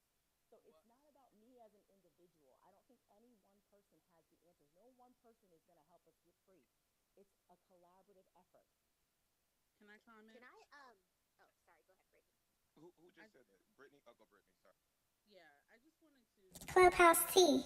I want to thank Jamie for bringing that up because there was a comment that was made earlier, and just to reset the room, for folks who are new, I work very heavily, very, very closely with survivors. I have been for a very long time. My work comes at the intersection of both working at the on the ground grassroots and also working for the party. So what I will say is this is, I think, a common question, right? The same question comes up for me every time, and every moment of any time I've ever done this type of work. I have worked with many survivors who have been harmed by not only but the police. And repeating this for a second time, not only the police but also by their own communities, because the communities, or the folks who represent the community, or whoever the faces are, do not have compassion or education on what it means to support survivors of these rape, sexual assault, abuse, etc. And so I'm not here for anyone to give look, we're all figuring this out. I'm just grateful that we're in the room talking about it. There are a lot of survivors who I work with who have either left the movement or who don't want to even engage in these conversations because of the trauma that we have experienced over ever since the Me Too movement went viral. I'm glad we're having a conversation, but it's the reason why I bring it up is because there is no answers really that I can give them about what the alternative is. Clubhouse T. Clubhouse T. The alternative of going, all right, not calling the cops, not, anything having to do with their rights, wanting to do things the quote unquote communal way. It was an absolute disaster. It was a disaster where the people who were the spokespeople or who were the gatekeepers of that community silenced the survivors, and they managed to turn the communities against survivors for that. So I bring up Correct. both I've seen it instances. too. Let me finish. I want to bring up both instances with both that there have been harm again. There has been harm done by police, absolutely, and there has been harm done by our own communities when we have tried to go outside the box and not call the police. So when we ask the question of what is it that we do, that question stands. And I would do myself a disservice if I was not in these conversations asking this question, because I know so many survivors who are scared to be in these spaces right now. But because I've done the work that I've done, and I'm unapologetic about the justice that I want to see for survivors, this is why I'm here. But this is why I'm glad we are talking about this, because I've been looking for these types of spaces to happen. So I'm grateful for this. I just wanted to throw that out there. I Yeah, I wholeheartedly think agree Can that, with I? you, Brittany. and I promise I'm gonna give y'all the floor back. I I think agree that, with you, Brittany. yeah, I agree. I agree with everything that was said. I think the problem. I hate that I have to use the word problem, but the problem for me is that this should be a conversation with like a broader cohort of people, right? Like this should be more of a nationwide conversation where we're actually getting in the nitty gritty of like, okay, what does this actually look like then? Like, how do we implement this Clubhouse T. agenda? How is it going to work on a local level? What can we do nationally? Blah blah blah. The problem that I'm having is, and this is with the staunch defenders of the message, is I don't get how we don't see that the message is what the barrier is for having more substantive conversations about reform. Is that like if the Mhm. message in and of itself is off-putting and people don't want to hear you, you and you need buy-in from other demo groups and from other races. You need to build alliances with the women's movement and with the Hispanic caucus, and you need to build alliances with just with Democrats, if because they're the only people who are trying to advance police reform.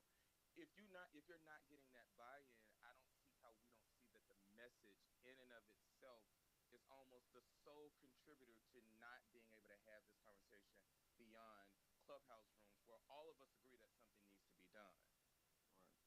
Right. But it I just is wanted to, happening because I beyond actually have to Clubhouse. go. So I just wanted to answer Jamie's question really quick, and I appreciate this conversation. I appreciate everybody's input. But from a public health perspective, the way that we would implement this is that we would implement an evidence-based intervention. So what the way you would do this is that you would have to study it, and you would have to divert funding to studying different public safety measures, different not just in the U.S. but throughout the world, and particularly trying to focus on how that would work within your community. Um, but we don't really Clubhouse talk T. about what would happen in Clubhouse America T. because this is something that's just now getting on the national stage. But we do believe that it is something that should be further researched and implemented. And I also wanted to recommend a book, Talking to Strangers. Malcolm Gladwell has a chapter in there about policing and how we already spend too much on policing, and how the studies that they've done, they found that crime is really concentrated within just a few blocks of every city. So that could be another way to do it: target policing in certain areas and divert other funding to other community programs for public safety. Thank you, everyone, and good night. No, thank you so much, Gina. It's been great. I want to Can I say can I something real quick. Oh, go ahead, and then I'll. can I respond to that? So I don't disagree with taking those measures that Dina just laid out. I think that's exactly what we need to do. But I think that needs to occur before we start running on a platform that we haven't fully researched yet. That's the issue that I'm having. I I don't I don't I don't understand how we can go from what we have currently to skipping over trying to make some reforms work to going to defund, which will lead to abolishment, which we don't know what it looks like and how it will be applied. And it's been said that this is a long game. So I'm trying to figure out how does that happen? I'm not opposed to it. I just know how my brain works. I'm a very incremental, pragmatic person. And even if I agreed with you and you came to me and you were running for office on this, and then I asked you that very simple question of, okay, so what structure are you going to replace the current structure with? And you tell me we got to research it more, but you're running. Clubhouse T. You run on ideas that you need to research more. You run on ideas that you have fully fleshed out and that you is this the same framework for abolition of slavery? Do you take the same position for the abolition of slavery? Can we For let the him finish? abolition of Can we let him? slavery? Can we let him finish? I mean, no, it's nonsensical to me. You Like, said what now? do you But believe? we got to be respectful, Corinne. Let him finish, I and then I understand. promise we'll I'm give you the floor asking when about he's his done. framework. I Okay. understand his position. I've heard his position 3 times. What about, is that same framework applied to the abolition of slavery? Did whoever wanted to abolish slavery, did they have to understand all of the ins and outs of what was going to have happen to all of these black people who were going to be freed before they were given their freedom? I don't think it's fair to frame. Yeah, I don't think it's fair. It's abolition. Yeah, no. Hold on. Let me jump in. I don't think it's fair to put the enslavement of an entire race of people on the same scale as law enforcement. Not at all. That's to, a false. to say that owning people as property and having law enforcement within some framework of society are not the same. That's not the same thing. And you do a disservice. Every time I hear this, you guys do a disservice to this movement. Yes, because that's not a credible argument. No, and I want y'all to stop saying that. Slavery and law enforcement are not the same. I'm asking about your logic. I'm asking about the logic that you're. So it's not the argument that I'm asking about your logical practice. How is that same logic that you're applying to the abolition? Clubhouse T. Clubhouse T. Police, like policing across the United States, the same as the logic you would apply to abolishing the institution of slavery. It is an unbiased question about your framing. Don't take disagree. offense. I disagree. But it is. No, I don't take You're offense. I just disagreeing simply that disagree. I disagree. This is why I disagree, because when we're talking about slavery, again, we're talking about an entire group of people being subjugated to literal inhumane conditions. That is not the same as us discussing what we're going to do with the police system. That is not the same thing. That's not the same thing. It's just not. I don't it's think not the same system, but they're both systems. They're both systems, but it's to compare us talking about the system of policing to a system of literally making other humans your property. That is not anywhere on the same level. I don't agree with Can I that say one framework. thing because I think Jeffrey wanted to say something before I log off, because I actually work in COVID response. So I'm gonna have an early day start tomorrow and a very God bless you, essential worker. But did you have something to say before I logged off? Oh no, I'm just literally just as a part of this conversation, and unless there was something you wanted to add before you left. No, I think that's it. But I do encourage everyone to read more on it.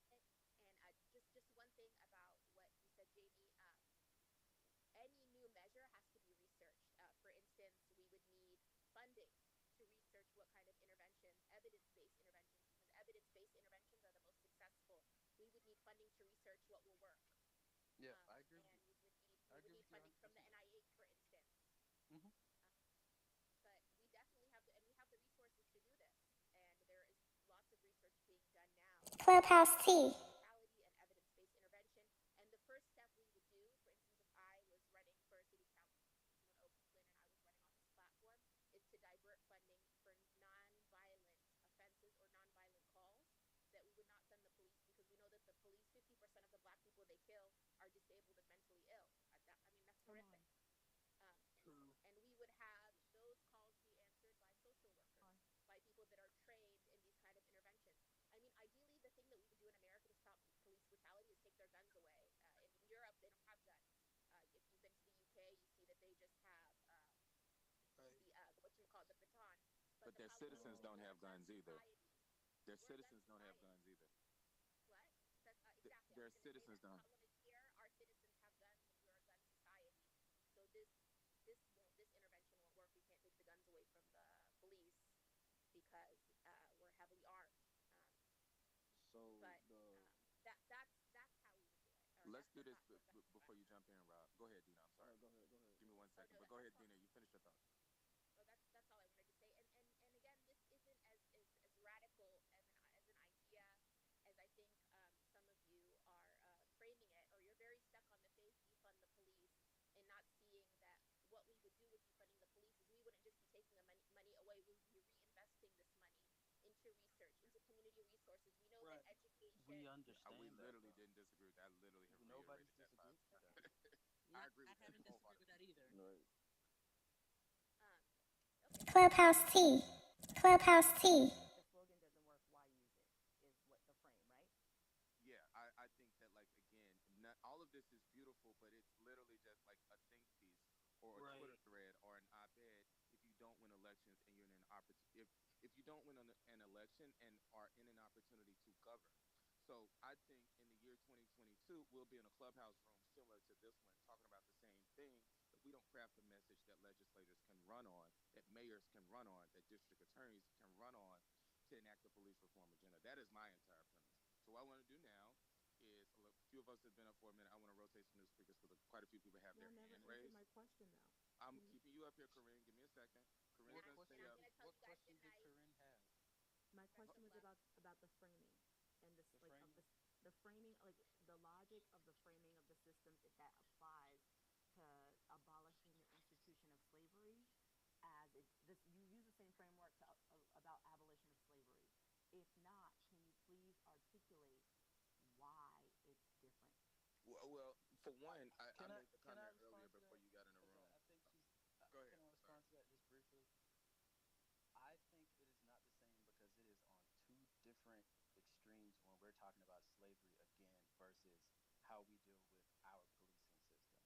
My point is this: if you're going to push for a major restructuring of any institution in society, you can't go to people and say, we want to get rid of this structure, but we don't have enough evidence-backed information or even a policy platform that we can point you to say, this is what we're going to do. I don't think you can compare that to slavery because slavery was about keeping people enslaved under Clubhouse T. subjugation. I don't think those two things are the same. I'm But not saying that you have to have every isn't single thing policing fleshed related out. to that? That's not what I'm saying. I'm not saying you have Hold to on, have every everybody else. single We're thing gonna let them fleshed finish out. this, and I promise But I'm if gonna you let y'all don't talk. have some fundamental basic things flushed out and somebody asks you that question and you say, we don't know, we still have to look into it, that is not going to win over people who you need to convince. That's just my opinion. Okay, so let's do this. I'm gonna keep Corinne because she's newer. I also kind of want to keep the police officers because we're talking about the police. But the people who have already spoken, I think I'm gonna rotate you guys down and bring up. There's three people with their hand raised. Rayshawn just got up. I also want to like reiterate what the format is, which is we at some point had two sides of the ideological spectrum on police reform. We had people up here who are completely in favor of total abolishment of police departments, and then we had people who are a little bit less bullish on it and just would like to see some more incremental changes. I don't know what the split on that is now, but what I'm going to do is just bring people up, and I guess we'll just figure it out. I think we pretty much know where Corinne is on this. I don't know how much backup you're going to get, Corinne, but you might be surprised. Um, we have four people with their hand raised. All right, so I'm going to rotate a couple of you guys down. I don't know if we ever heard from Rico. Brittany, I promise it's not personal, but you can come back. You can. I don't think we heard from Nikisha. Um, sorry, it's like there's a ton of people with their hand raised. Okay, so new people, I would like to Clubhouse T. Clubhouse T. later. I just want to know, like, are you in total abolition? Or are you just more in favor of incremental change? Is it cool that I'm in the middle? Yeah, totally fine. All right. Tori? Yeah, free them all. Okay. When I say abolition, I mean total abolition. Okay, perfect. Jasmine, where are you? Free them all. Period. Okay. Rayshawn? Period. Yeah, and I am leaning more towards abolition, and I wanted to just add to. I think I was the next step anyway, right, Jeffrey? Is that correct? Yeah, you probably would have been there. Hold on, Lakeisha, where are you on this? I just got her sitting here. Eventual abolition. Okay, perfect. So we got a bunch of cops and a bunch of abolitionists, and I guess a few of us are kind of in the middle. All right, perfect. So let's do this because what we were doing was rather than like having people do a whole spiel, which I guess you could kind of do if you wanted to, but preferably not. We were just kind of as moderators posing questions and letting each side kind of flesh out um, how it would work in practice. I'm not sure what the last question was because I don't remember. But I got a question for me is all my questions are going to be central around the same thing. Is like if the message is kneecapping the people who are going to be in positions of power to advance the agenda, why use it, right? So if there's a message that's for one more reflective of the agenda that you want to pass, two less off-putting, why wouldn't we just embrace something that's more reflective of that and stop doubling down on something that people are saying isn't working? Well, I'm sorry, if I may, I wanted to lean more into the exchange between Jamie and Corinne, and I think that we have to Clubhouse realize T. that this system was not built for us at all. Period. So they're going to always move the totem pole, We regardless. know that. Well, I'm glad that that's made clear, right? Because I don't think that mass incarceration was brought up, I believe, in that exchange, because things again are always going to be holding us down in some kind of way. And I think that it is agreed upon. I'll just say that nobody wants to see black bodies on the ground at all. And I think that buzzwords, we have to just stop being so prickly about them. We can't worry about a white woman clutching her pearls when she hears defund the police. I don't give a fuck, right? Well, let me So ask you a question real quick, Rayshawn. Do we need like white pearl clutching women to vote for legislators that are going to advance the agenda that you're advocating for? Stacey Abrams Never recruited. ran on defund the police, by the way, but go ahead. Right, but my point is right is that if we are really invigorating our base and we are getting the 1 million people that didn't even vote in November that she just got to vote in the Senate runoff, I think we have to focus on our people and continue to recruit the people who do believe in what we believe in. I think that we they have never been necessarily aligned and on our side, right? So I think if we are more so about invigorating our people and getting our people out there to speak for us, then I think that we will be more successful in regards to what we're rooting for and what we're going for. I would I just guess say for me, again, your Stacey example. Abrams Can did I Let me not say this just real run quick. on I'm gonna get y'all the defunding floor. the I promise I'm police. gonna shut up. Let me say this real quick. She just Two things about she didn't Georgia. run on that. Yeah, Stacey Abrams is slightly progressive, but she's pretty much a moderate. Clubhouse T. Really running Clubhouse T. vote period, right? So two things about Georgia. One, Georgia is a blue state now, but is a traditionally Republican state, right? So you have a lot more moderates. Joe Biden received more votes there than Donald Trump, obviously. He didn't run on a defund the police budget. I mean, defund the police platform. Neither Senate candidates are running on defund the police platforms, and I think that should signal that we're going to have a message that could be tailored to specific districts and specific states. Um, I can't And remember I what my next. completely reject that because I don't think there's any such thing as middle ground when it comes to morality. And I think that's truly the biggest issue in this conversation is it's trying to say, well, I'm in the middle. That's not how it works. It's either you believe in morals and equality or you do not. And I think that when people talk about defunding the police and saying that it's not equal to slavery, it's almost a slap in the face. I don't think it's coincidental that mostly black men are in essentially a prison that is set up to be free labor for corporations. If we go into the cash bail system, none of that is a coincidence. Slavery turned into the policing system, which turned into putting black men into prison to make a bunch of corporations millionaires. That's not an accident. So it's absolutely connected. And if you think that they didn't essentially take us from the plantations, make up some fake laws to arrest us on, and then put us all in prison, that's I don't even think I that don't. you're I at this don't. I point don't. being I realistic wasn't. I I about wasn't. disagree with the this. I history of wasn't this arguing country. that it I mean, wasn't. and you can disagree on all that you would like, but I mean, those are the facts. I think that that's historical fact. Well, Everything you just said. Policing Everything comes you from just the said. slavery I think system. nobody's Like, disagreeing with that. I yeah, think like you're just late Just to the said was conversation. very much yeah. I was so gonna say Nobody's we. disagreeing Clubhouse with T. that. it's factual. But We are no, but talking then, about what political strategy we have to employ but to you get to where we literally want to go. just said that we can't compare abolishing the police to the abolition of slavery. So And like Because you're it's not the and I arguing. same stand thing. strong by that. No, no, I no, no, no. stand But strong by what that. she's doing is drawing the connection of We how they understand the actually. connection. But We but you understand the connection. then you are But now that doesn't mean the creating approach a but is the here's the same. thing: contradiction for we No, don't yourself. I'm not. strategize No, around it's No, people I'm not. that not. believe this is not a morality issue. If they don't Can I just? believe, then Okay, we so move now along. And politics is your purely base is not Hey your base y'all. is Yeah. Yeah, not cohort can I talk to this real quick? say, It's not even a oh, Politics but is a what about Hold on. morality Let's business do issue. one owners? mic. One mic. One mic. One mic. Can I Jasmine, just? go. Jasmine. Okay, so someone else can actually get my turn. I was stepping away, but all I want to say is that you cannot police morality. You cannot be on a middle ground. Either you believe that people should have an equal right to be rehabilitated and not turn into free slaves of today, or you don't. If you don't, then you're not on our team and we move along. But our strategy is not based around people who want to tiptoe around essentially being That is And I Yeah. don't that. So and I would never can I call respond to myself that? an Because That's Can I get a ridiculous. let me word in too respond to after you that. done, bro? okay, I'm sorry. I'm That's done. ridiculous. Okay, so let me respond to that, and I'm gonna let I think it was Rod or Yeah. Nico, one of the That's me. sisters. Okay, so Yeah. one, you know, I don't like oversimplifying things, like because I think that's what this is an Morality oversimplification, is and I don't relative. think. Child, your girl doesn't oversimplify. She's nuanced.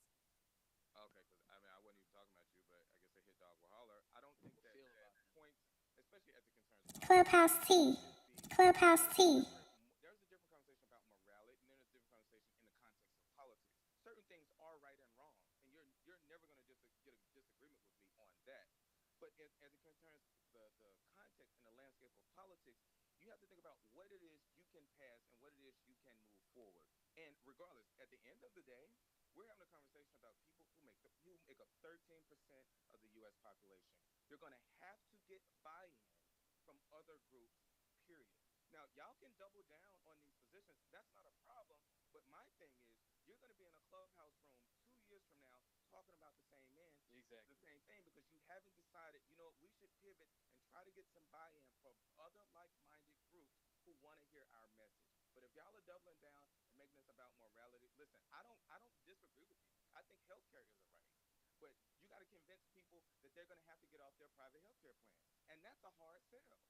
You get what I'm saying? And So I'm not disagreeing with y'all in terms of like what's moral and what's just. I'm black and I live in New York City and I was stopped and frisked under Bloomberg. So ain't nobody in here gonna preach to me about police reform because I've experienced it firsthand.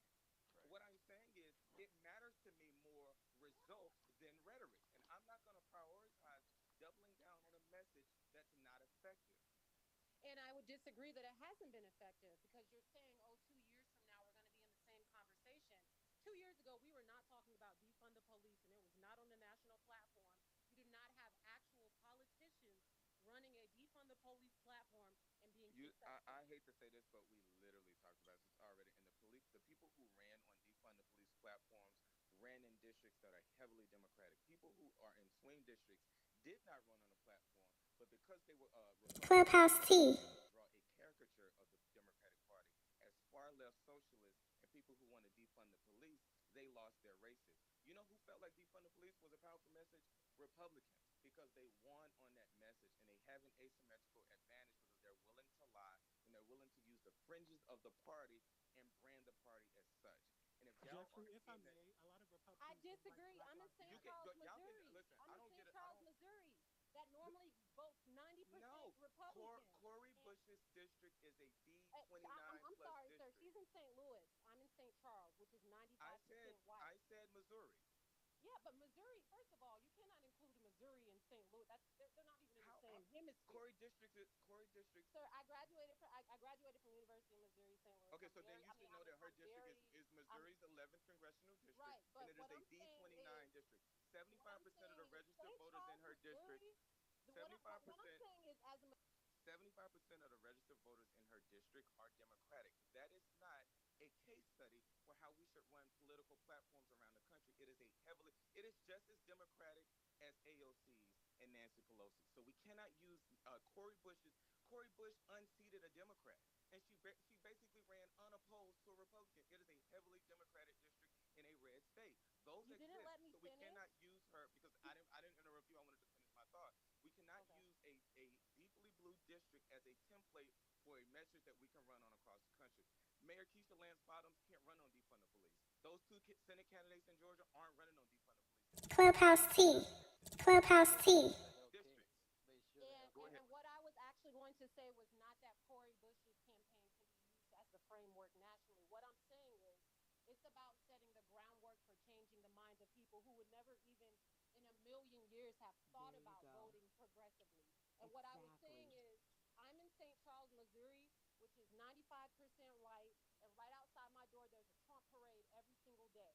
Surprisingly, almost he Biden actually won almost 50% of the vote, which if you know anything about Missouri Democrats or Missouri politics, that happening in St. Charles, Missouri is unheard of. And there's also a huge trajectory of places that were super red that are now even just talking to my neighbors that are now open to having these conversations that again 2 years ago if you would have said defund the police, yes, they would have absolutely shut you down. I'm not saying person, all of my neighbors are going to be open. But it also, I think, because of everything being on the national front and actually having these conversations, and unfortunately actually seeing things like George Floyd on video, there are absolutely people that little by little, even if they may not necessarily always vote Democrat or whatever, they're absolutely open to the conversation as far as recognizing that it's not equal and it's not just. Thank you, Jasmine. Yeah, I just think that there. Can I I say just want to something make about sure what I Jasmine underscore said? that like the It'll be morality literally of 30 this seconds. and the politics of it are two completely different things, and that if we're going to advance something, we're going to have People to move marry the two. politics. Can People I say move something really quick? politics. Jasmine brought up how in her district that's normally 95 is normally heavily Republican, is 95% white, or the area she was in, how Joe Biden won that district. You know why he won that district? Because he ran opposing a lot of the messages Clubhouse T. we should adopt now. The truth of the matter is Joe Biden is a palatable white man. He increased a lot of suburban voters. He turned out a lot of white areas who flipped the Trump back to him. That's literally why he flipped a lot of those Rust Belt states back, because he increased Hillary's leads with white voters in the suburbs. So if we're going to really have a conversation about how if that's what we're going to do, we need to be honest about it. Because the reason why Joe Biden flipped states was because he was palatable to white people. And that's one of the main criticisms So what about people Nicole? lob What at about him what now, about the is Missouri because governor they who say was a he's woman? trying to be too palatable to white people, but he won the election doing exactly that. So No, that's it's a just the truth, factor. and we all No, know no, it no. because That we is heard one it through the factor. primary, we heard it through the election. That is one factor of why he won. This like that's one piece to the whole that contributes to the whole, and it's not fair to attribute all of Joe Biden's I didn't say quote it was unquote all. credibility. I No, didn't no, say no, it no, was no. all. But that's the point. Yes, Hey Tori, I've y'all, spoken. can I talk for a second? All right, so I have three very important things to say, and I appreciate it if I can get through all three of them. The first thing is, the way the women and femmes are being interrupted on this is crazy. Okay, wild. Okay, and that needs to be addressed.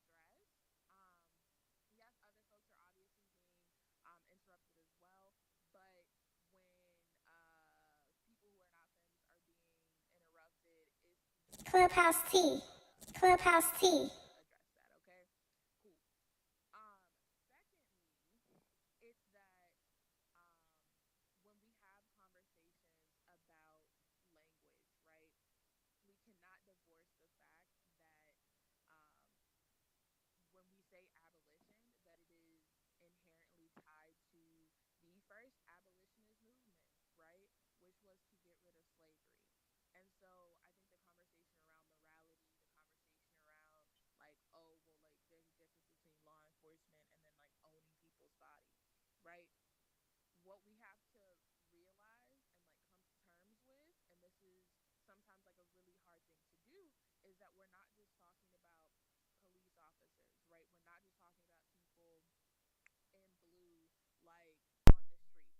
We are talking about the system of policing. We are talking about state violence. We are talking about the police and prison industrial complex. Okay.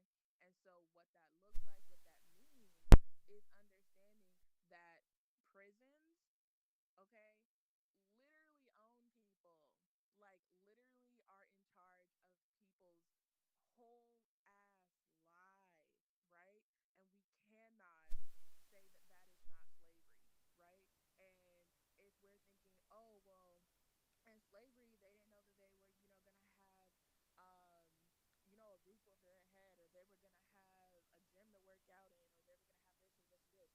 Okay, so what if you were at the nicest plantation? And that's literally where prison is. Okay.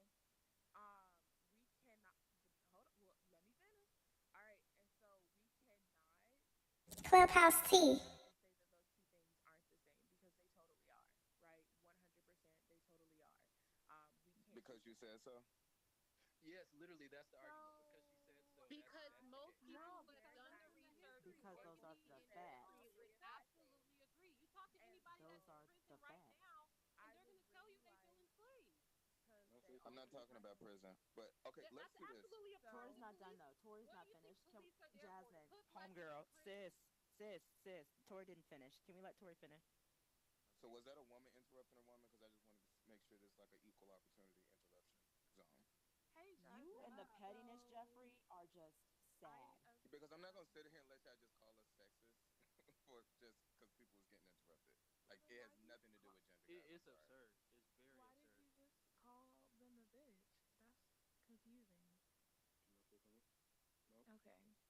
So, Who said that? anyways, my third Who? part. Wait. Who said that?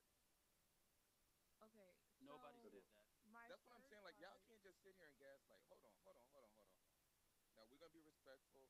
A lot of these points I don't agree with, and that's fine because I can listen to opposing views and I'm gonna sleep well tonight. But y'all know we get into them and call people sexist and saying people calling people B words and all that. Because that's not happening. That's not true. So what we're gonna do is we'll pick this up tomorrow when I guess people have clearer minds and clearer heads. And I don't know. I don't know what's happening. Jeffrey, But may I'm I just. please say something, please? I mean, but it's gonna be buttoning this up because I'm in the room and y'all are more than welcome to listen. Clubhouse T. Clubhouse T. We all just breathe, y'all. Everybody on here, just breathe. Um, it's a shame that we are in this room more frustrated with one another. And the fact that we even have to have this conversation, we're more frustrated about this conversation, more frustrated about the friction between what this whatever you want to call it, slogan, belief, than we are about the very reason that it's even existing. Yes, in 2 years we'll be talking about something else. We've been talking about this for 400 years. So the conversation, it begins to say, when are we going to be able to divorce ourselves from a system that was never for us? Now, you don't have to. We all play different roles, right? I understand. I didn't understand from the title of this room, but I understand after being here that this is about political strategy and political action. Fine, great. Do what you do on the political field. Wonderful. If you need to talk to moderates, if you need to make things palatable to other people, do your work. People who are in the streets, do your work. We can all do our work and still move the ball forward because that is exactly what we're trying to do. I give my hats off to Eugene, brother, because it's not that you were a police officer that you did any of the things you did. It was because you were a righteous black man that you did what you did. I can almost bet that your whole department wasn't with you mentoring. I can almost bet that your whole department didn't come out in the streets with you and get those young people. So we have got to understand, y'all, that we are not each other's enemy. Nobody. Clubhouse T. Everybody has their work to do, and we can all do it respectfully, unless you are stating that you are okay with me being killed or with my house, like the Anjanette Young here in Chicago, with my home being raided and me being a black woman forced to be naked in front of 16 white police officers. If we both can be on the same side about that, then we all good. I don't think that we need to continue this frustration with one another. I will say this, though, to you, Jamie. I don't know your age, and I'm not trying to do an ageism thing. But what I will say to you is that there's a book called The 5 Levels of Attachment by Don Ruiz Jr. And when we can't hear, when we just cannot fathom the other side of anything, when we can't fathom that, we have to understand what our attachment is. And most of us have an attachment to fear of the unknown. Since we can't imagine, then we just can't get with us, in this term, the slogan of defund the police, because in our minds, we can't imagine what that looks like. But I have to tell you that Harriet Tubman did not know what it would look like when she ran off that plantation. She couldn't tell you what freedom would look like. She just knew that she could not be oppressed and in chains again. And I want you, Jamie, to understand that no, it's not the same as owning a body, but it is. So it's not our opinion. The 13th Amendment. Clubhouse T. Clubhouse T. Amendment tells you that they wanted, that there wasn't a way to keep. It was against the law to make people slaves in your land or your home, and so that's how the carceral state started. The whole thing of capturing people and putting them in handcuffs or chains started from slavery, y'all. So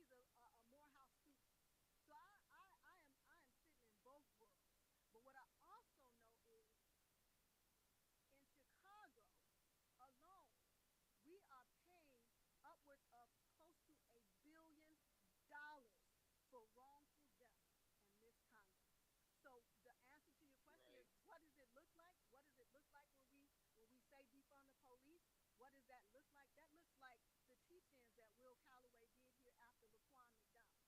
The teach-in to say, look at the FOP contract. Look at how they are protected, that they can go in a room and get their story together. And they got Clubhouse T.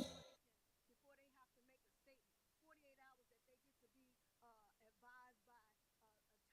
48 hours when they get to go with their partners and Eugene, you can tell me if I'm wrong. 48 hours when you can go into a room and be with your partners and get your life together. When you or I get arrested, we don't got time to make a phone call. We're going straight to jail. So these are the things we can teach one another, and you can do your work in the political realm without telling somebody else that they are harming you. Because what I truly believe is, and I'm not one that would go out and loot or destroy anything that I didn't pay for, but I understand that if people don't do that, you got a whole lot more attention when those people do that. They Absolutely. go running. Absolutely. That's when they go running to you, Jamie, when shit hits the fan out in the street. So let's not decry people for their cause of what they're doing in the streets. Let's understand we all play a role, and all of us are getting this ball downhill. We one last thing, two last things I'm gonna say. We have to lead in love and grace first and foremost. We can't lead in this exasperation where we can't even listen to each other and respect each other. And then two words from black women who were the true abolitionists. We who believe in freedom cannot rest. And then I'm going to finish with a sodomy, because it is our duty to fight. Clubhouse T. Clubhouse T. It is our duty to win. There is nothing to lose but our chain. So any chain you want to wear or not wear, whatever that means, if you want to break away from political two party, then damn it, do that. It don't have to be Biden. It don't have to be. Biden taking us right back to where we were before people realized the damn game. So that's all I'm gonna say to everybody on here. It's all love. We are black people. At the end of the day, police officer's neck can be on your neck. A police officer's foot can be on your neck or mine. So that's who we need to be talking to, not to any white moderate or whatever. We need to keep ourselves in mind when we do talk to them. Keep ourselves in mind. Peace, everybody. Okay, I just want to say this, Lakeisha. Um, I I have spent this entire conversation literally saying I agree with a lot of abolitionist talking points and viewpoints. I have literally said I agree with you. My whole thing has been the actual implementation side and the political strategy side. Also, another thing that I think happens when people who are on the political strategy side bring up strategy is we get a history lesson as if sometimes it comes off like we don't know our black history. I know all of the things you said very well. So a lot of times it comes off like, because I'm bringing up strategy and politics, I don't understand my blackness inherently to an extent. So that's You very didn't frustrating. interrupt me, but can I just tell you this one thing? Yeah, sure. I never once Clubhouse T. that what you do is valuable. I said no, that. I know. I'm not saying you didn't say it was valuable. But what I heard from you, Jamie, is that people on the outside don't have strategy. That is political. I did not say that. Neither one of us said. And I'm actually a strategist, Jamie. Like, that's the crazy part. I never Jasmine, said hold that. on, please. Jamie, that's what I'm trying to tell you. That's what I'm trying to say. We both filtered what we heard through our own perception. So you heard something and I heard something. Because I didn't say that. Okay. I said that if the strategy you're putting forth to voters is that we need to reimagine it and we don't have concrete steps, then in my opinion that's not a good strategy. So I didn't say it was never a strategy. You're doing that. I don't agree with the strategy, and that's the conversation we're having. But that's what I'm trying to tell you. That's not our strategy. That's not our strategy. That's your strategy. We putting that ball in your hand to throw, not us. That's on you. We're not. That's not our strategy because that's not what we're doing. Okay, so if you're putting a ball in my court and I'm telling you that your messaging is making my job more difficult, then no, what's the issue with me telling you that? Okay. All right, y'all. Peace, everybody. Sir. But yeah, Jamie, that's what I wanted to talk to you about, man. Is strategy. So Jamie, I have a quick question. I'm not trying to interrupt you. Again, I came in on the tail end of the conversation. What is your so when you say you're a strategist, and before I preface this, before this conversation, I had never called myself an abolitionist, and that's not me saying I don't believe in it. I absolutely believe in defunding the police, but because of the Clubhouse T. conversations that I'm having Clubhouse T. prior to this, I've always kind of not necessarily been on the fence, but I've seen both sides. At the same time, once you really do the research and see, as Lakeisha was saying, as far as where the policing system comes from, I and so for understand me, all that. I I get understand so that. let me. My question is, or the assumption is, was your assumption that people who say they are for abolishing the police do not have a strategy in No, I mind, never stated or that. and I that was never stated that's that. why I'm asking. I'm not No, putting I words in your that mouth. is not what I'm saying. What I'm saying is this. From my standpoint, I understand what you guys are saying, that this is where you are as abolitionists. You don't Who have is you everything guys? for I'm asking as abolitionists. Jasmine, the regional Abolitionists. field director for League of Conservation Builders. So I'm also in Abolitionists. political strategy. But I No, don't I'm think not there saying needs to you be a aren't. separate. I don't think that it needs to be separate, and that's a frustration as well for Look, me. But that's I a whole other conversation. I'm not saying you aren't. My point is this: if you are gonna go to a voter and they ask you about your plans and you tell them at any point you don't know yet, to me as a strategy, that is a bad strategy, because if somebody came to me and said they didn't know what their next steps were, I would not take them seriously. I'm not saying there's no strategy involved whatsoever. I'm saying there has to be more fleshed out strategy. That's what I'm saying. That's what I've been saying the whole night. So I don't understand how anybody took any of my comments to say that people who are activists and abolitionists who are on the ground, they're not doing anything in substance, because that's kind of what it sounds like people are accusing me of. I've literally spent all night agreeing with a lot of the work that you guys do, because it pushes us. It allows us to do the legislating and to do the Clubhouse legislating T. work, because it pushes opinion to the left. It allows us to get more consensus when it comes to certain topics. But if, as a legislator and somebody who works in strategy, if I come to you and say, hey, your messaging is making this a little bit more difficult for me, then I think that's a concern that should be listened to. That's been my entire argument this whole night. And all I've been getting told is that um, we don't pretty much give a fuck about how you feel about our messaging. So I'm saying that's where I disagree. That's been my argument all night. So I Because, just want bro, that to be Breonna clear. Taylor doesn't give Okay, a hold fuck on, hold about on, my hold on, messaging. hold on, I'm hold on, sorry, hold on, Breonna hold on. Taylor Before did we not get give a into, fuck hold about on, my messaging. We hold have on to one stop second, being so Rashawn. Hold on one fixated. second, Rashawn. See, this is Okay, what I'm saying. This is hold on, exactly what I'm hold on. talking about. You're What are bringing you, up what? Breonna Taylor as if I don't care about Like we don't Breonna care about Taylor. that. Yeah, like that's I can't take that. But here's what we're gonna do, because as much as this is like friction, I think it's great friction, because at least we'll be able to walk away with some agreement, some disagreement. We need to understand things that we need to rebuff, things that we need to tailor to whatever. This is all making us think. But I don't want to be thinking about this at 1:30 a.m. on the East Coast. So I'll do this again tomorrow. I'm gonna invite all you Agreed. guys back. I'm so serious, Jasmine. Like I don't I need to make this clear. I disagree with points, not people.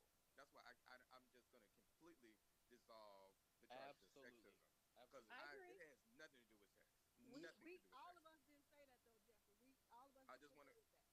but Right. you can get how, as a black man with a black mother and a black sister, Understand? Yep. that's just not the place I'm coming from Yep. ever. We But understand. you can also get, as a black woman, where Clubhouse you T. see men Clubhouse overstepping T. and not realize when they're overstepping or being offensive, because that's not their realm and that's not their reality.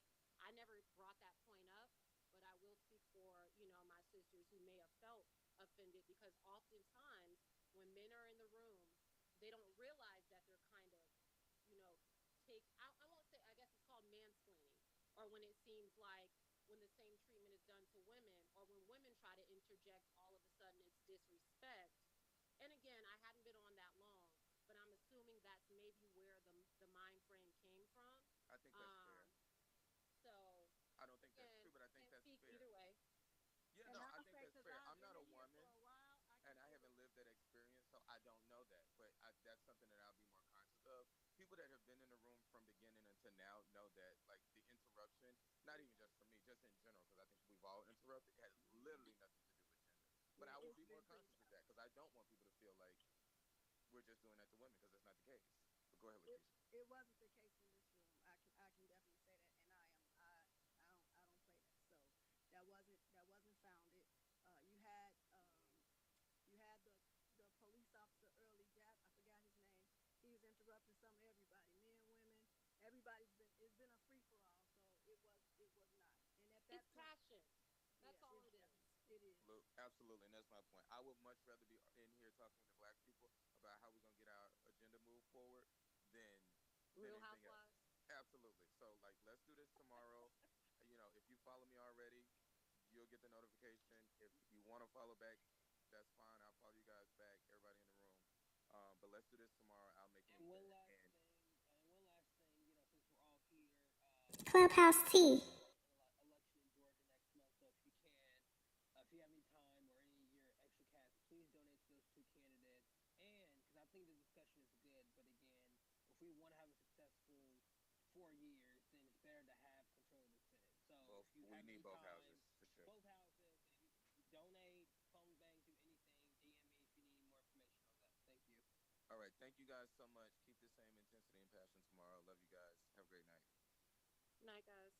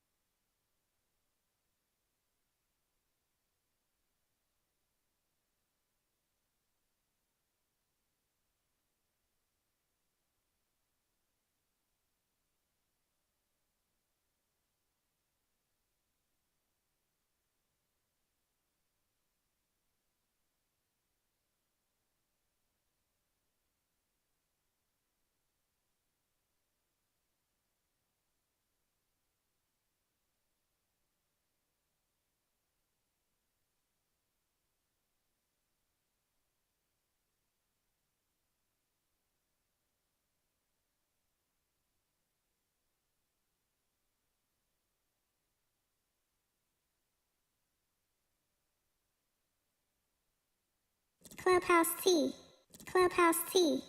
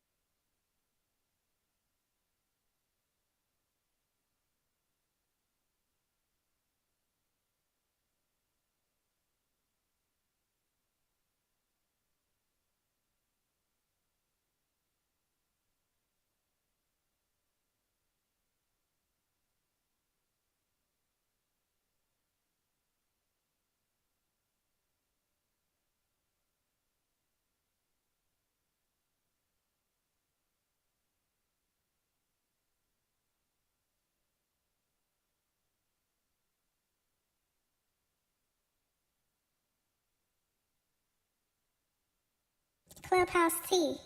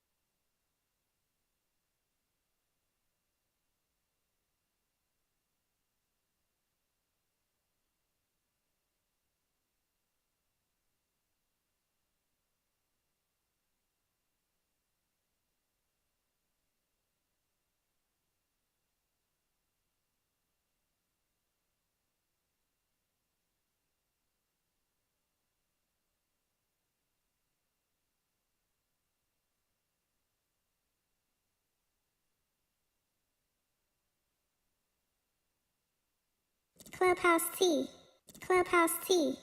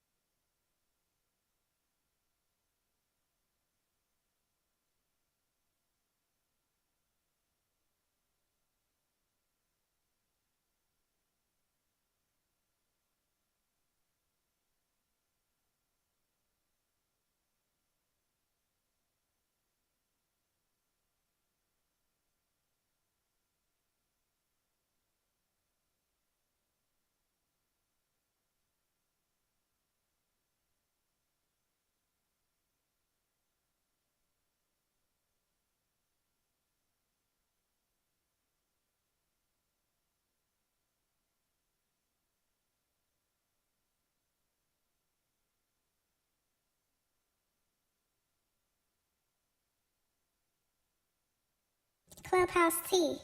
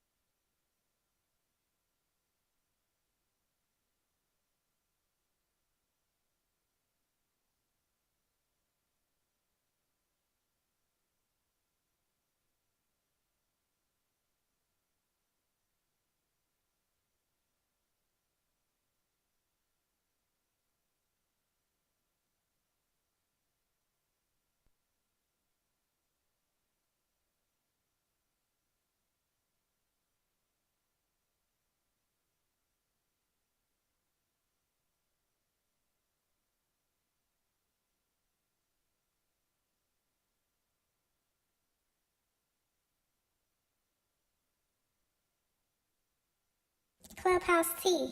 Clubhouse T.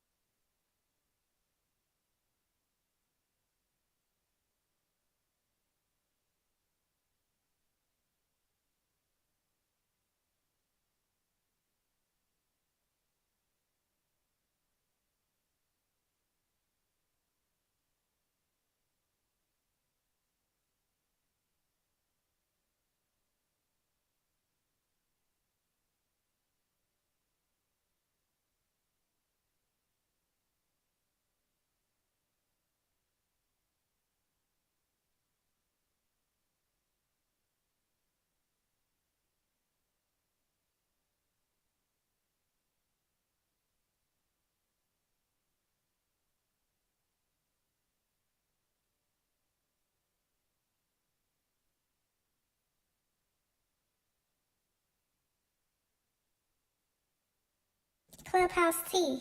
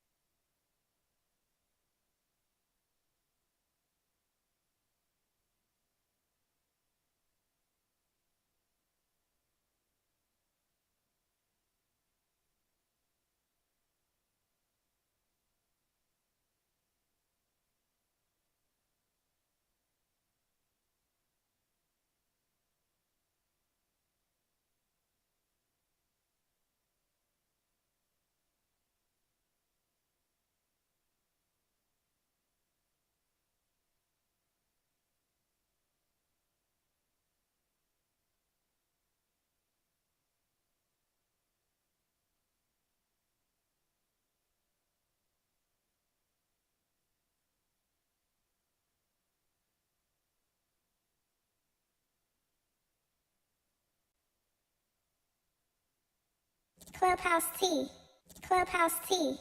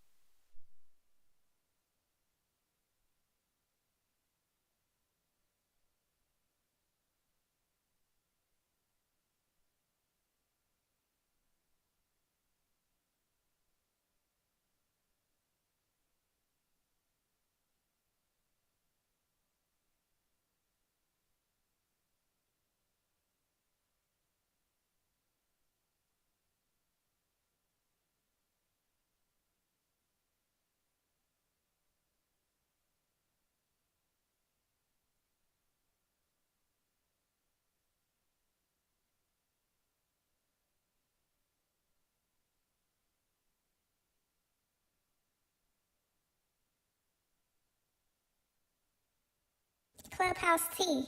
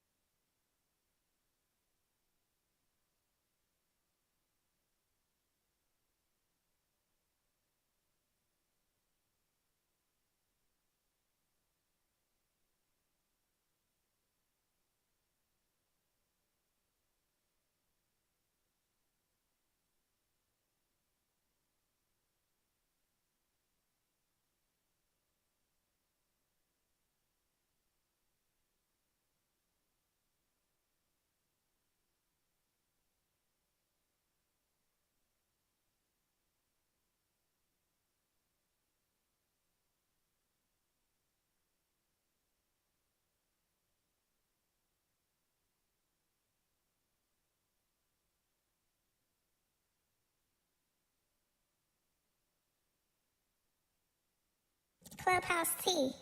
Clubhouse T.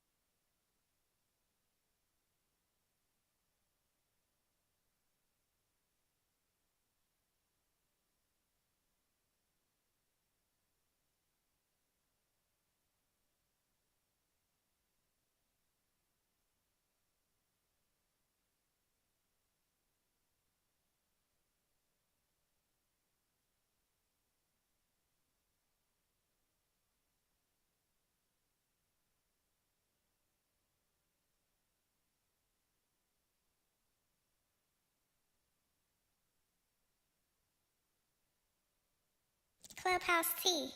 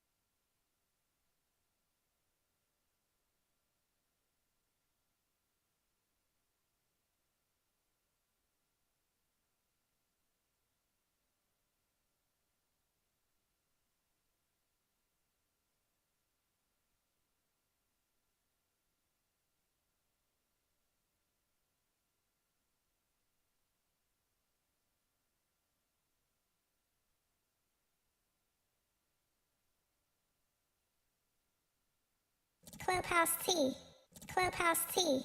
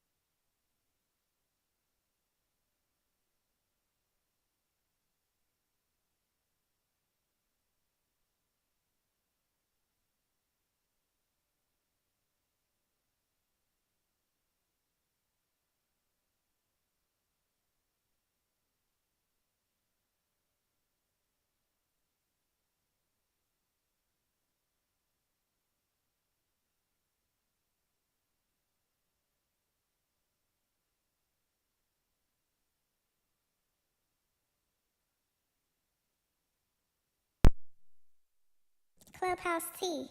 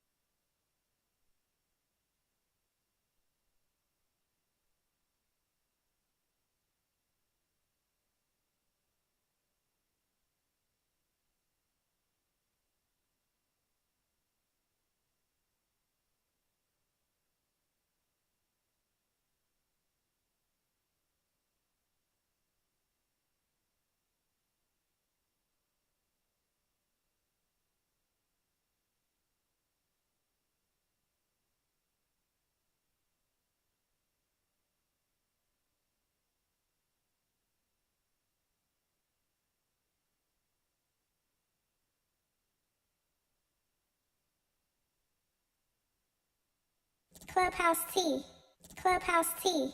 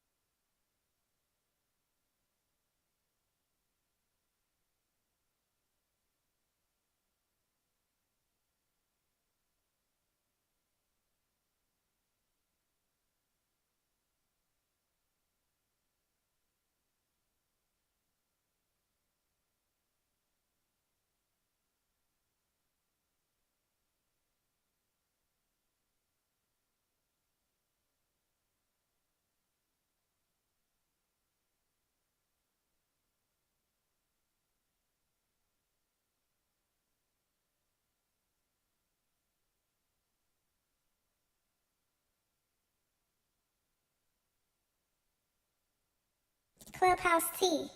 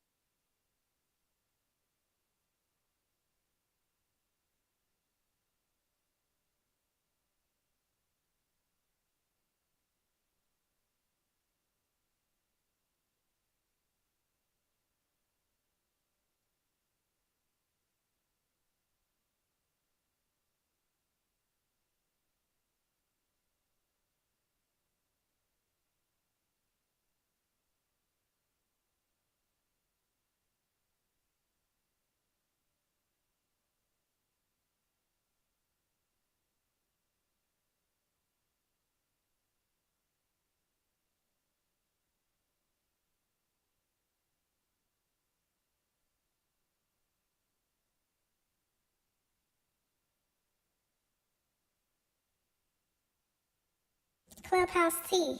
Clubhouse T.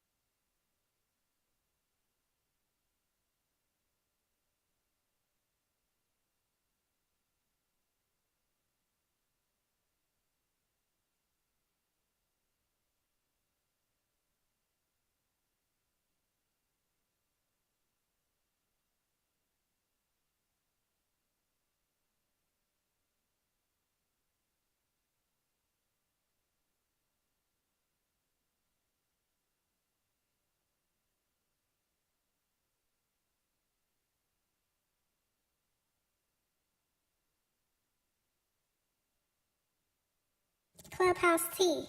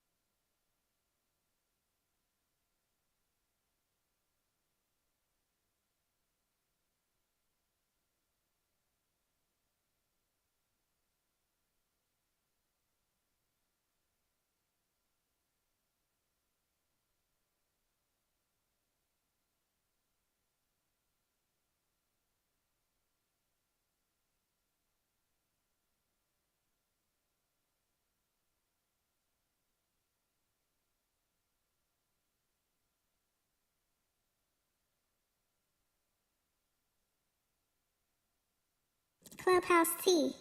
Clubhouse T.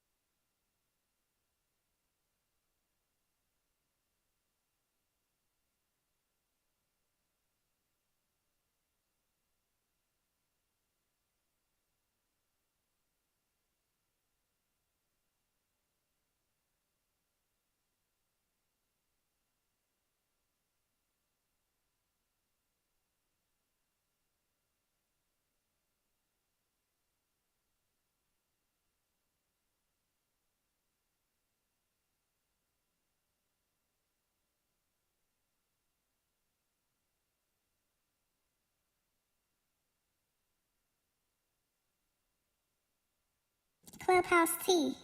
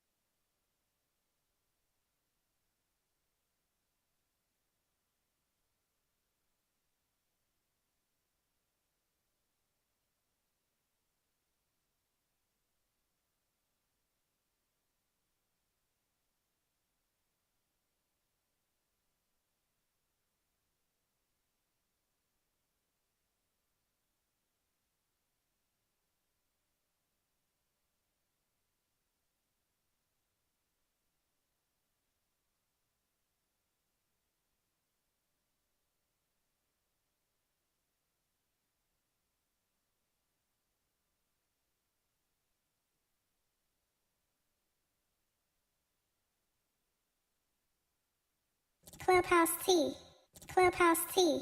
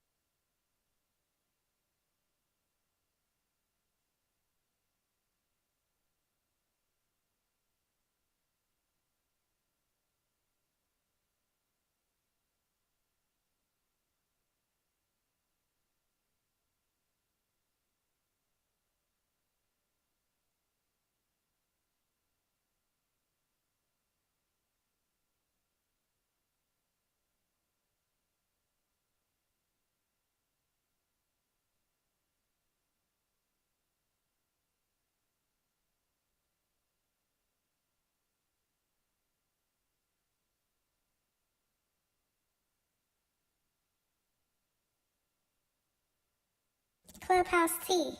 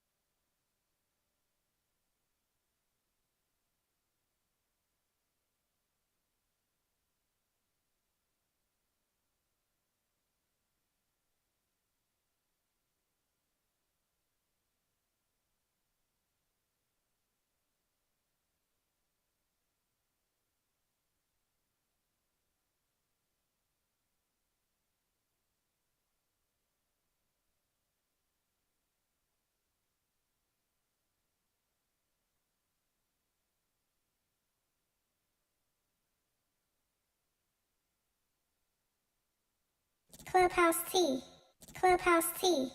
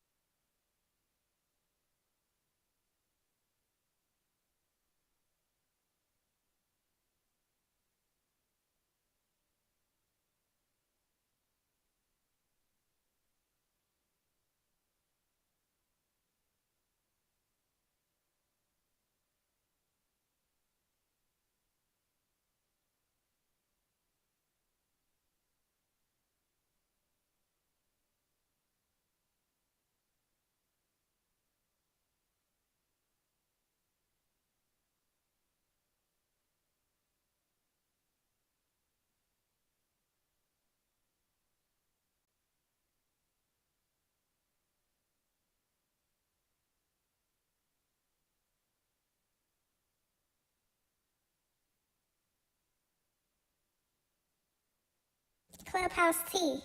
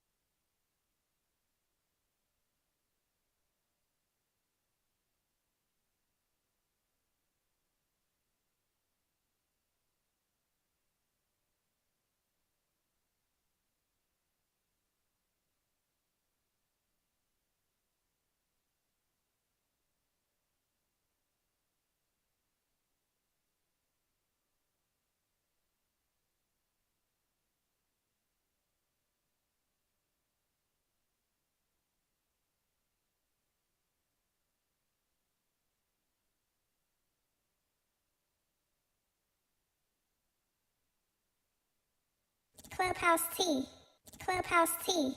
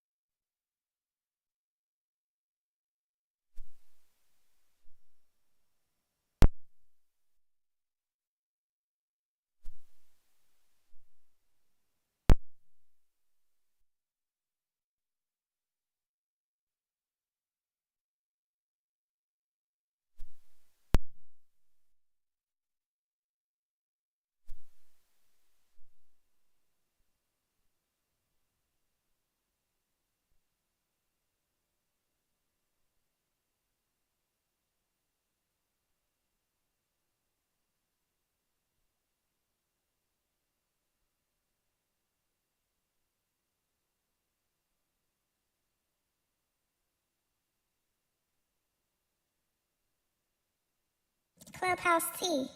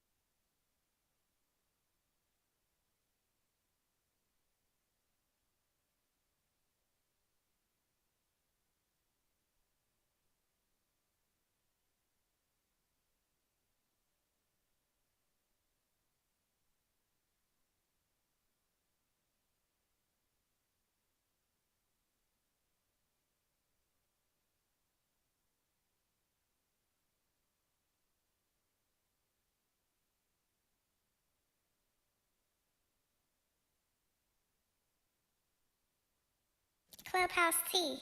Clubhouse T.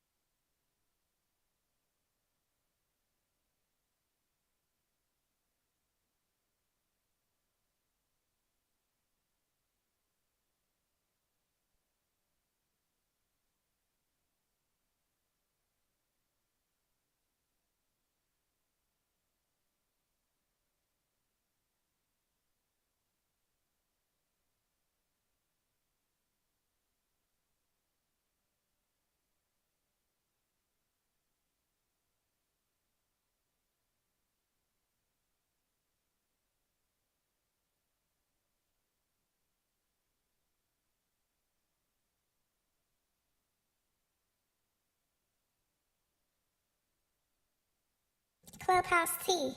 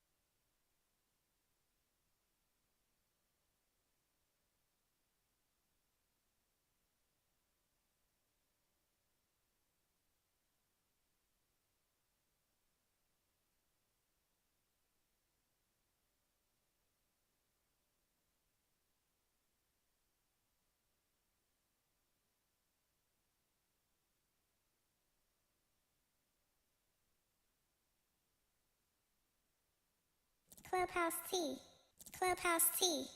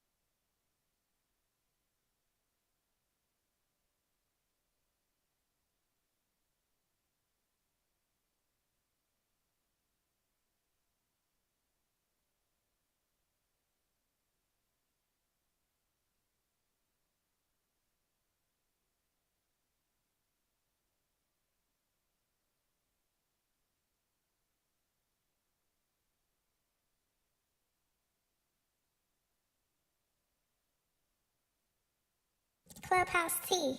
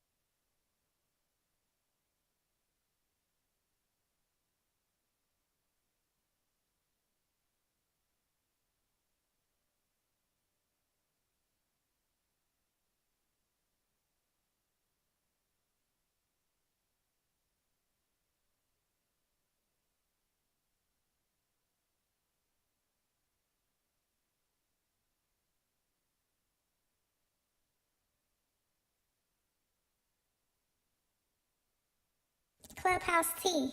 Clubhouse T.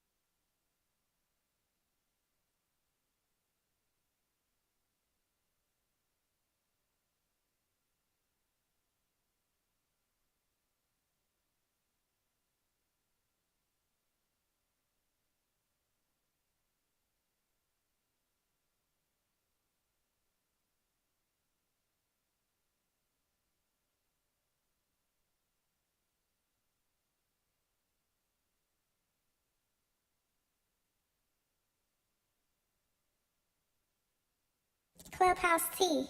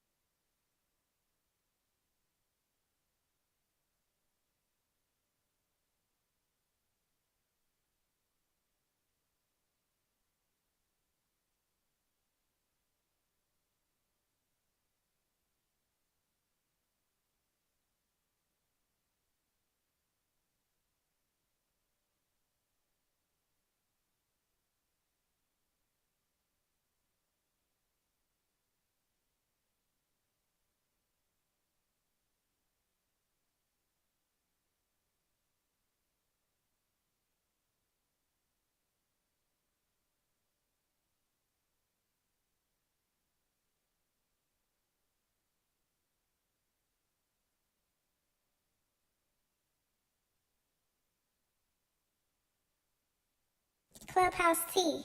Clubhouse T.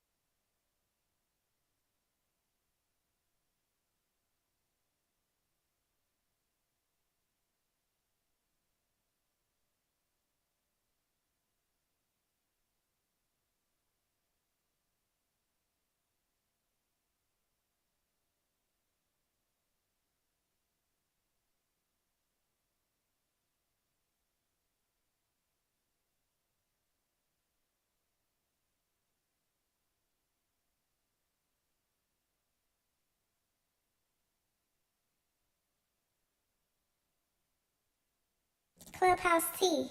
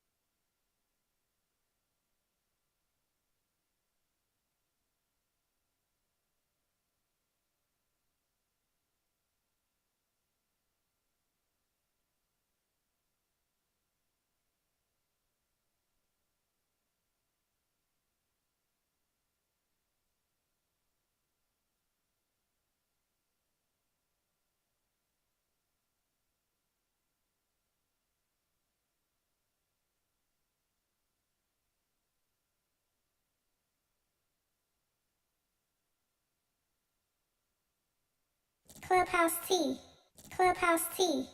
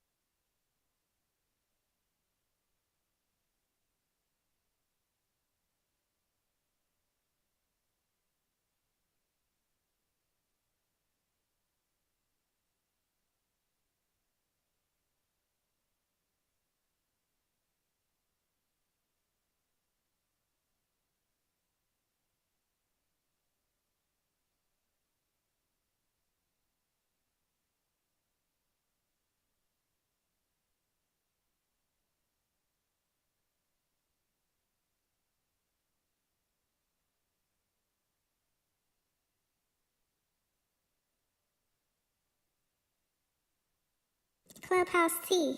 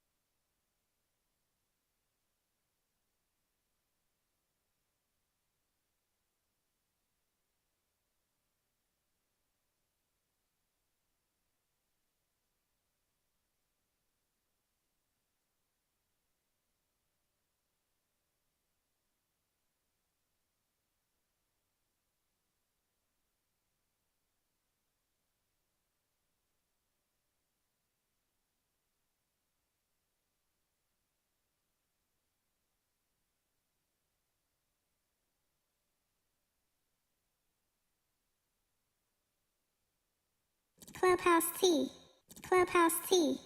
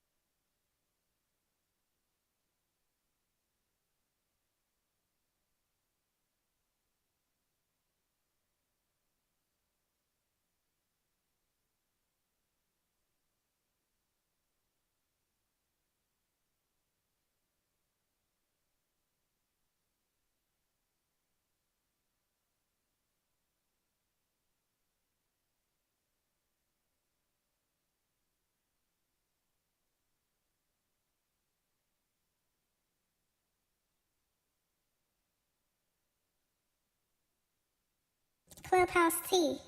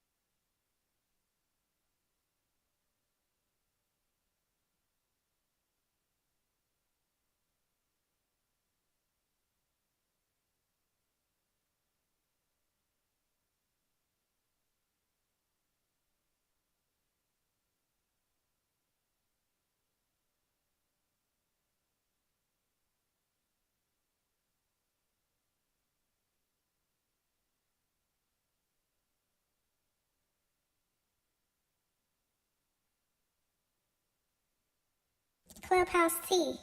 Clubhouse T.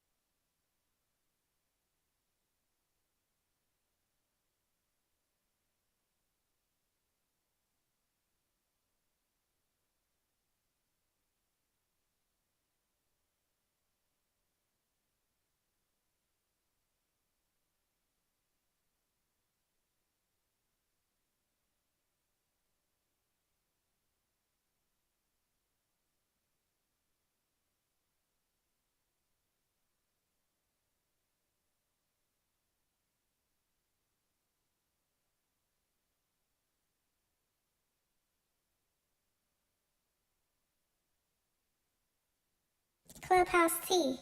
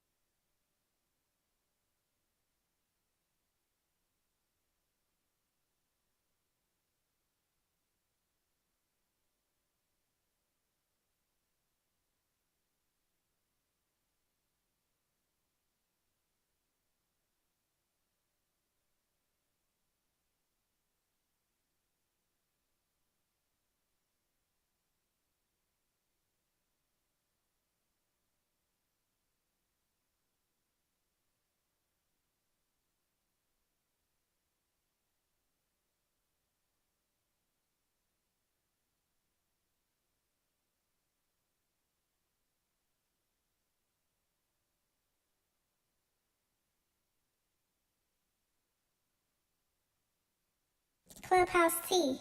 Clubhouse T.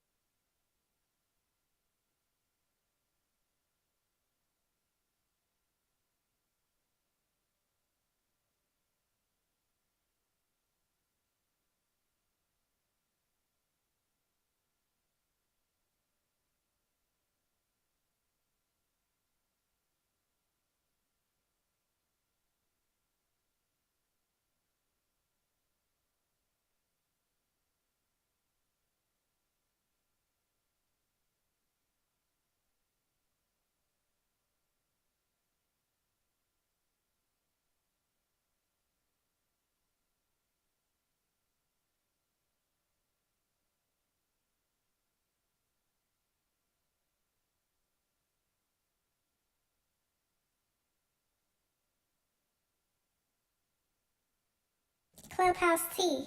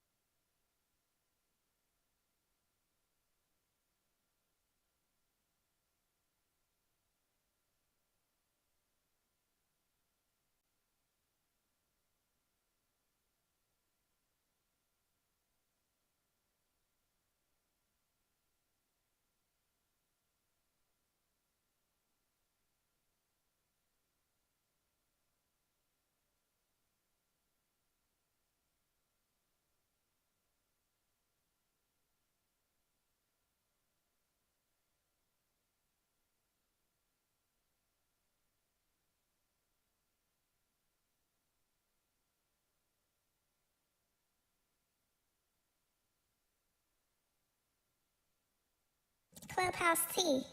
Clubhouse T.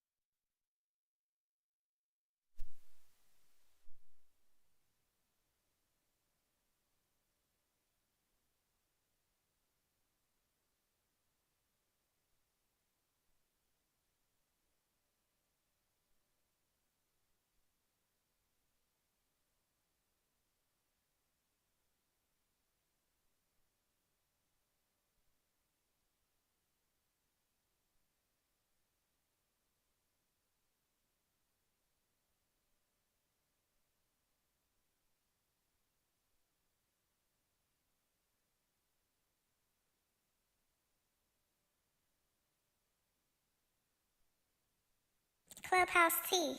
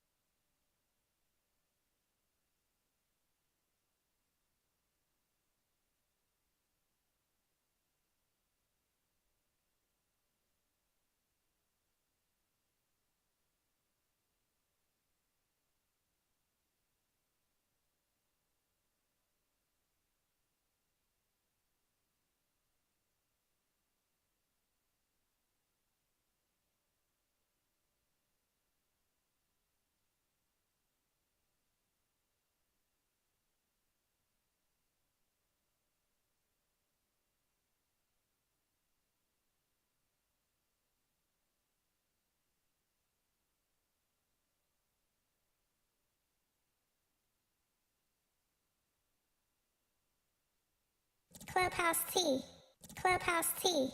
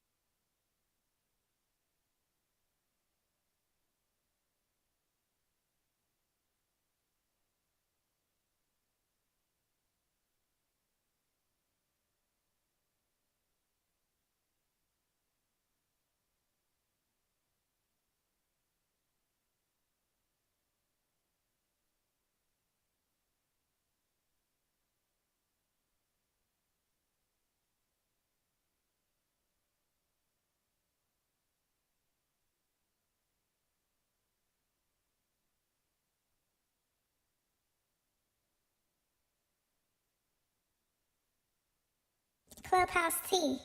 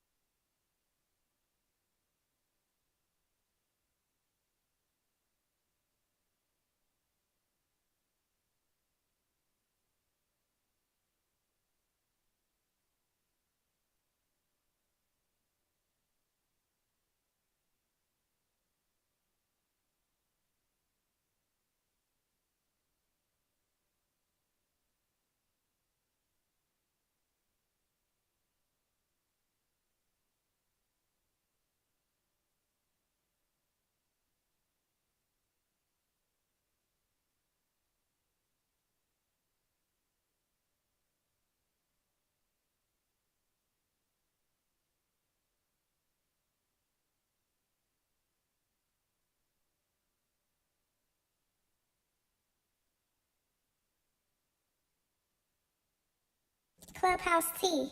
Clubhouse T.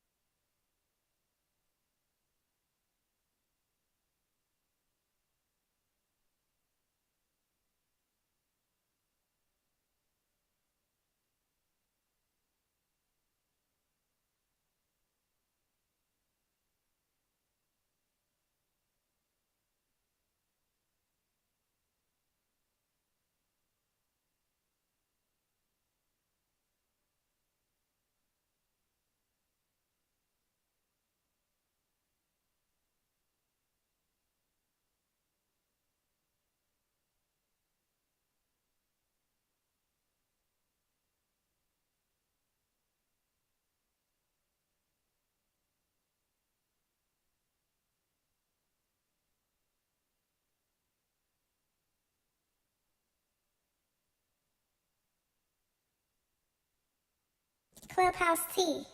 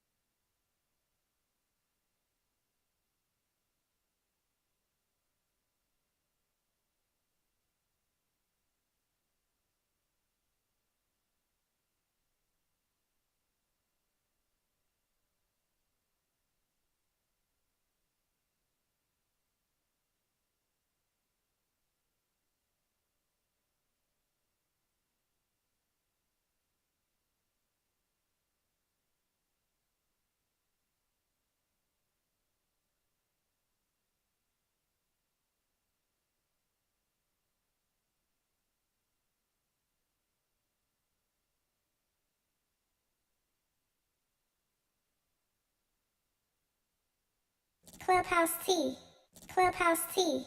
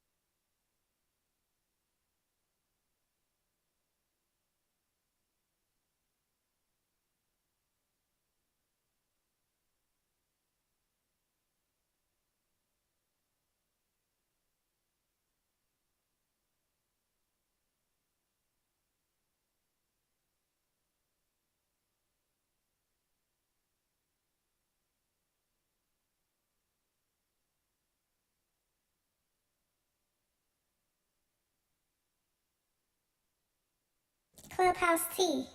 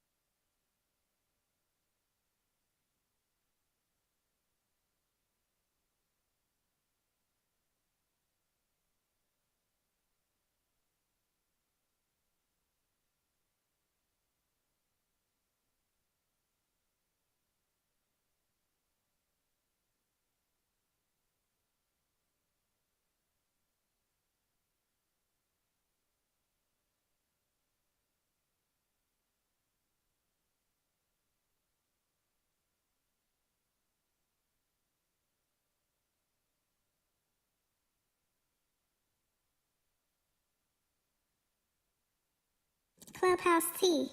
Clubhouse T.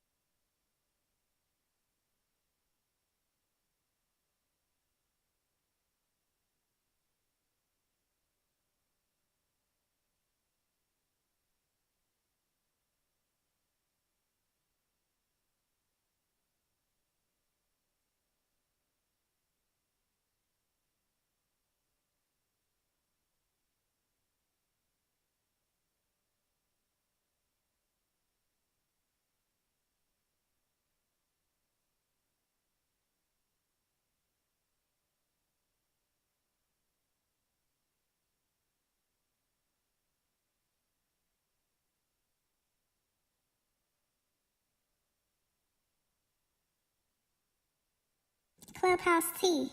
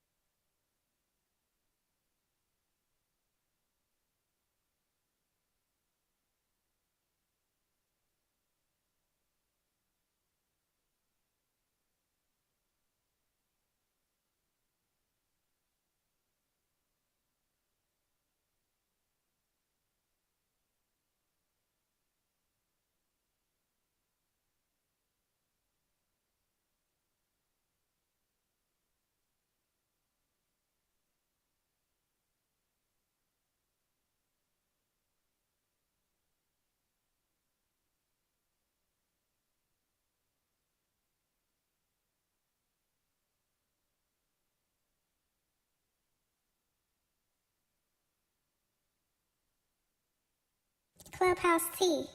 Clubhouse T.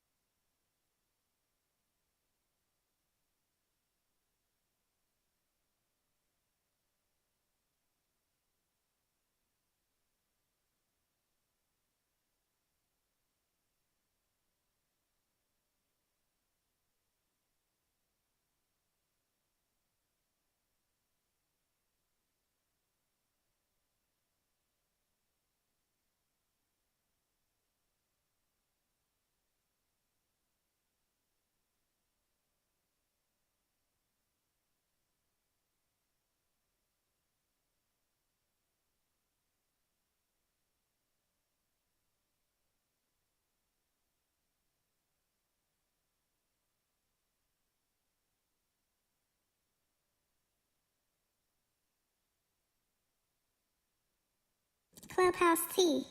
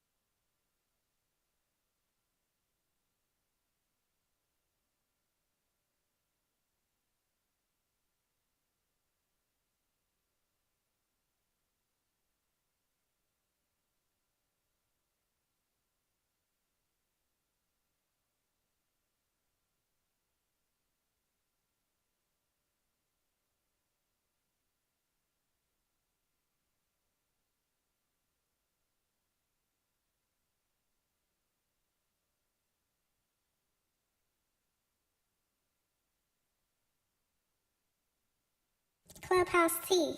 Clubhouse T.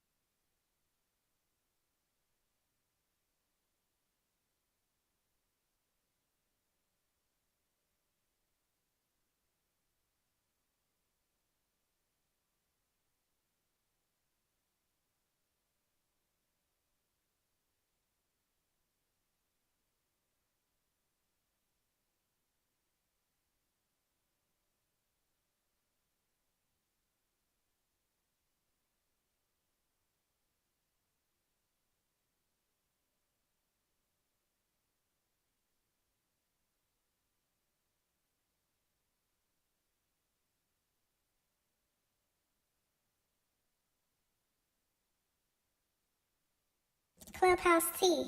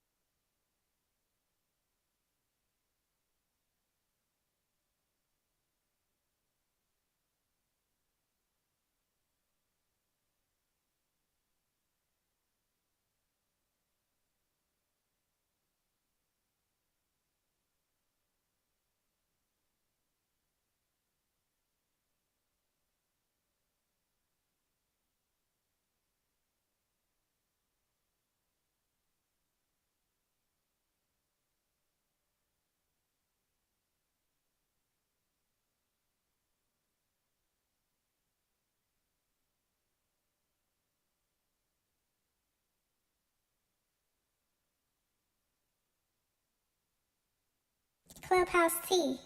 Clubhouse T.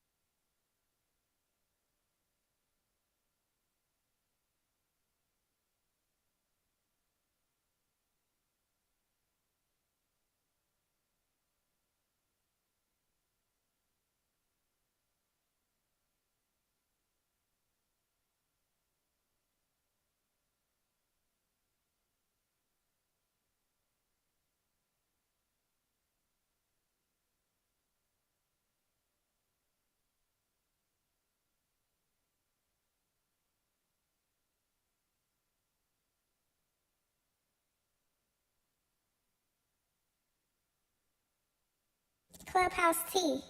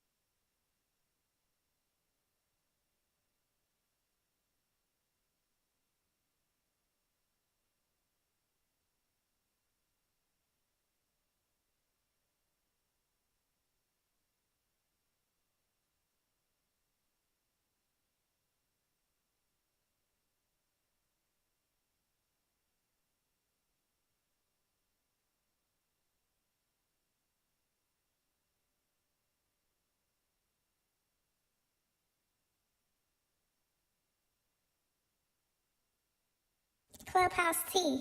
Clubhouse T.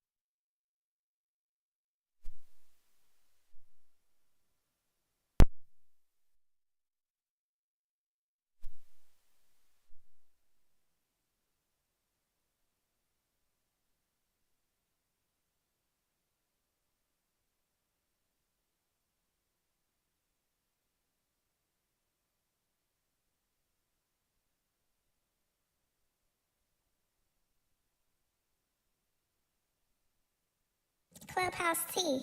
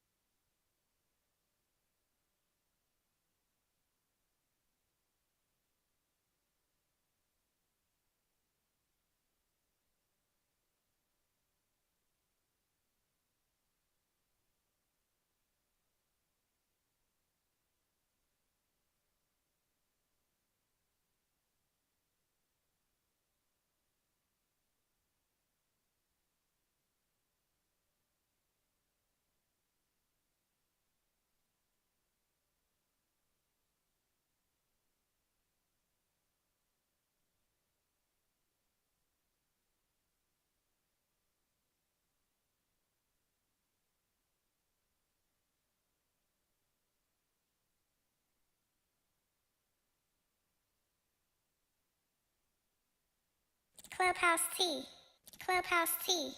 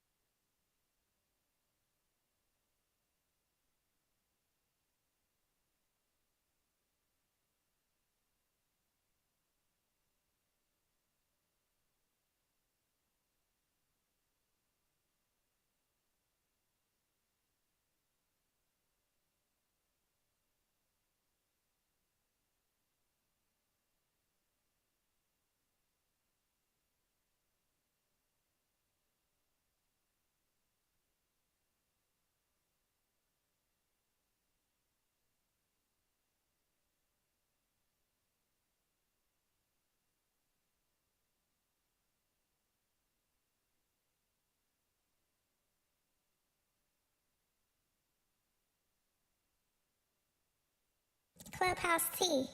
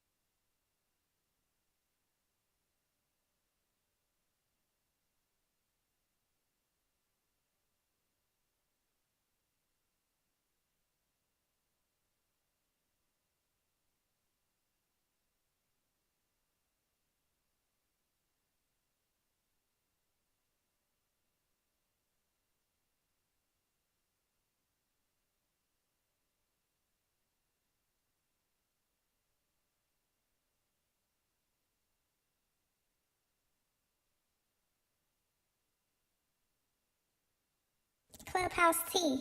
Clubhouse T.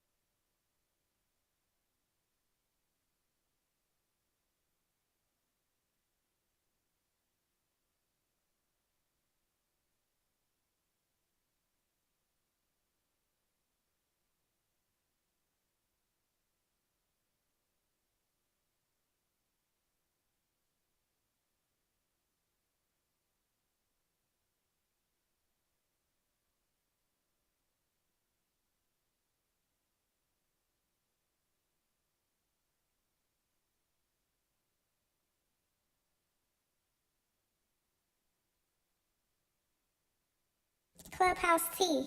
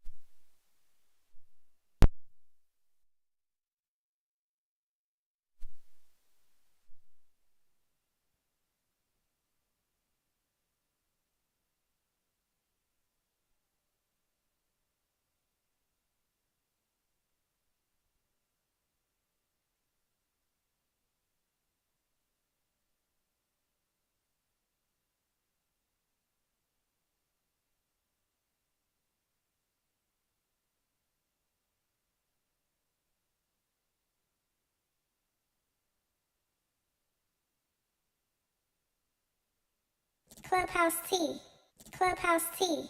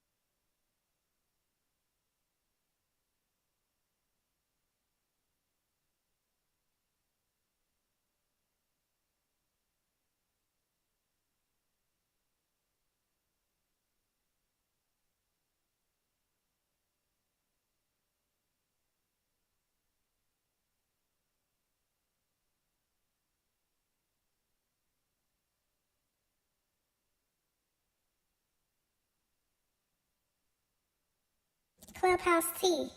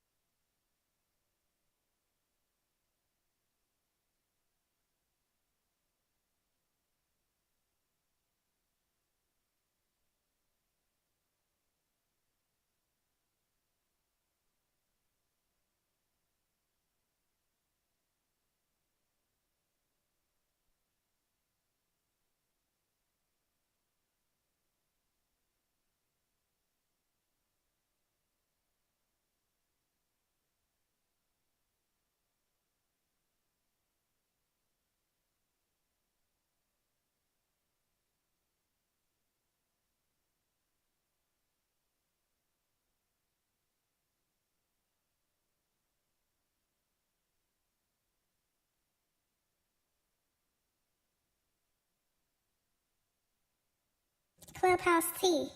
Clubhouse T.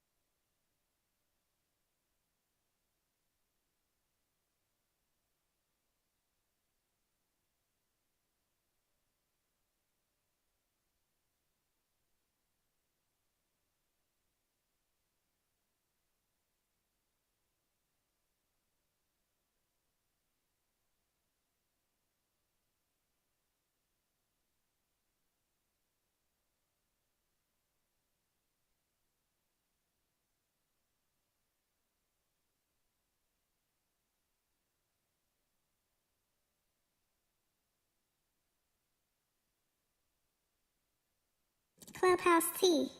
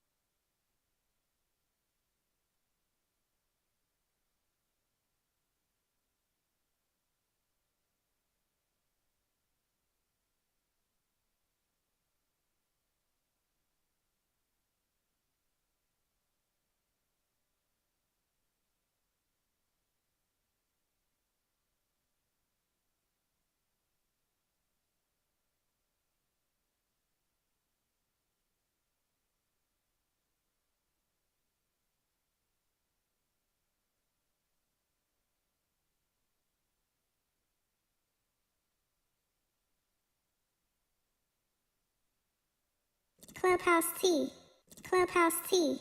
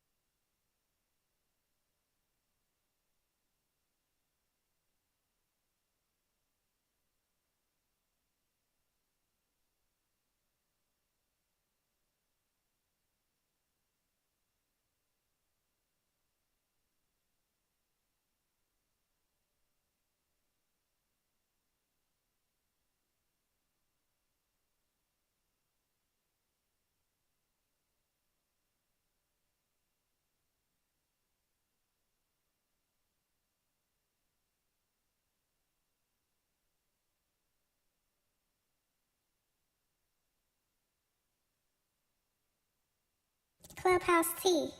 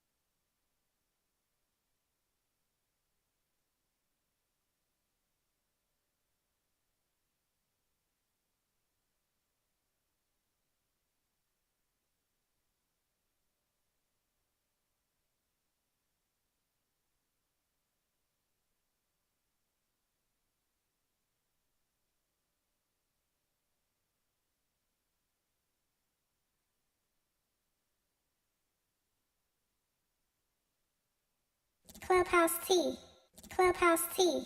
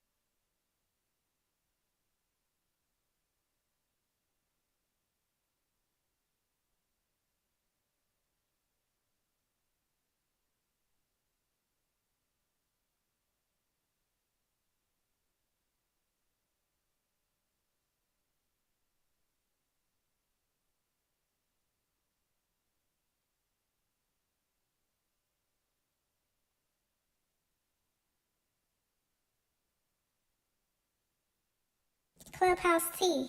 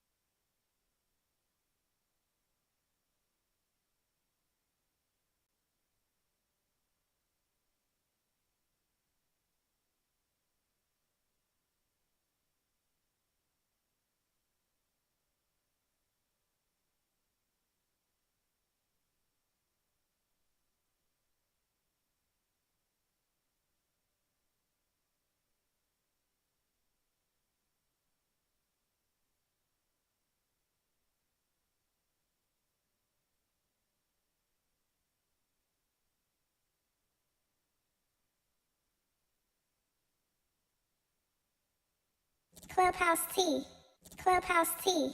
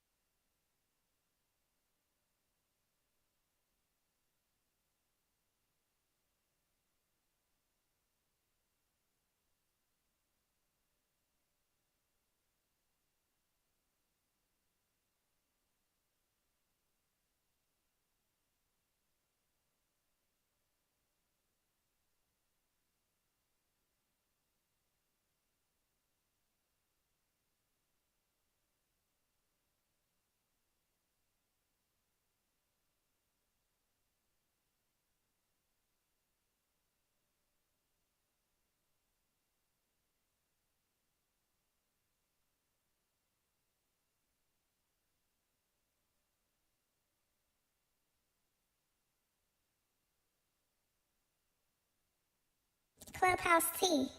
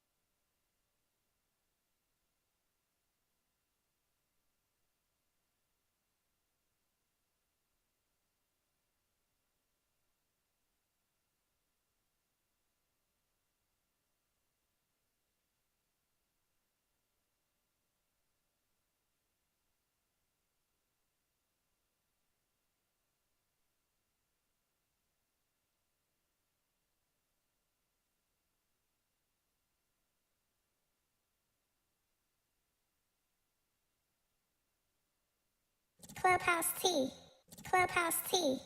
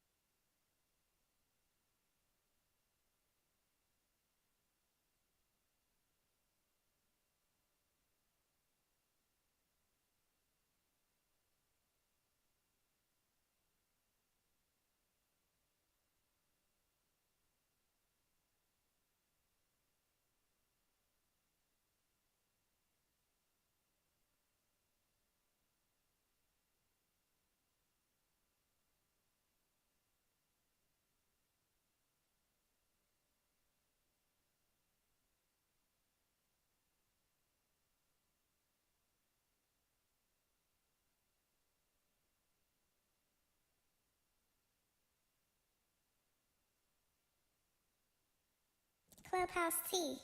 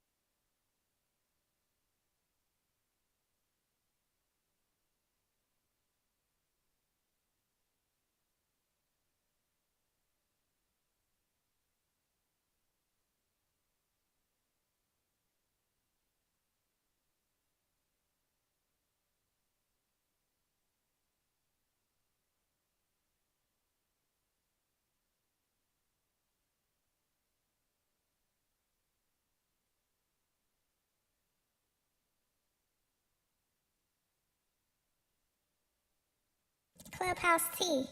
Clubhouse T.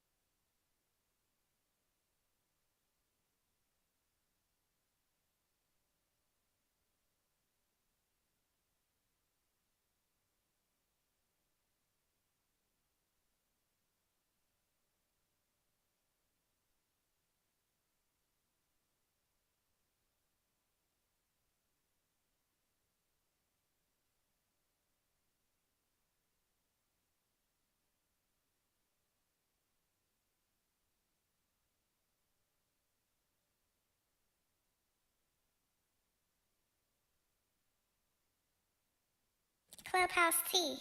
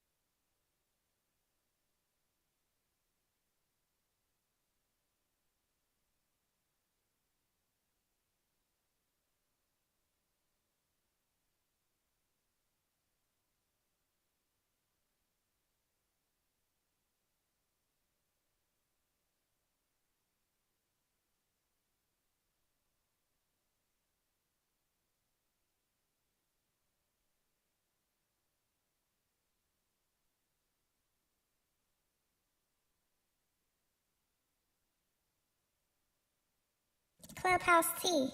Clubhouse T.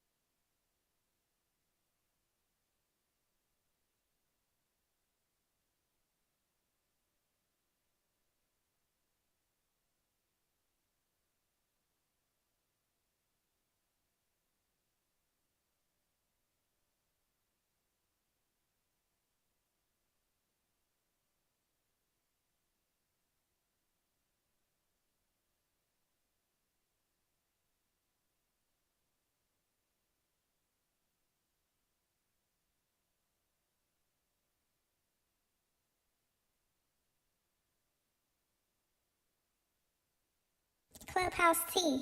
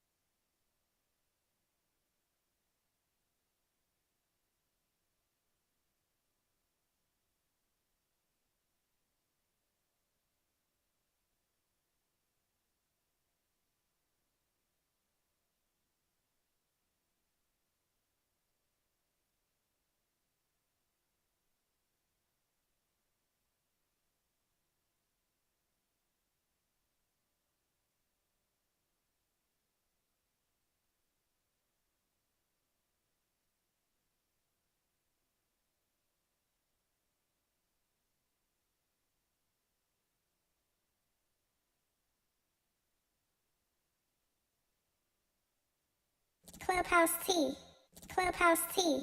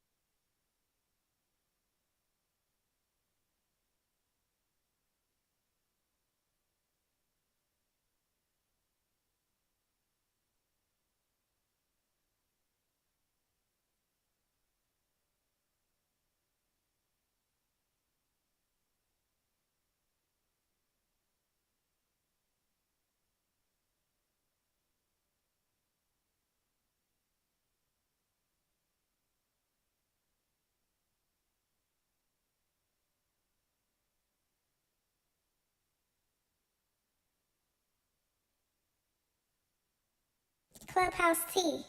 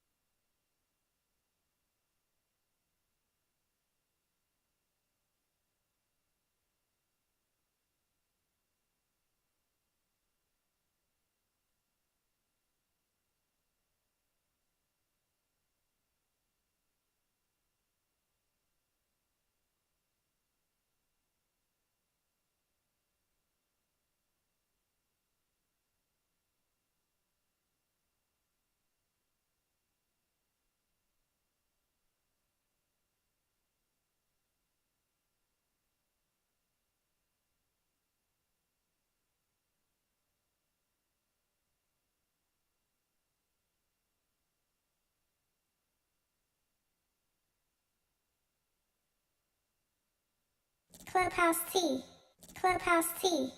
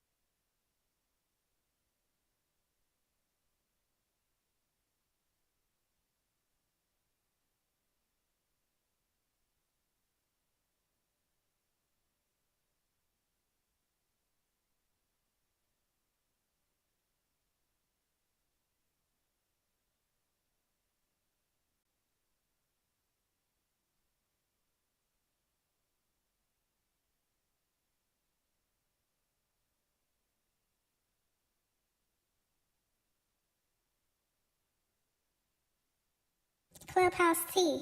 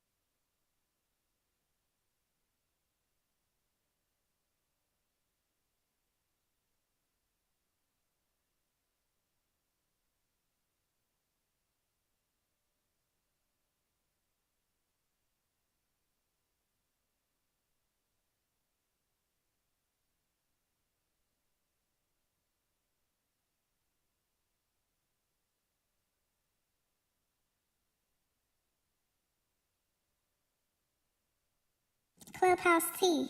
Clubhouse T.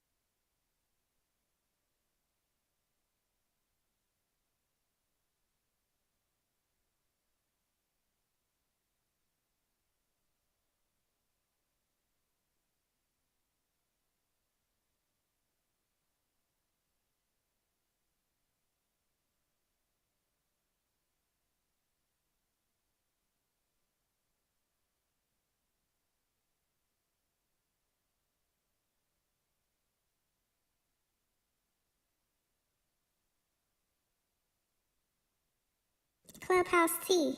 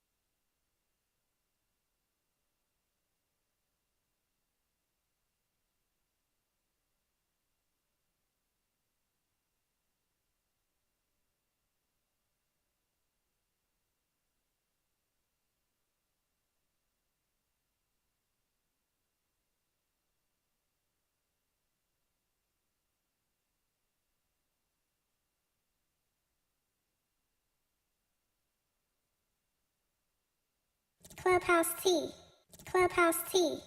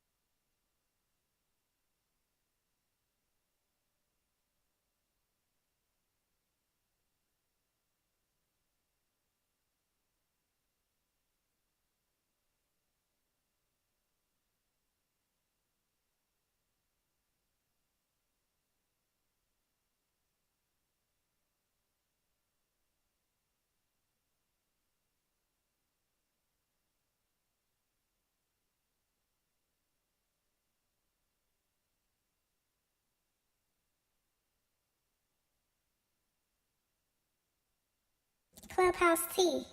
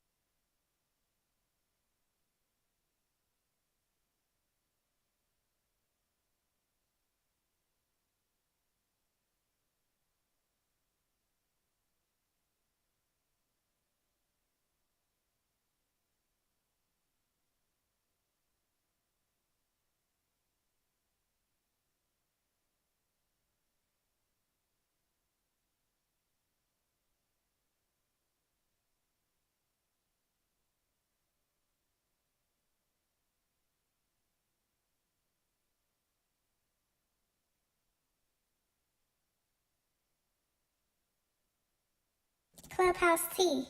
Clubhouse T.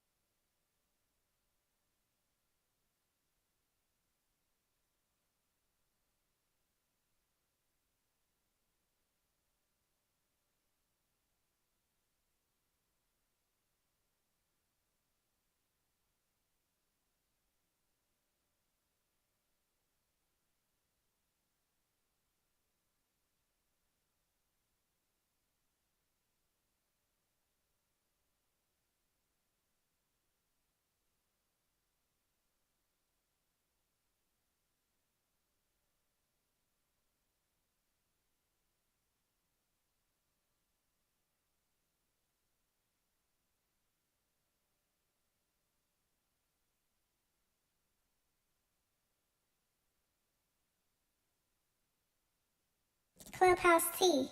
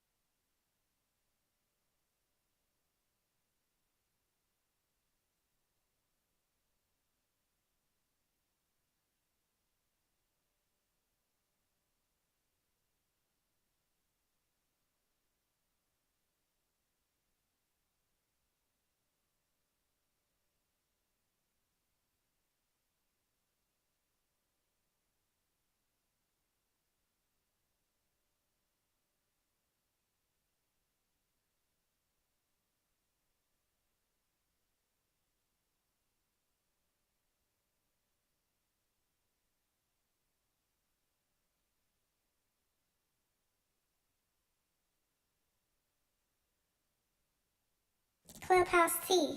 Clubhouse T.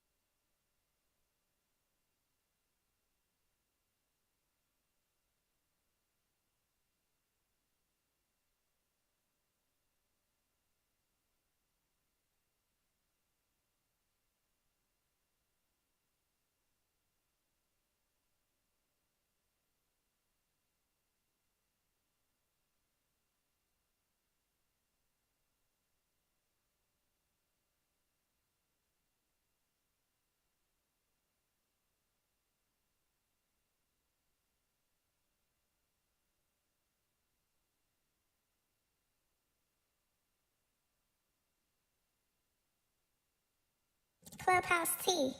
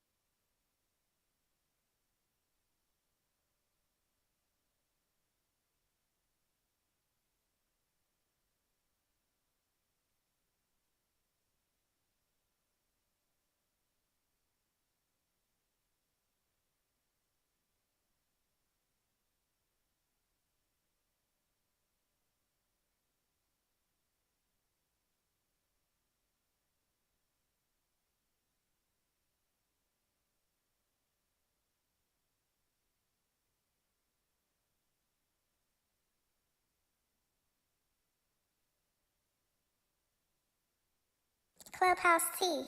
Clubhouse Tea.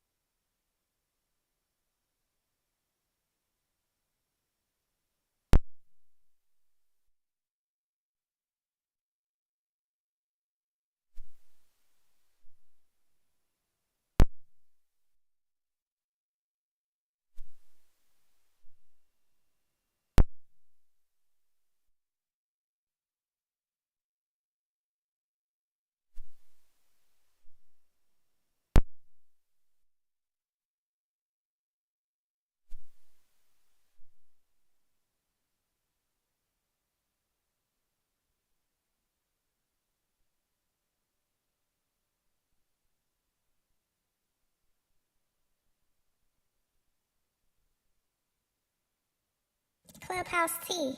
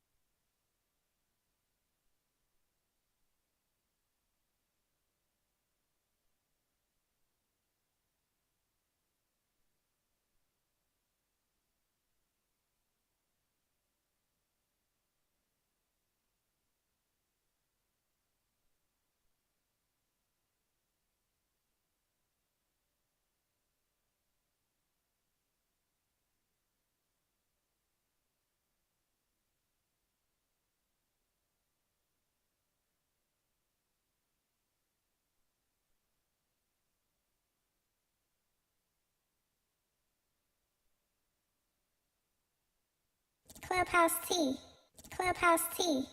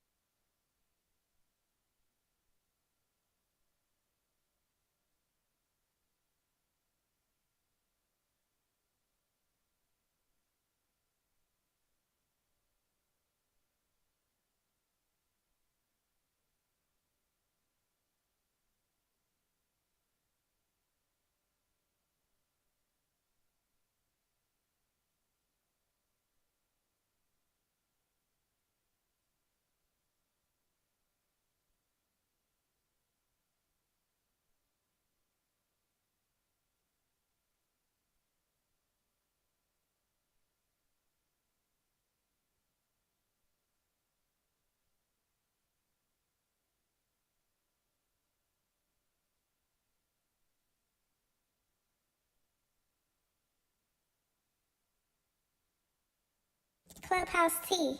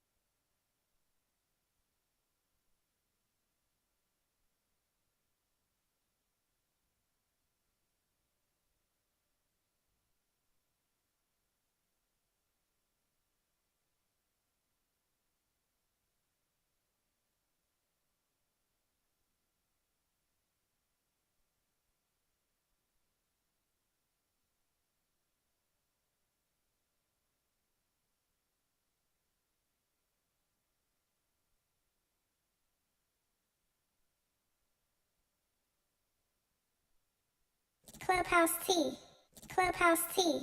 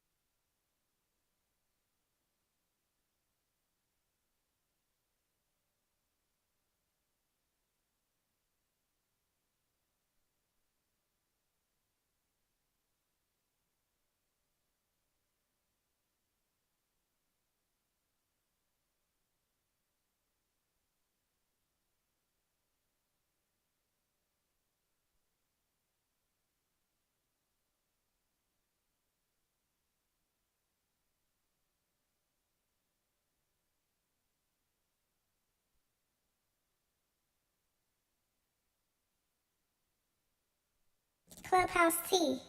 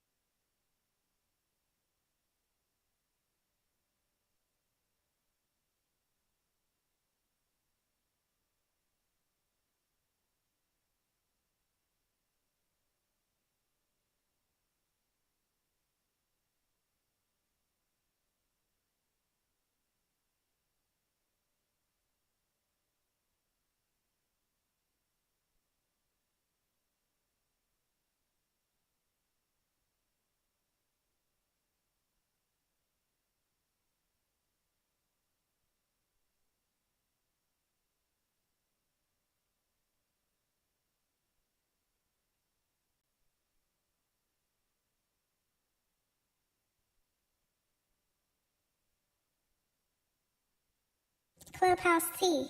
Clubhouse T.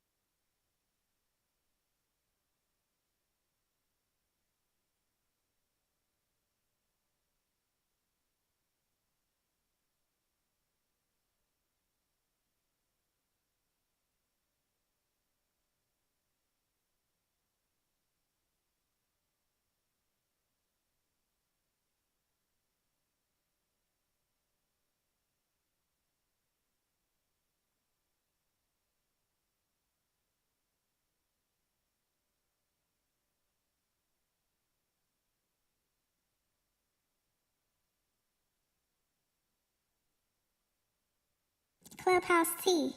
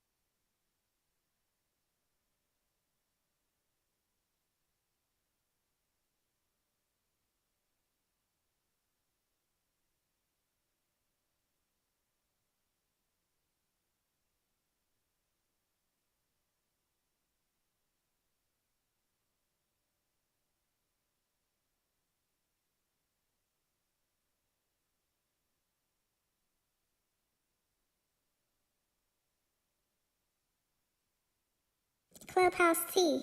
Clubhouse T.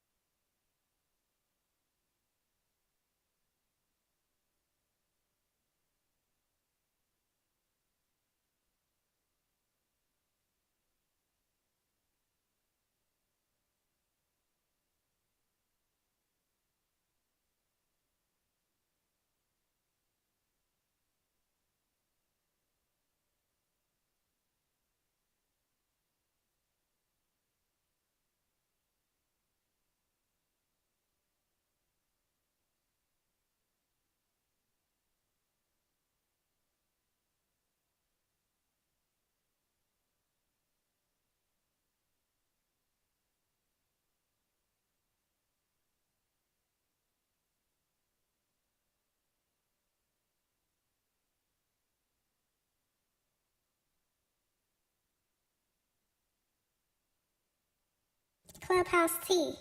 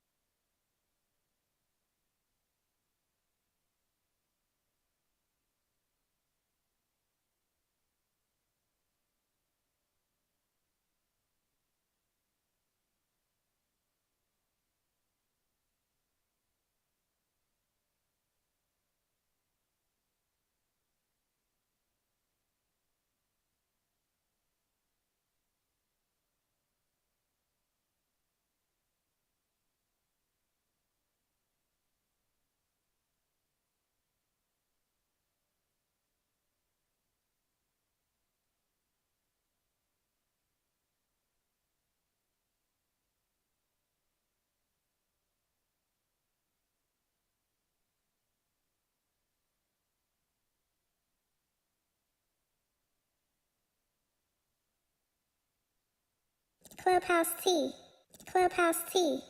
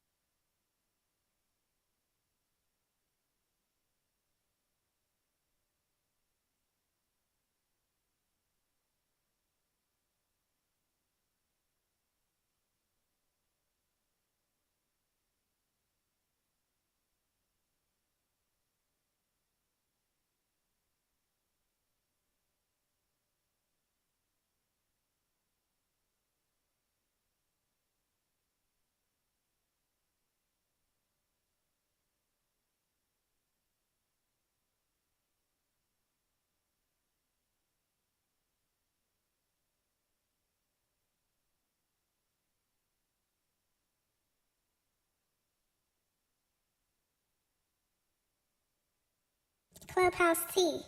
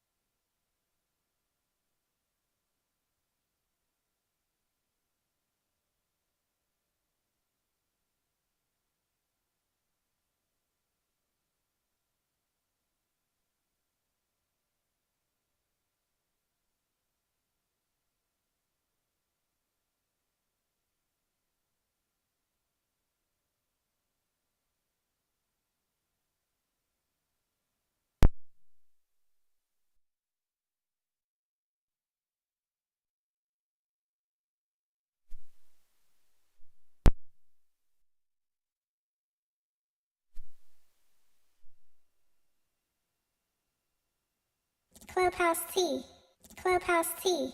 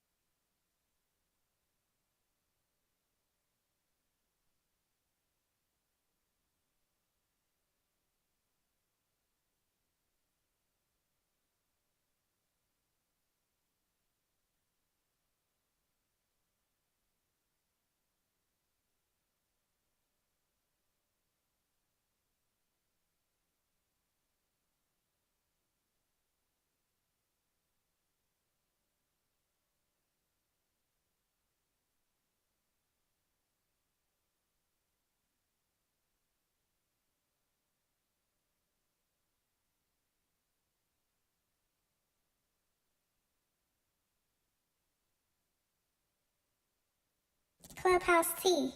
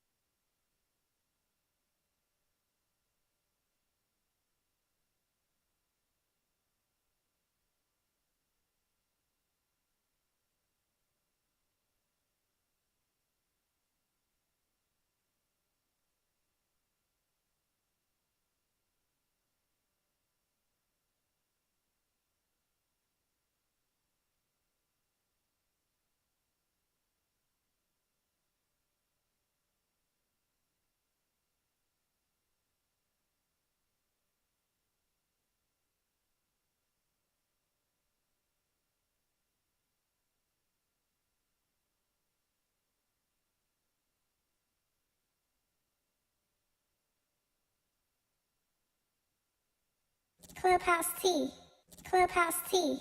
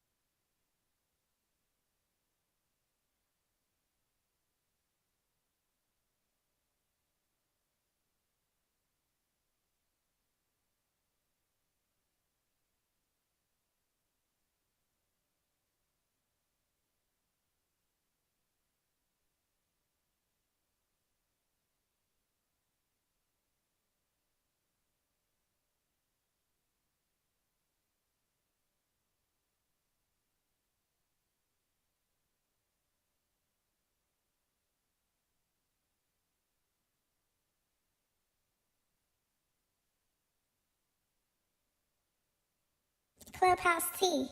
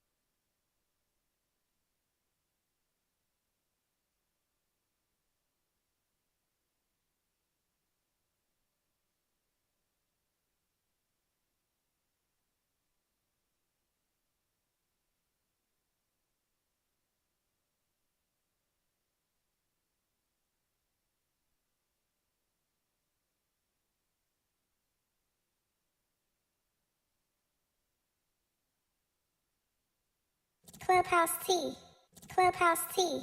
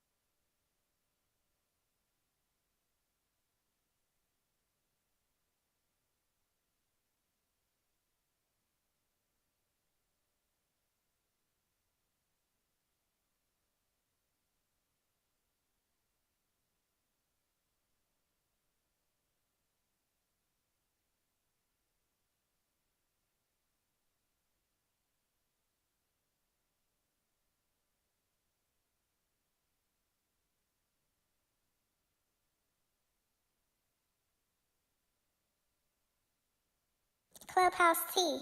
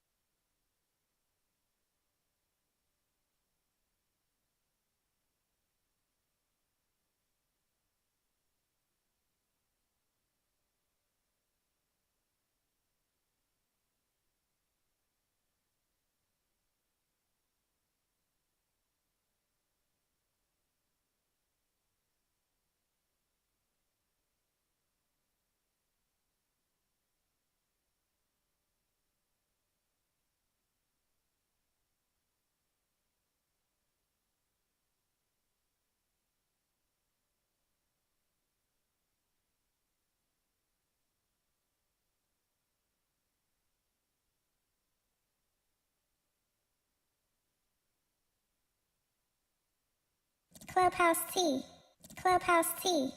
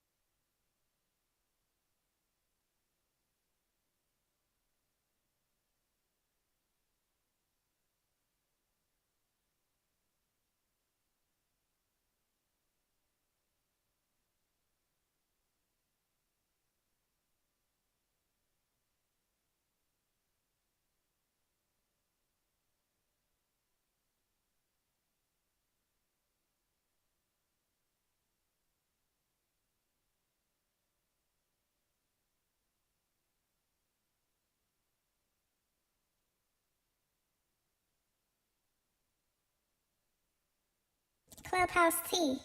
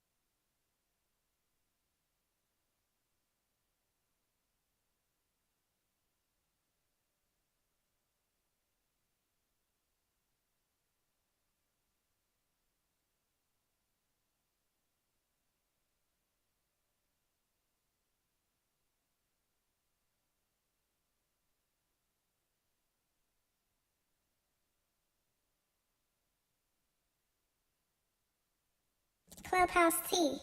Clubhouse T.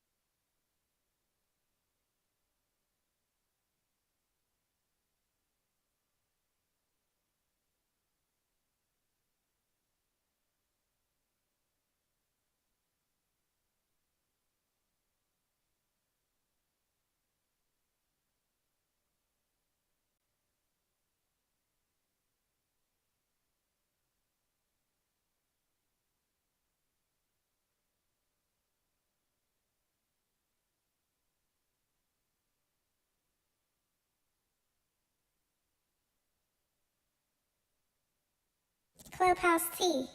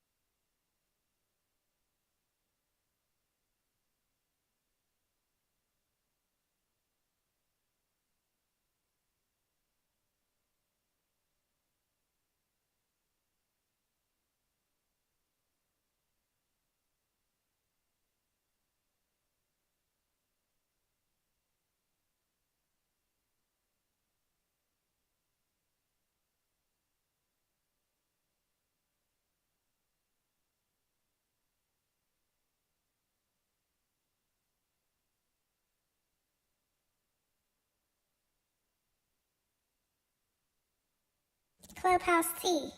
Clubhouse T.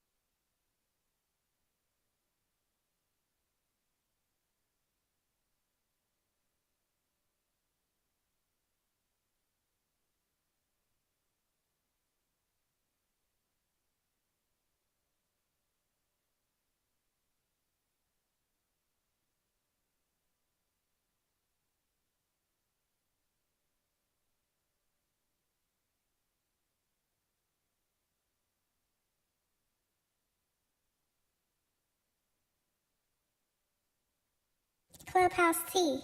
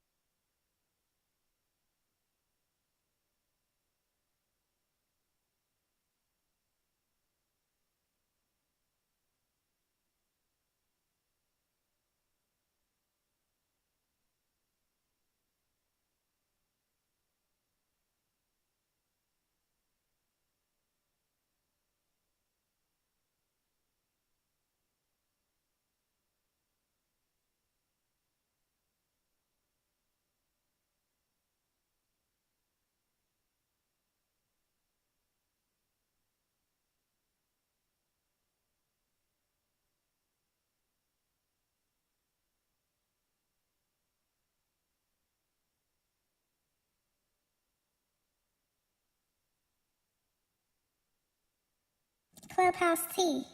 Clubhouse T.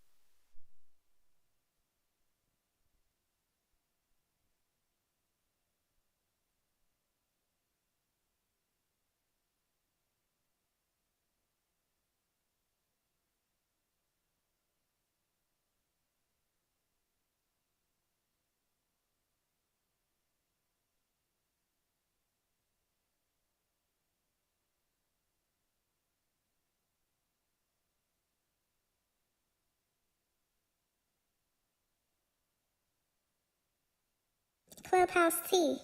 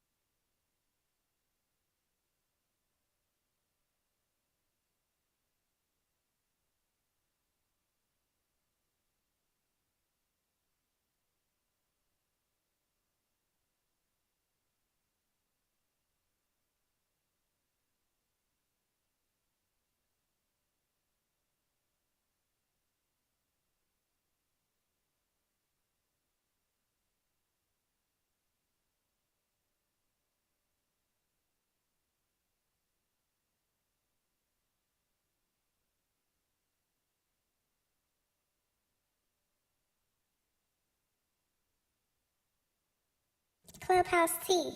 Clubhouse T.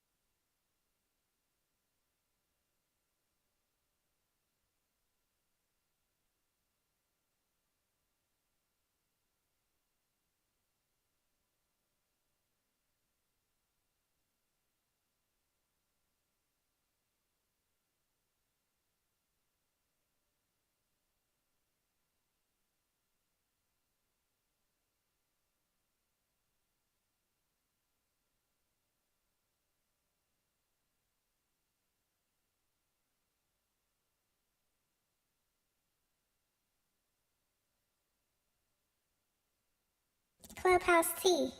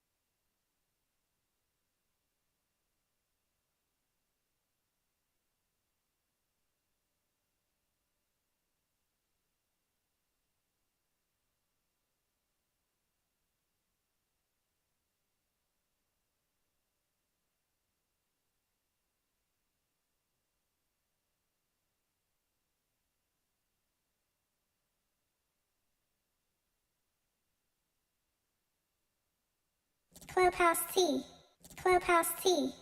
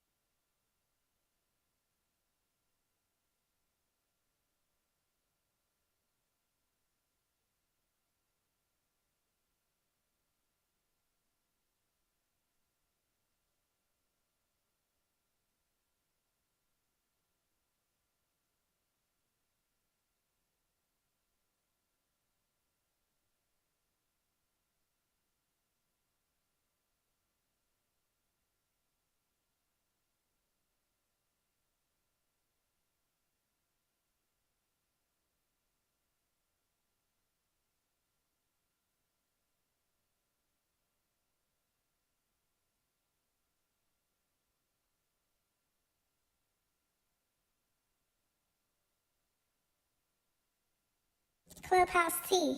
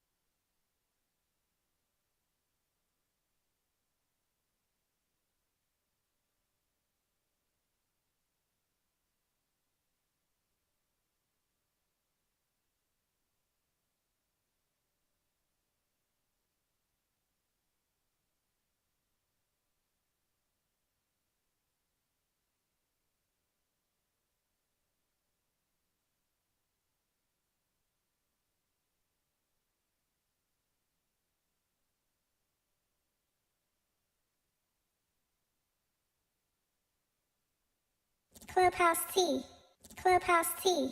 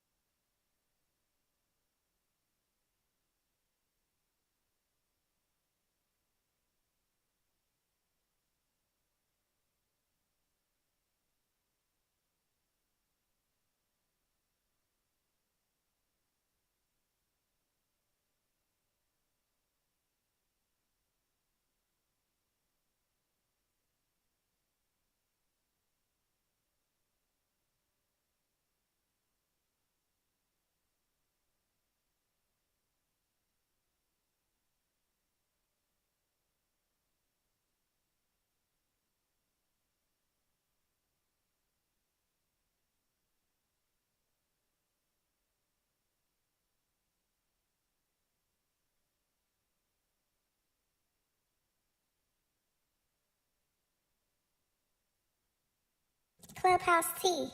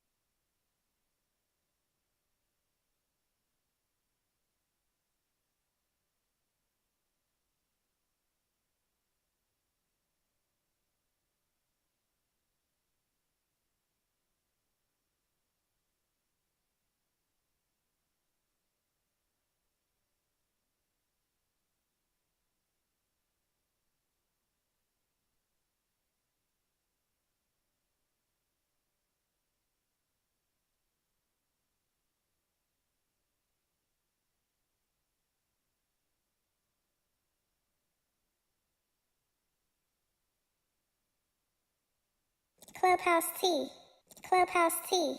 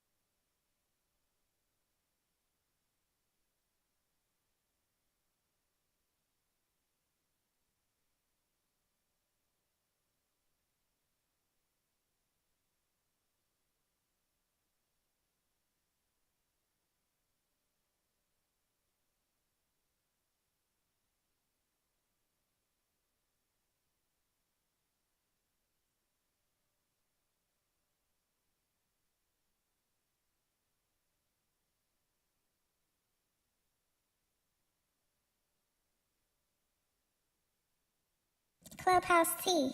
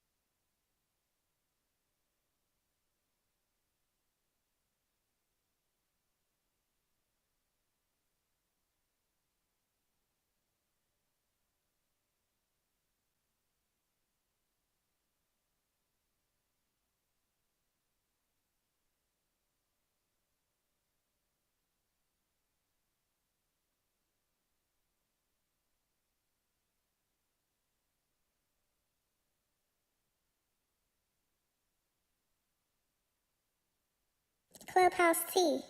Clubhouse T.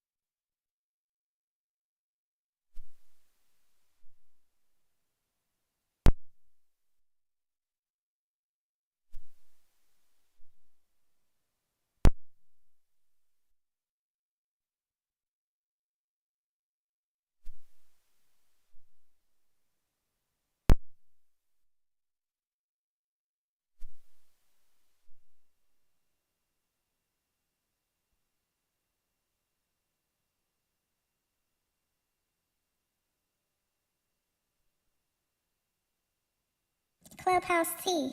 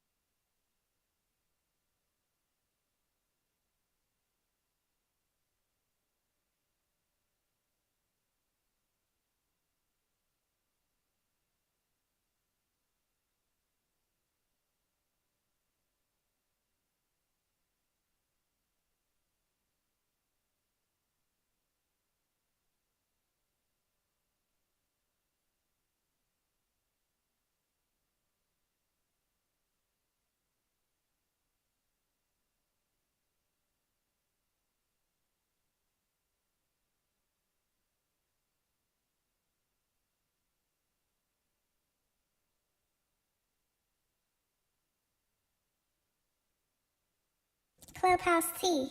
Clubhouse T.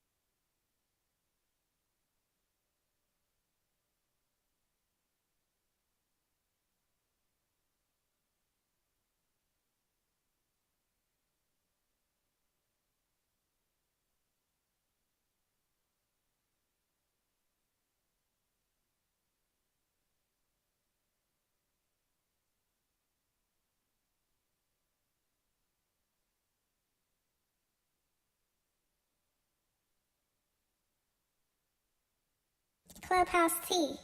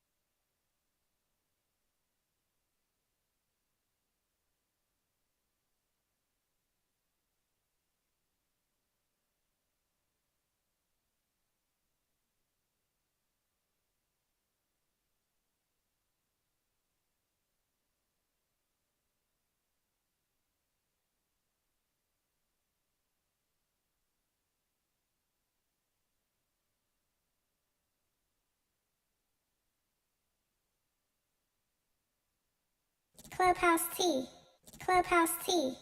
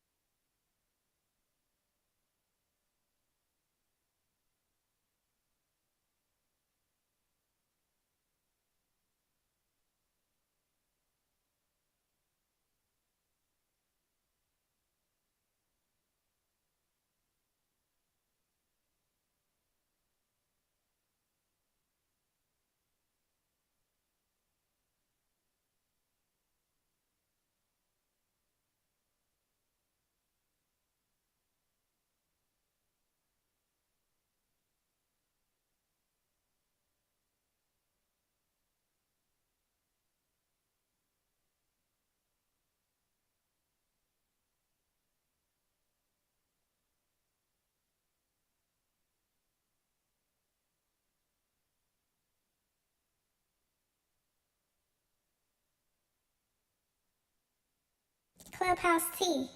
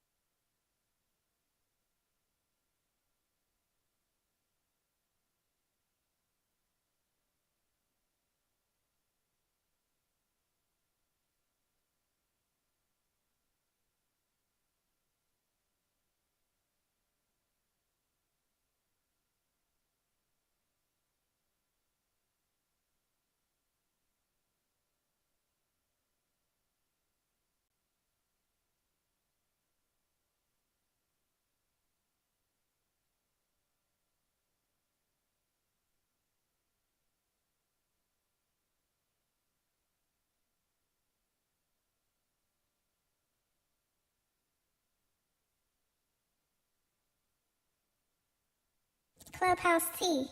Clubhouse T.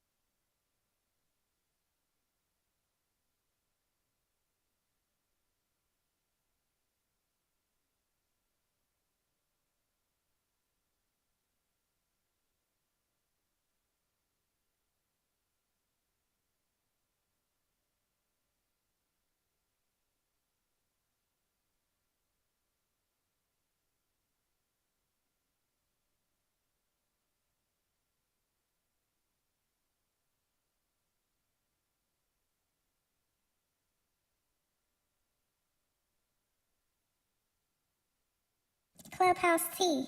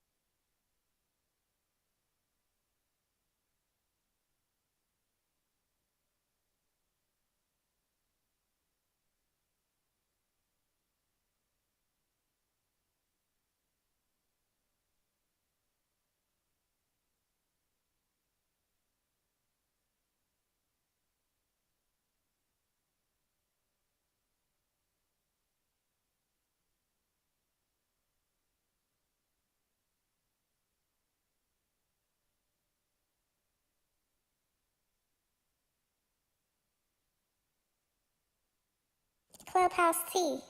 Clubhouse Tea.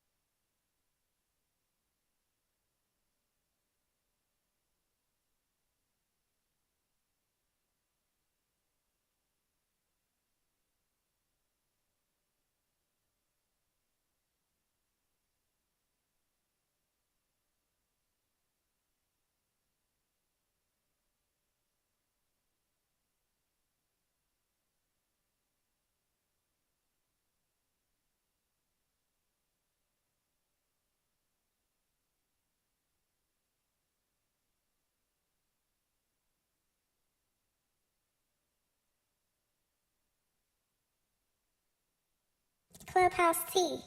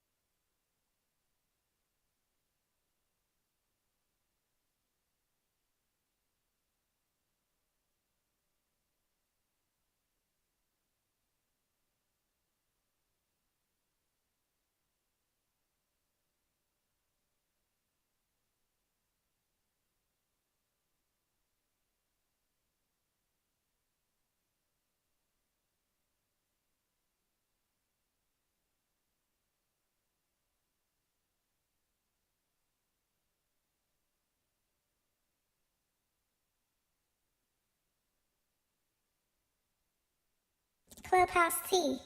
Clubhouse T.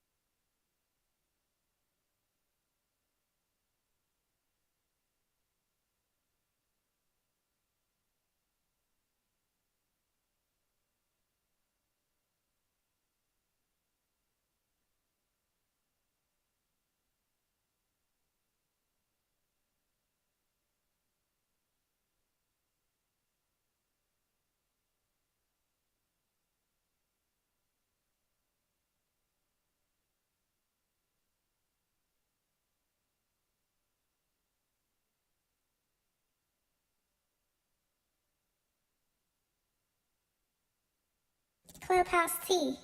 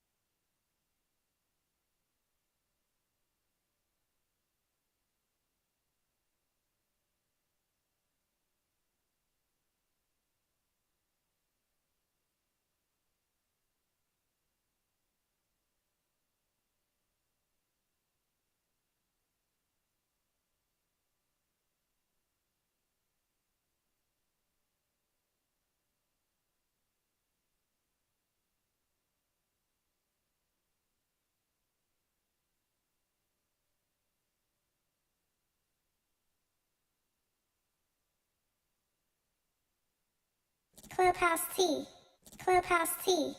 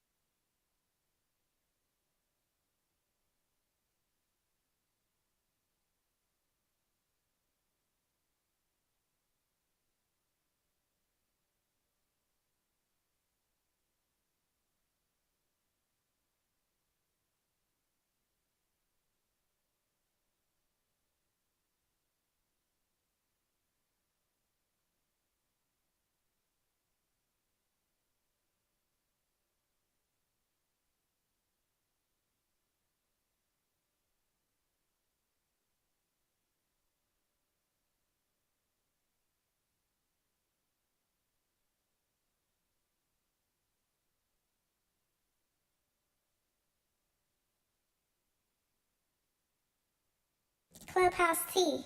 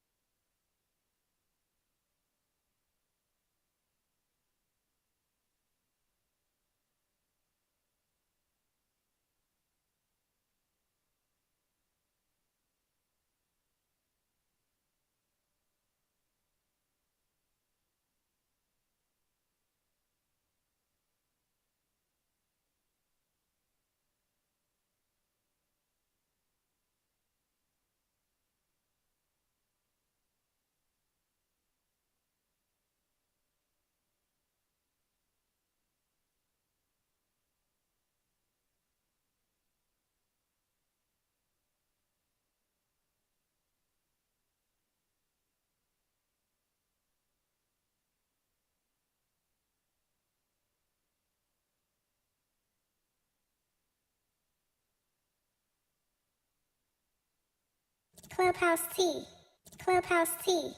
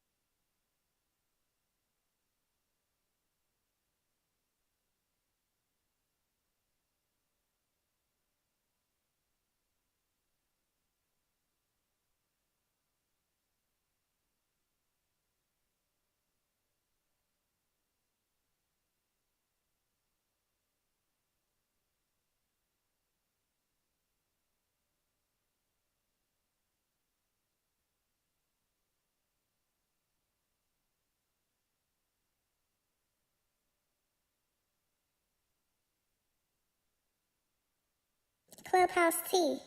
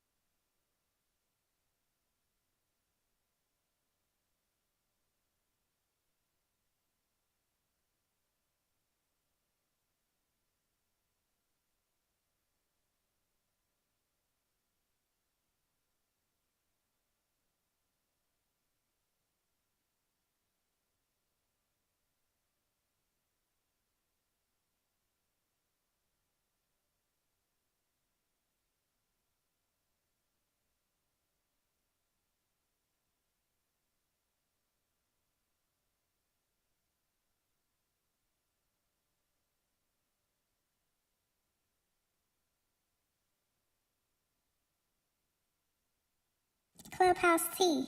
Clubhouse T.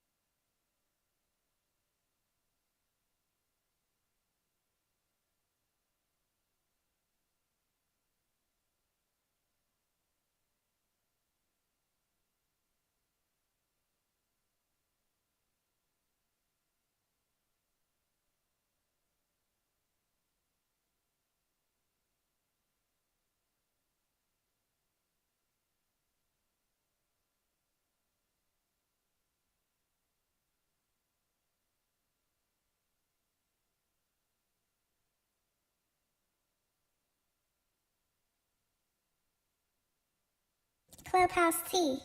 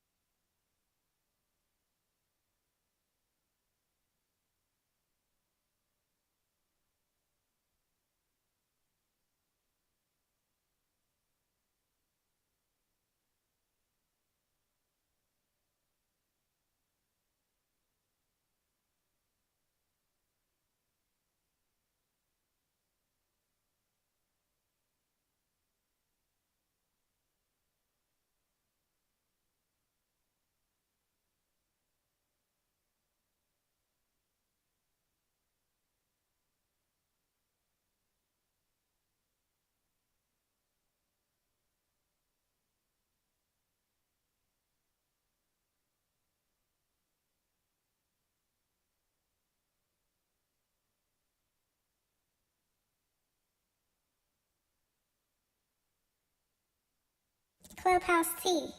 Clubhouse T.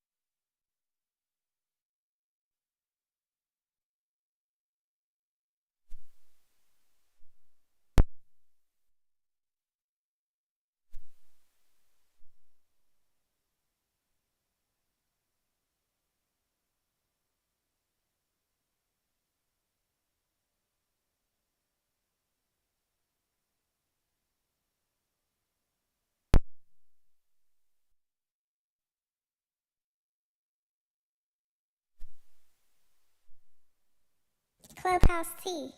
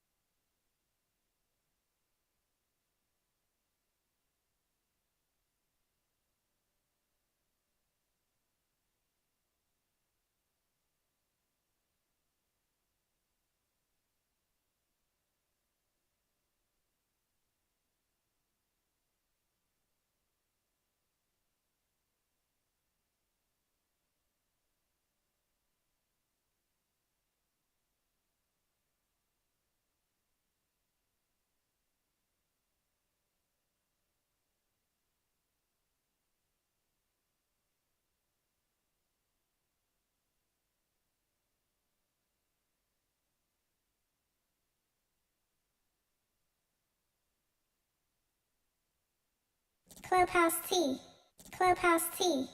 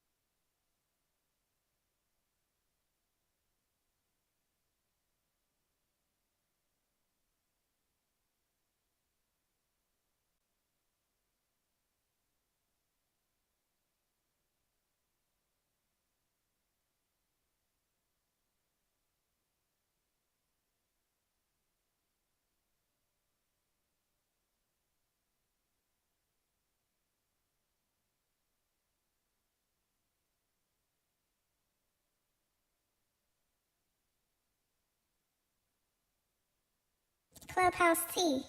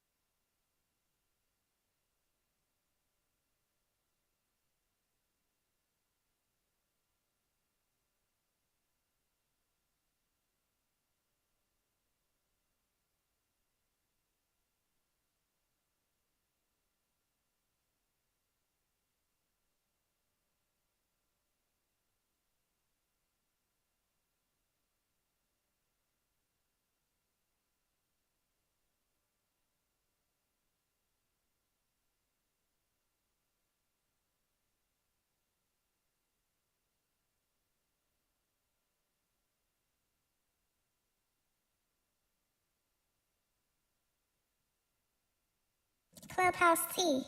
Clubhouse T.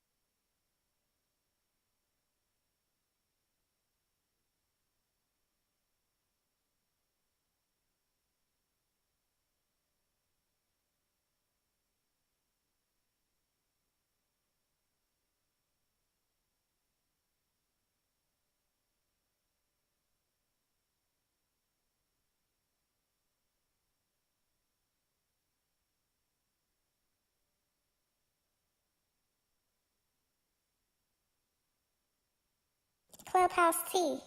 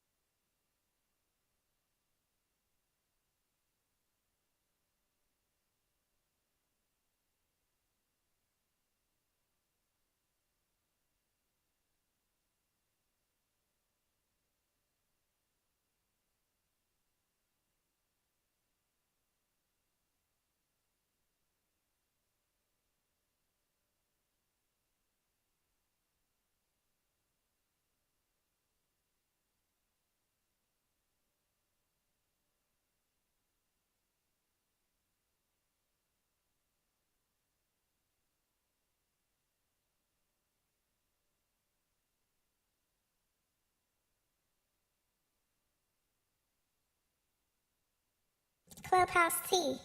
Clubhouse T.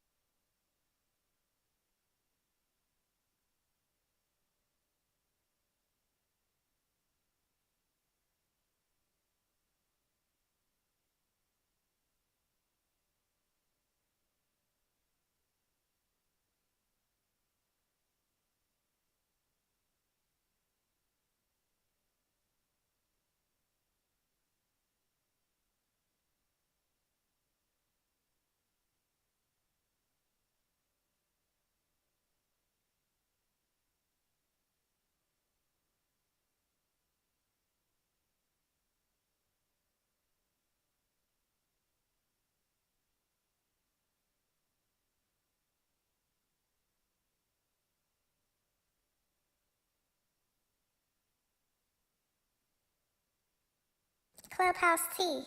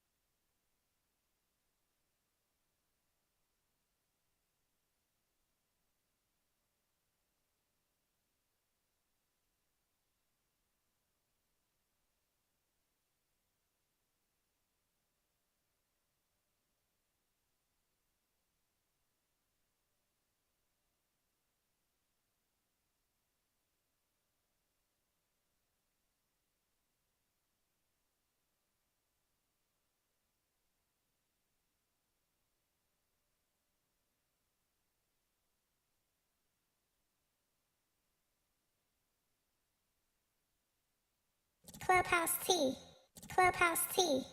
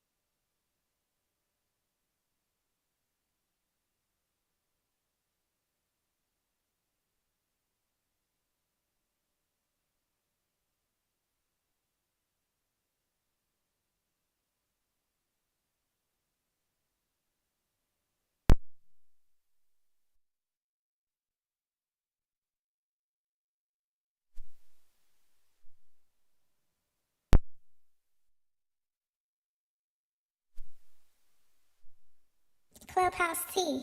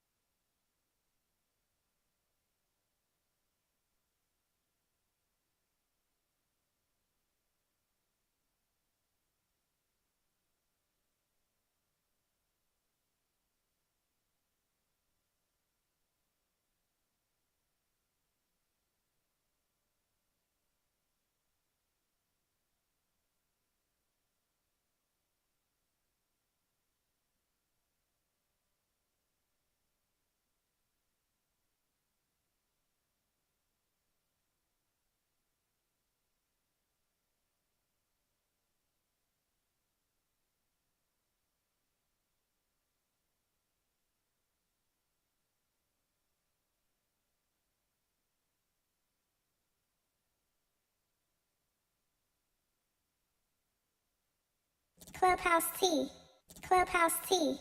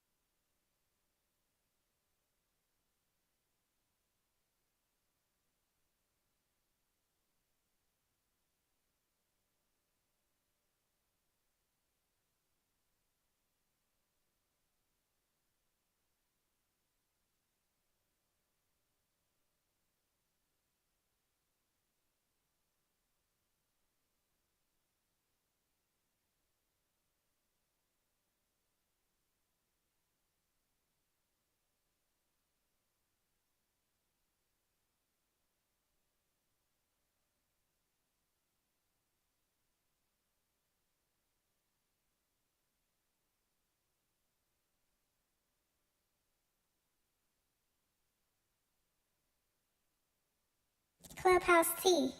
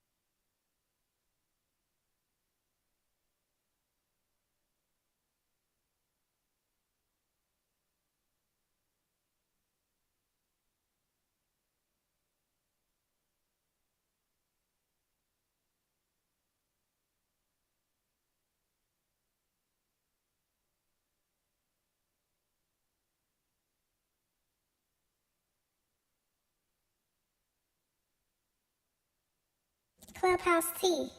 Clubhouse T.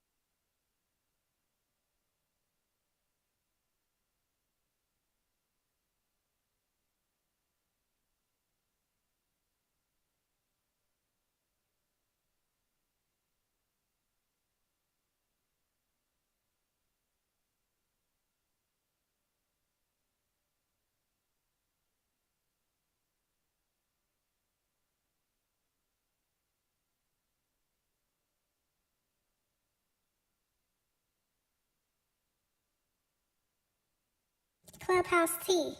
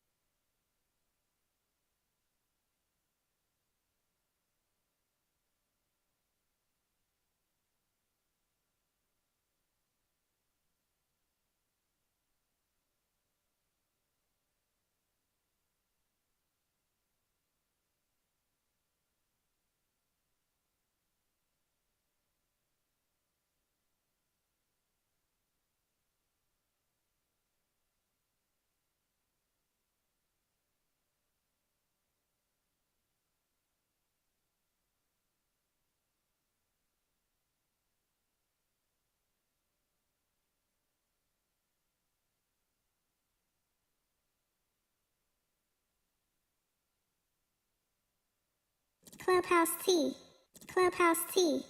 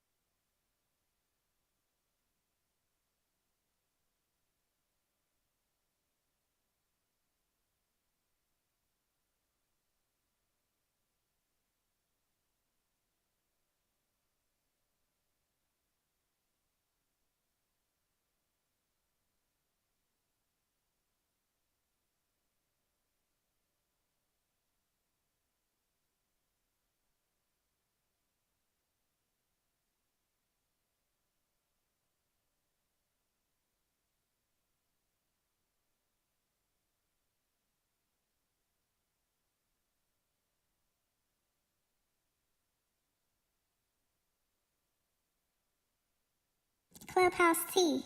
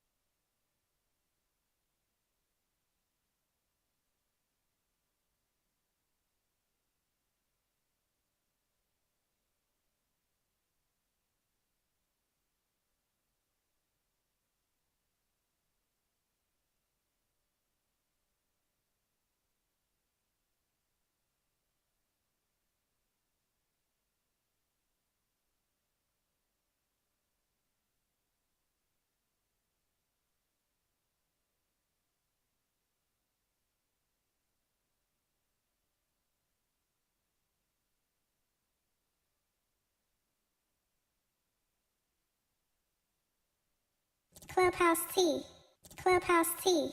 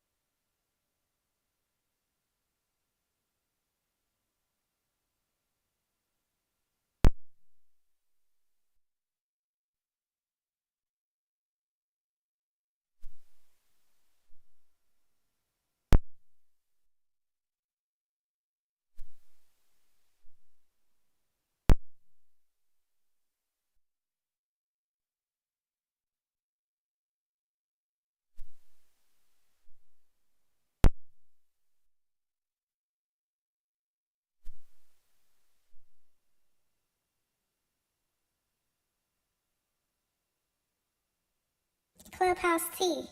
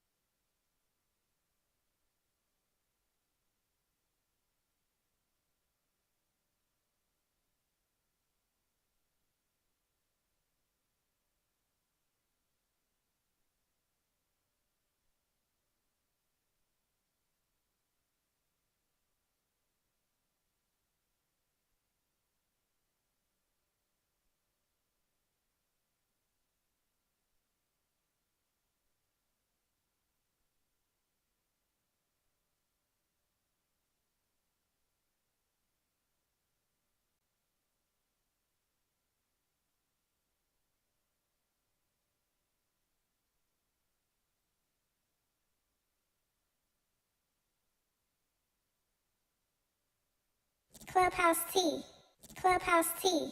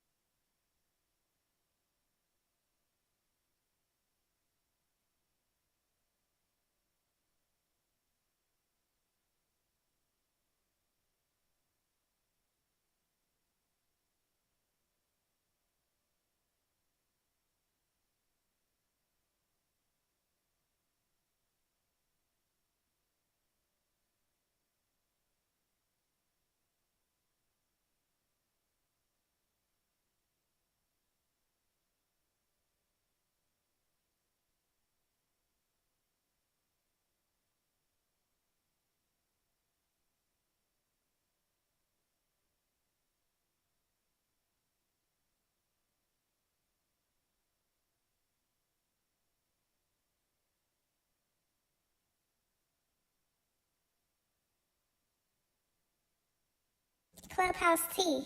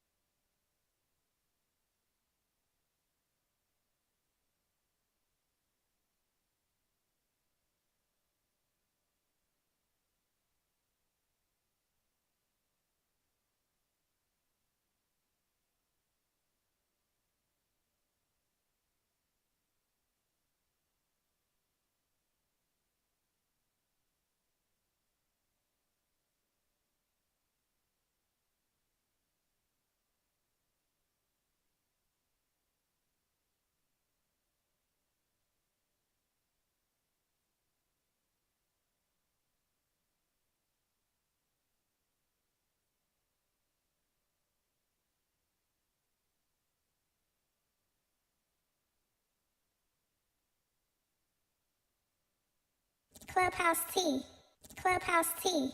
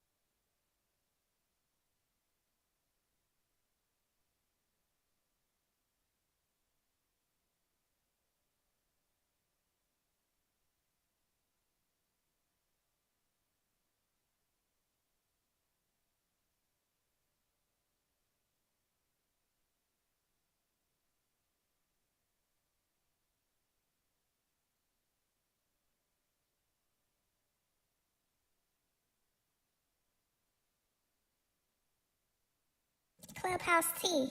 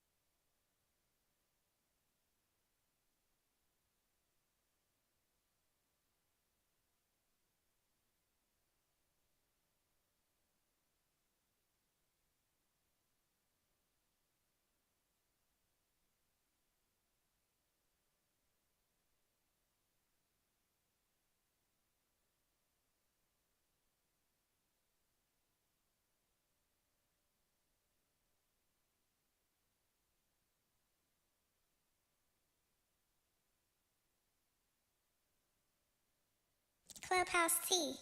Clubhouse T.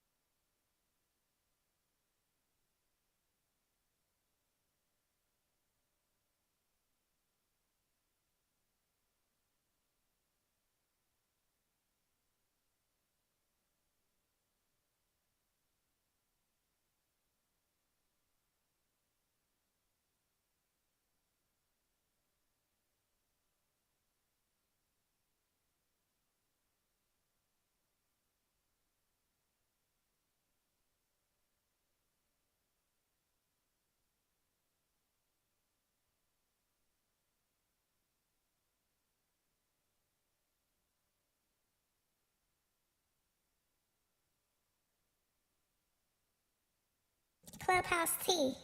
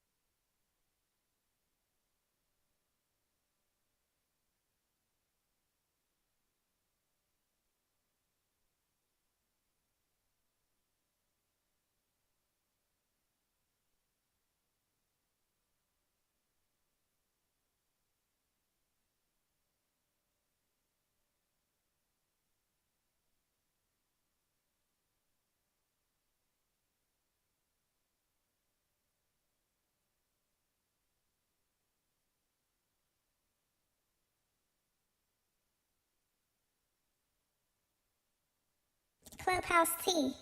Clubhouse T.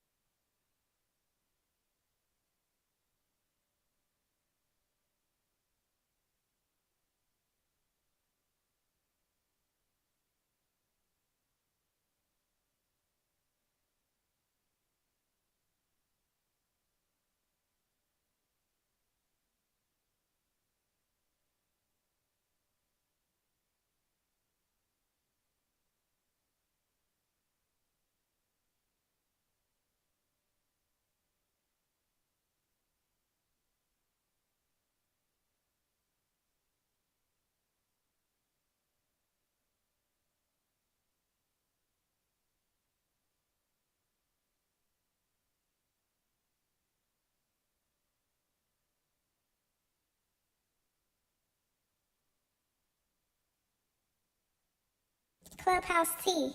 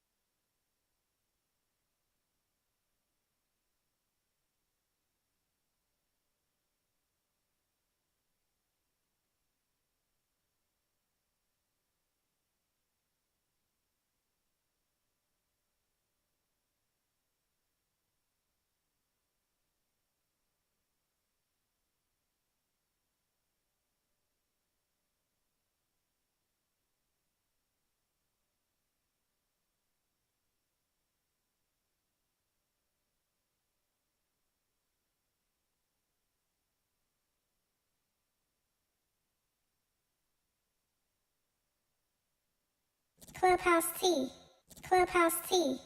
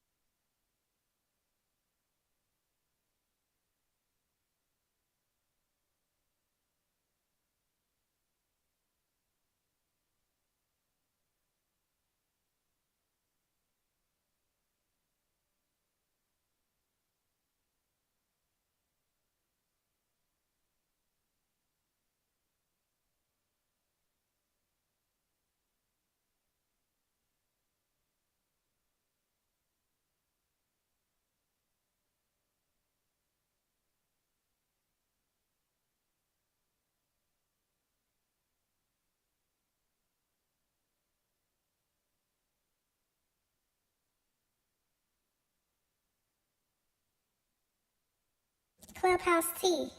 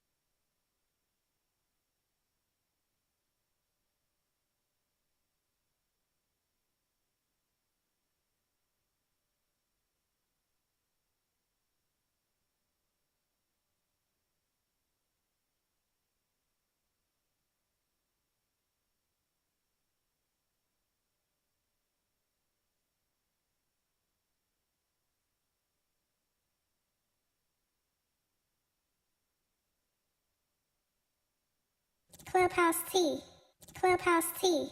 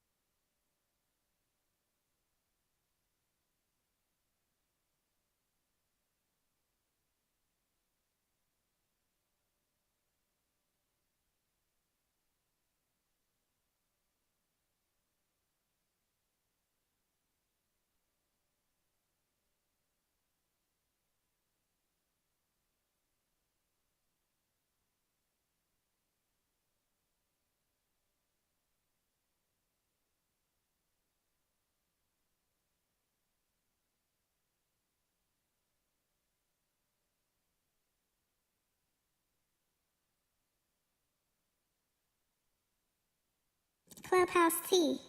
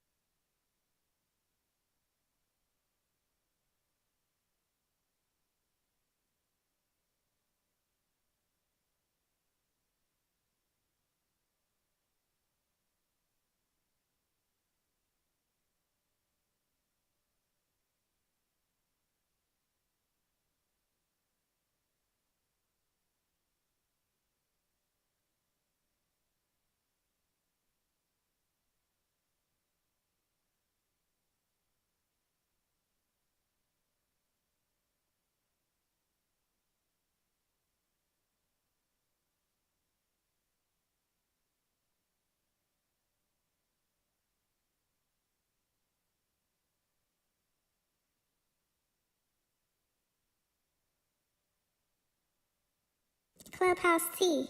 Clubhouse T.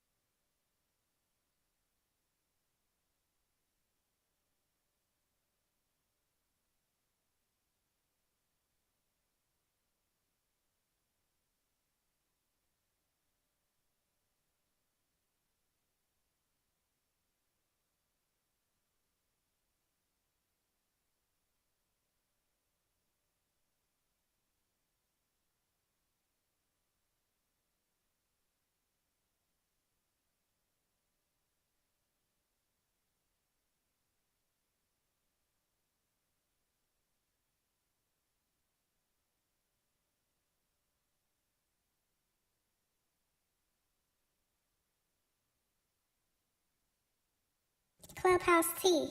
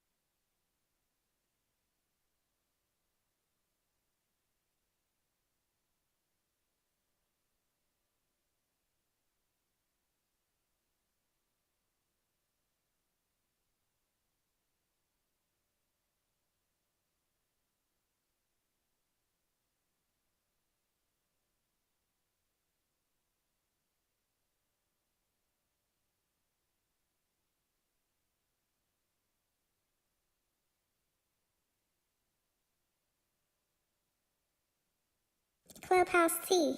Clubhouse Tea.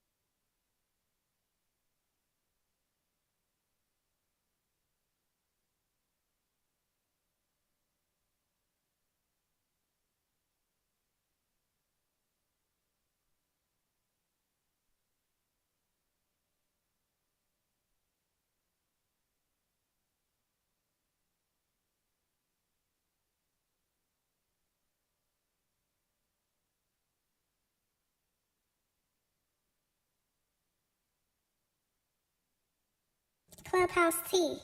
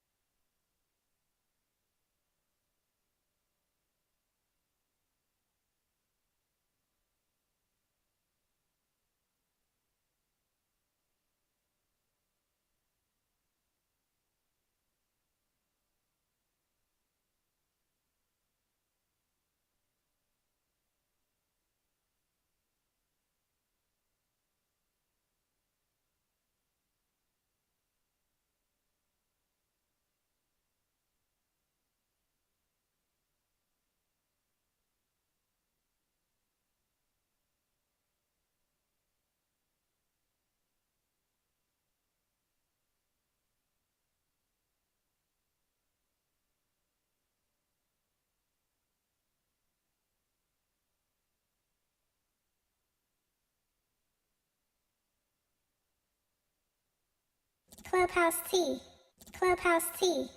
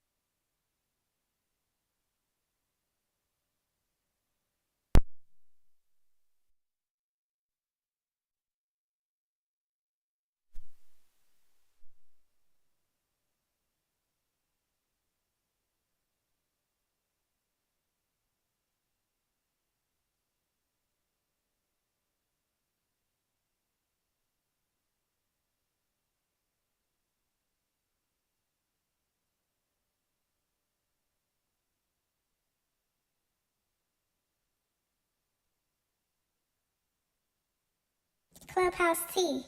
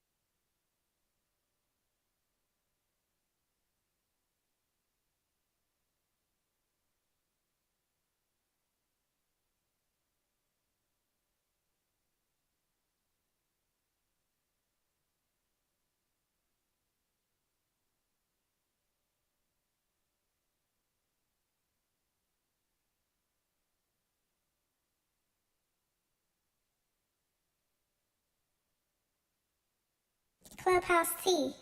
Clubhouse T.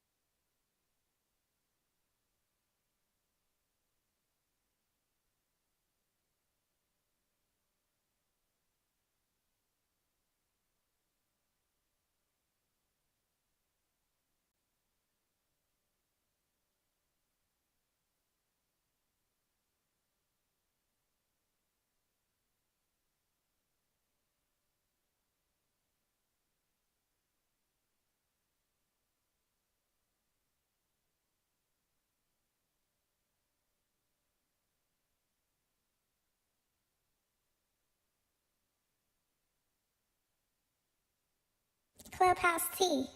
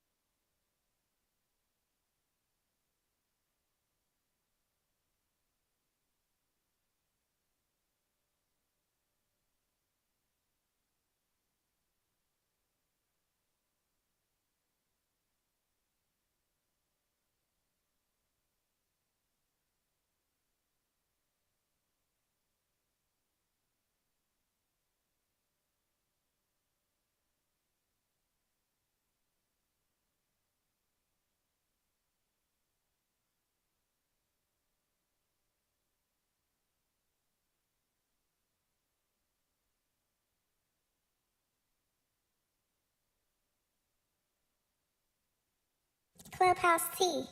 Clubhouse T.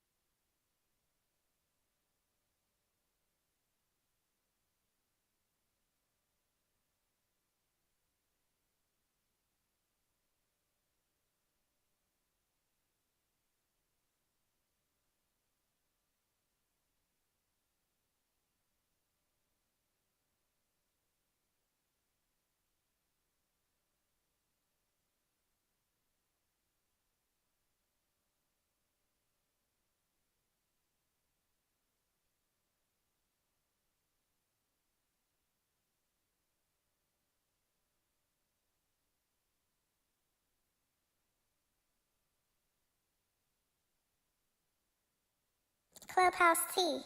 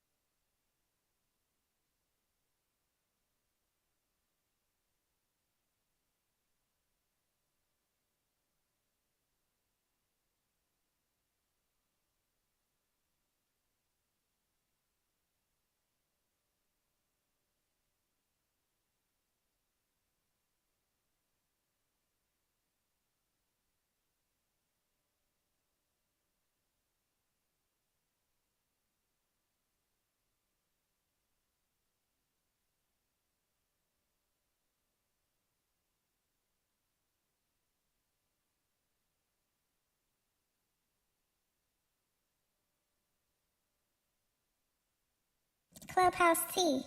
Clubhouse T.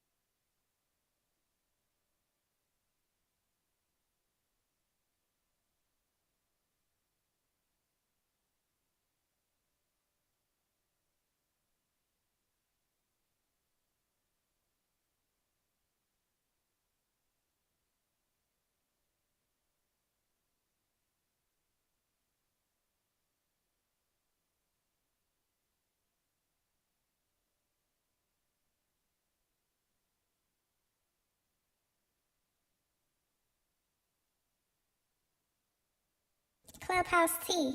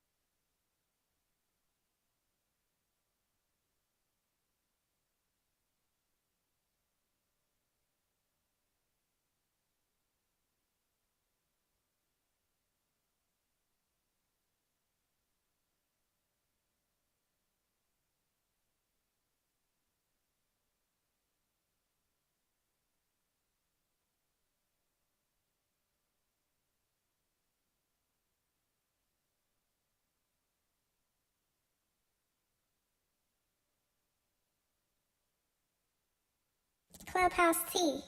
Clubhouse T.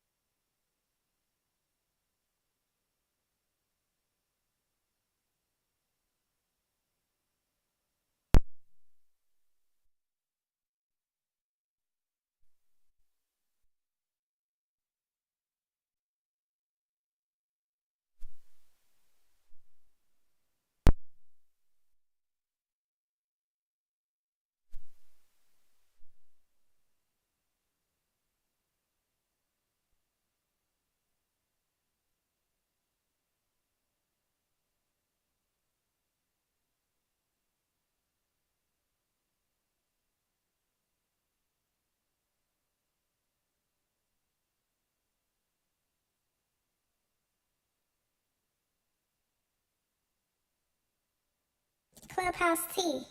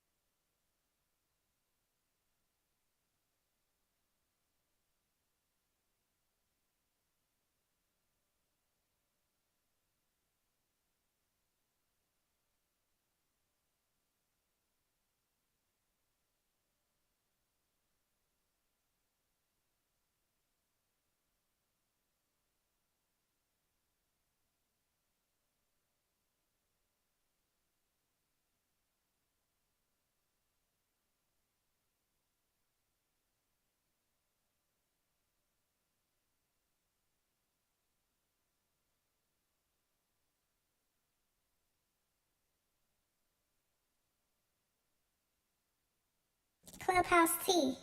Clubhouse T.